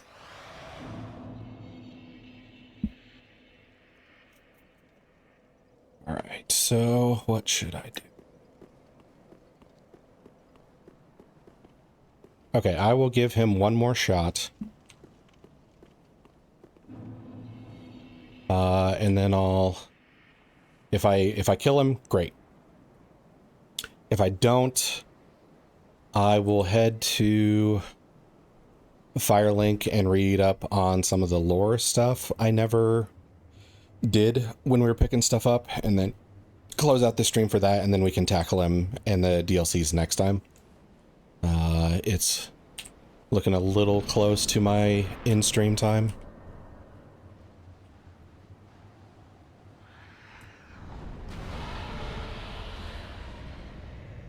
Hello.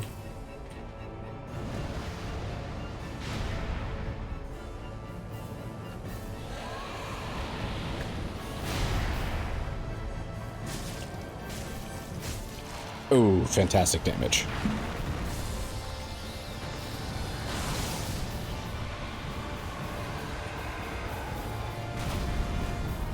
Something's going on. Okay.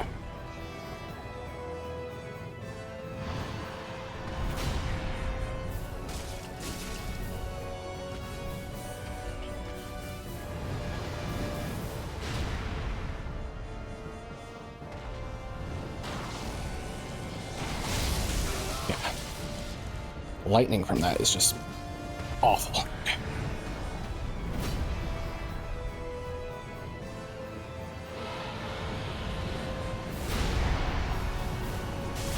Okay. Oh. Set me up for a second swing. Okay. Juice up.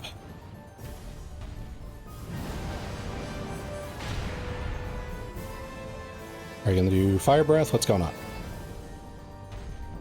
This is new behavior.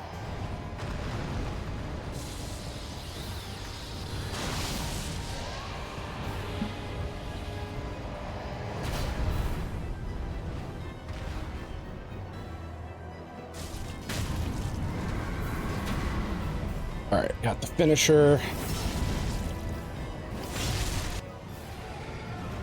You know, when I fought this boss, I really thought this was the worst camera situation that a game has, but when I played DMC that today, boy, oh boy, was I wrong. Okay, so I know people think I'm crazy for doing the mouse and keyboard on this, but I think on this, it's actually helping me since I have more control over where I'm looking and when. Because I'm not even locking on to the big bird guy. I'll lock on to this guy, sure, but I gotta get the timing of that.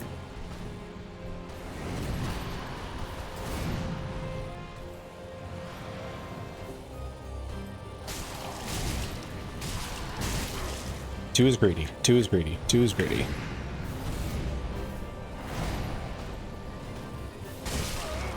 Apparently one is greedy. I rolled too much. Okay. Gosh.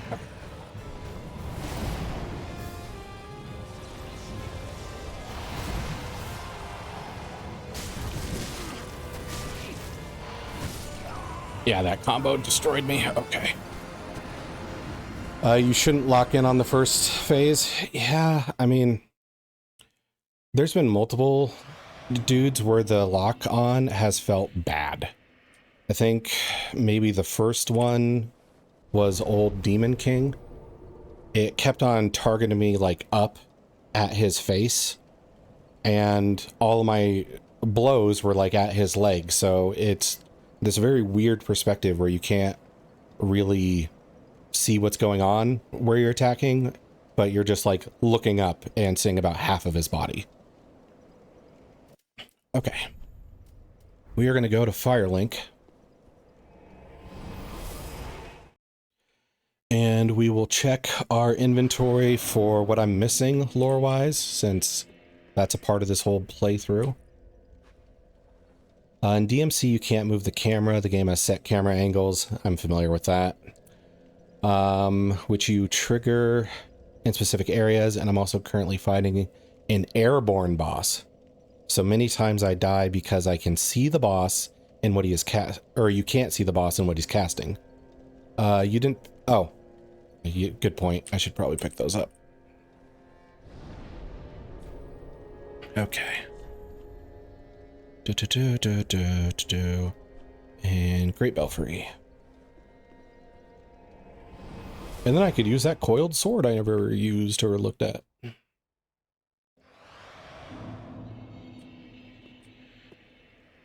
Let's see. Up the stairs here.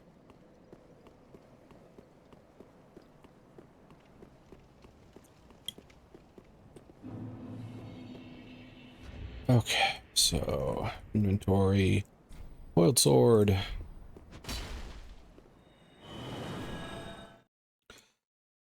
But I got my first taste of Nameless King, got him down to 30% health. I feel like that's a pretty good start.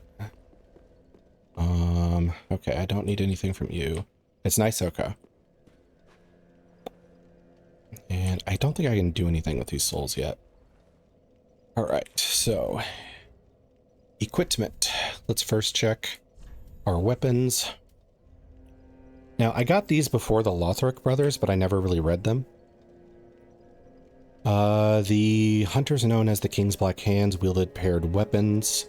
These belonged to Goddard, who fled to the castle. Goddard rose quickly through the knighthood, no surprise to those who have witnessed his swordsmanship. And the rest is skill info. Okay. Goddard, I'm not sure if I'm supposed to know that name. I don't think it's familiar. Drakeblood Greatsword, a greatsword wielded by an order of knights who venerate dragon blood. The sword, its blade engraved with script symbolizing dragon blood. It inflicts magic and lightning damage. Ricard's Rapier, a striking decorative rapier of an undead prince spoken of in ancient times. Although many of the tales surrounding the prince are questionable, this thrusting weapon suggests that the stories of his graceful technique were in fact true. And it has like a special lunge and press. Assume quick stance, lunge forward, execute a stunning chain attack, sustain offensive with strong attack. So this might be similar to my weapon, where if you get locked into an animation, you're kind of screwed. But probably offensively nice, I'm assuming. We read Chaos Blade. Hunters known as the King's Black Hands wielded paired weapons. These belonged to Kamui, who looked after the prince. Kamui brought Onikiri with him to the undead settlement, where he forged Ubadachi, and was finally prepared to join the ranks of the Royal Hunters. Okay. We read Blacksmith. Dragon Tooth we never read. Created from an everlasting dragon tooth that will never break. Left by Havel himself, along with his boulder-like great shield, grants its wielder resistance to magic and fire. Okay. The spear, I believe, is new. Cross spear associated with Ornstein the Dragon Slayer, which he is a familiar name from the board game I played. Because it is Smog and Ornstein are the pair. The, like, big fat guy with the hammer, and then the smaller guy, I think, has a spear. Because, you know, like, Ornstein is in the board game, yes. Okay. That's where my knowledge comes from. Smog and Ornstein. Yeah, we talked about them before. Weapon of the gods imbued with the strength of lightning. Two-handed thrusts utilize the support of the cross and requires great might. But it can pierce deep into the flesh of dragons and send mere men flying. In Dark Souls 1, you fight them both simultaneously. Same in the board game. I think it's the board game only has like the gargoyle, which I'm pretty sure is the first boss. Wait, no, first boss is the demon that has the thickness on the lower end. And then so it's Gargoyle, then Ornstein and Smog are the only two bosses you have in the board game. Charge Spirit Waste to enwreathe it with lightning, then release bolts with final thrust. Okay. Yeah. I mean, it's weird because, like, its body shape is almost like a traffic cone. Like, it's so small and thin at the top, and with its, like, shoulders and head, but then it's just progressively thicker and thicker as you go down. So let's see. Any more newbies? Black Knight Glaive, I think I read. Yeah, I did read that, because we talked about Black Knights. Claw. Weapon favored by intelligencers of an eastern land. The laceration it inflicts does not mend easily. When two-handed, claws are equipped to each hand. Has a leaping slash, which is pretty self-exclamatory. Dragon Rider Bro, Dragon Bro, Dragon Sire. Knight Crossbow, we're good on that. Sniper, we did that. Sorcerer Staff. I think we did that. Sage Crystal Staff, I'm not sure. Crystal Catalyst presented as a gift by the Crystal Sages to their favorite pupil, Crame held. Oh, the Bossels. Oh, I never even considered that. Yeah, I should read those. Saint's Talisman, I think we... Sunlight. Okay. So, yeah, let's check the boss souls. I went too far. There we go.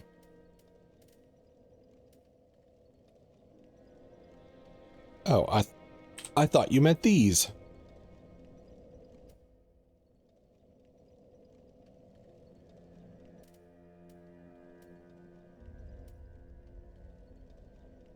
I think I read the weapons in the stores.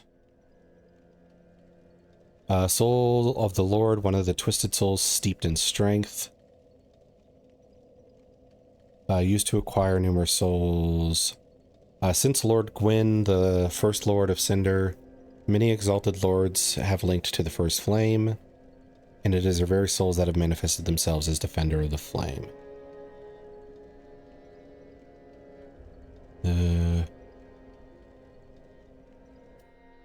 Okay, I'm going to read this to make sure I don't mess it up. I was talking about the weapons, but there's extra lore. Let's read them. The boss souls, I mean. The new ones, like Lord of Cinder. Okay. So, yeah. The princes, I don't think we read those. The two princes rejected their duty to become Lords of Cinder and settled down far, far away to watch the fire fade from the distance. A curse makes their souls nearly inseparable. That super reminds me of Lichdom, though, in TTRPGs, where, you know, you can kill the vessel, but the soul is elsewhere, therefore it can come back over and over again. So it's almost like the brothers were their own vessel for the other, kind of. But I'm assuming if you kill the piggybacker first, the bigger brother doesn't raise him, so that theory kind of collapses on itself when you look at it that way. Yorm is the descendant of an ancient conqueror, but was asked by the very people once subjugated to leave them, serving as both a weighty blade and a stone-hard shield. Okay. Gundyr. Once a champion, came late to the festivities and was greeted by a shrine without fire and a bell that would not toll. Oseros. Went mad trying to harness his royal blood for greater purpose, leading him to the heretics of the Grand Archives, where he discovered the twisted worship of Seath the Pale Drake. Huh. Seath the Pale Drake. Yeah, I would like to check out the Orseros video. I mean, I'll probably do it off stream, but still, it'd be good to know. Old Demon King, the shriveled Demon King is now like a clump of burnt ash, but he is the last living witness to the chaos of Izalith. Okay, I think Demon King has the least amount of lore about him. He's just like a dude. Except for maybe this guy, Stray Demon. They don't really give them much. Soul of a Demon, Soul of the Dragon Slayer armor. Okay.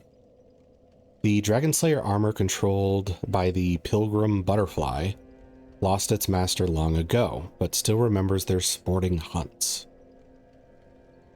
Pilgrim Butterfly. I mean, the name would have stuck out if I had read Pilgrim Butterfly somewhere.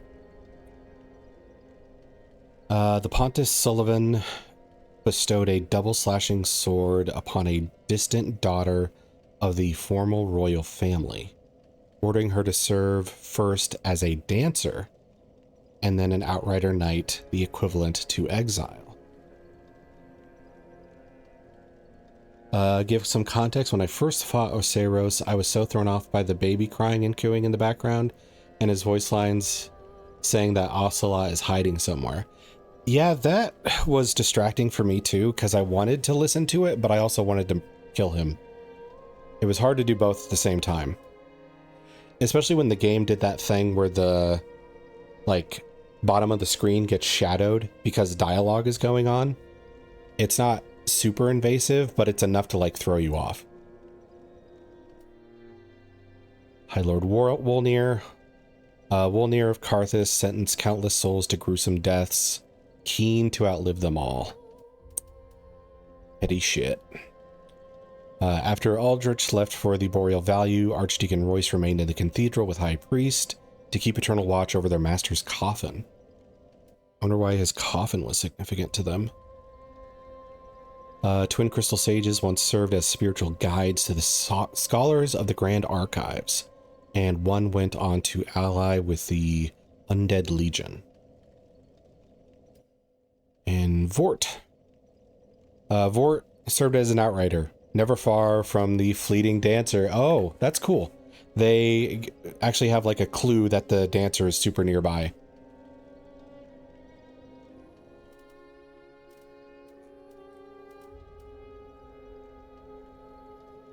These giant trees were also known as Watcher trees, and their seeds unmask invaders. Okay. So for the first few tries, I was looking for Ocelot all around the area to see if I can trigger something, but never could. I just beat him down and Googled what Ocelot was about. That makes sense. With him going on and on about Ocelot, I might have been tempted to think like, is this a gimmick boss and I need to find some dude to make him mortal or something? Now, I think I read the Soul of Lords stuff. I never checked. Did the champion Gundyr give us a soul? Should I look for that item? Yeah, here we go. Soul of Champion Gundyr. Gundyr's halberd. Halberd of Gundyr the Champion received when he was charged with his duty. This old cast iron halberd has the power to break poise, said to never crumble, seeming to suggest that Gundyr was fated to eternal service from the beginning. Okay.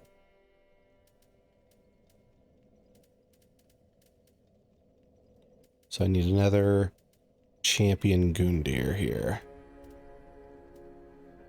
Probably this. A portion of steel chain used to restrain Gundyr. Gain vigor, endurance, and vitality, but take extra damage. Okay. Prisoner is one who has staked everything on a belief. A proclivity most apparent in the greatest of champions. Oh. Do you remember that first cutscene and during the fight, it looks like he's holding something close to his chest? Yeah, I thought that was some sort of like alluding to pregnancy because it was about that spot where he was holding his hand, where it's, you know, like kind of low for somebody holding their stomach, kind of high for somebody low holding their groin, but it seemed very like pregnant mother. And his voice is so like messed up, I don't feel going like, oh, first day of using a staff while holding something, but in second phase on all fours. Yeah, he's much more bestial.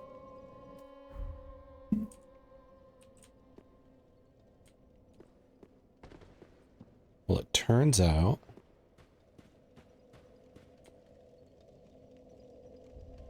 okay, we're hyping up. We're hyping up.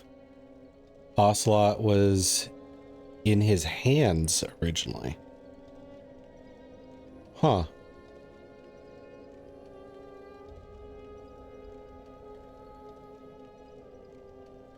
Okay, he has the staff. So, is the staff Ocelot? Oh, wait, you said it was like cut content thing. So, he was supposed to be holding Ocelot and then it got cut, is what you're saying. But what happened to Ocelot?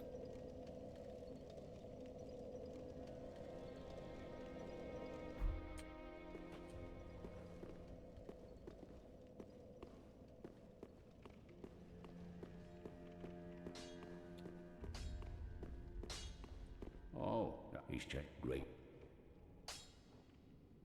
Huh? Well, now that that task is concluded, what would you have me smith today? Okay, so that was the build-up for the link. Got it. Okay. Force weapon.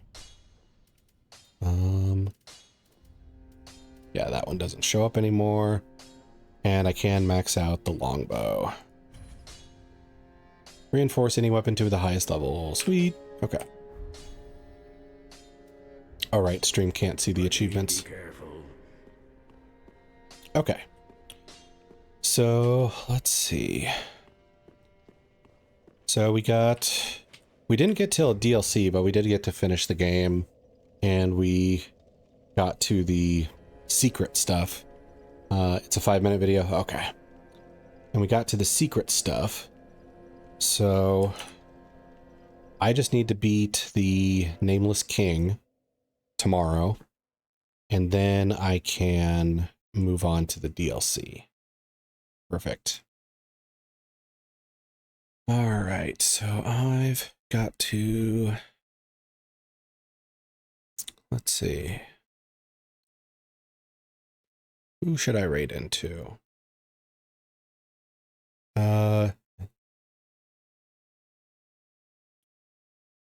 Wait. It's a 5-minute video, dare I say today. Oh, because you watched the VOD today, so it seems like I killed Oceros today. Okay. Understood. All right. So, I see somebody doing Dark Souls 3 for a charity stream. So, I think I'll raid into them. Let's see. There we go. I'm really excited for the stream. Like I kept checking every time until it was 9 p.m. for me. Well, thanks. I feel like watching me find that like invisible wall, but not realizing it's an invisible wall, would have triggered a bunch of people to want to jump in. Like, hey, you missed the thing. But yeah, I also had like the whole Soul of Cinder like right in front of me when I ended last stream. I wish I could have taken down Nameless King today, but the timing was just bad. Okay. Okay, so even though we didn't get to a DLC, I thought today was a good stream. I want to thank anybody who stopped by and who watched along with us. Don't forget to follow in case you want to see me finish up tomorrow, or if you want to see me tackle the DLCs tomorrow or onward. But it was fun. I think actually this was probably one of the more fun streams I had in a while. I felt like if there wasn't a clock on the stream, I probably would have gone for like an extra hour and a half today.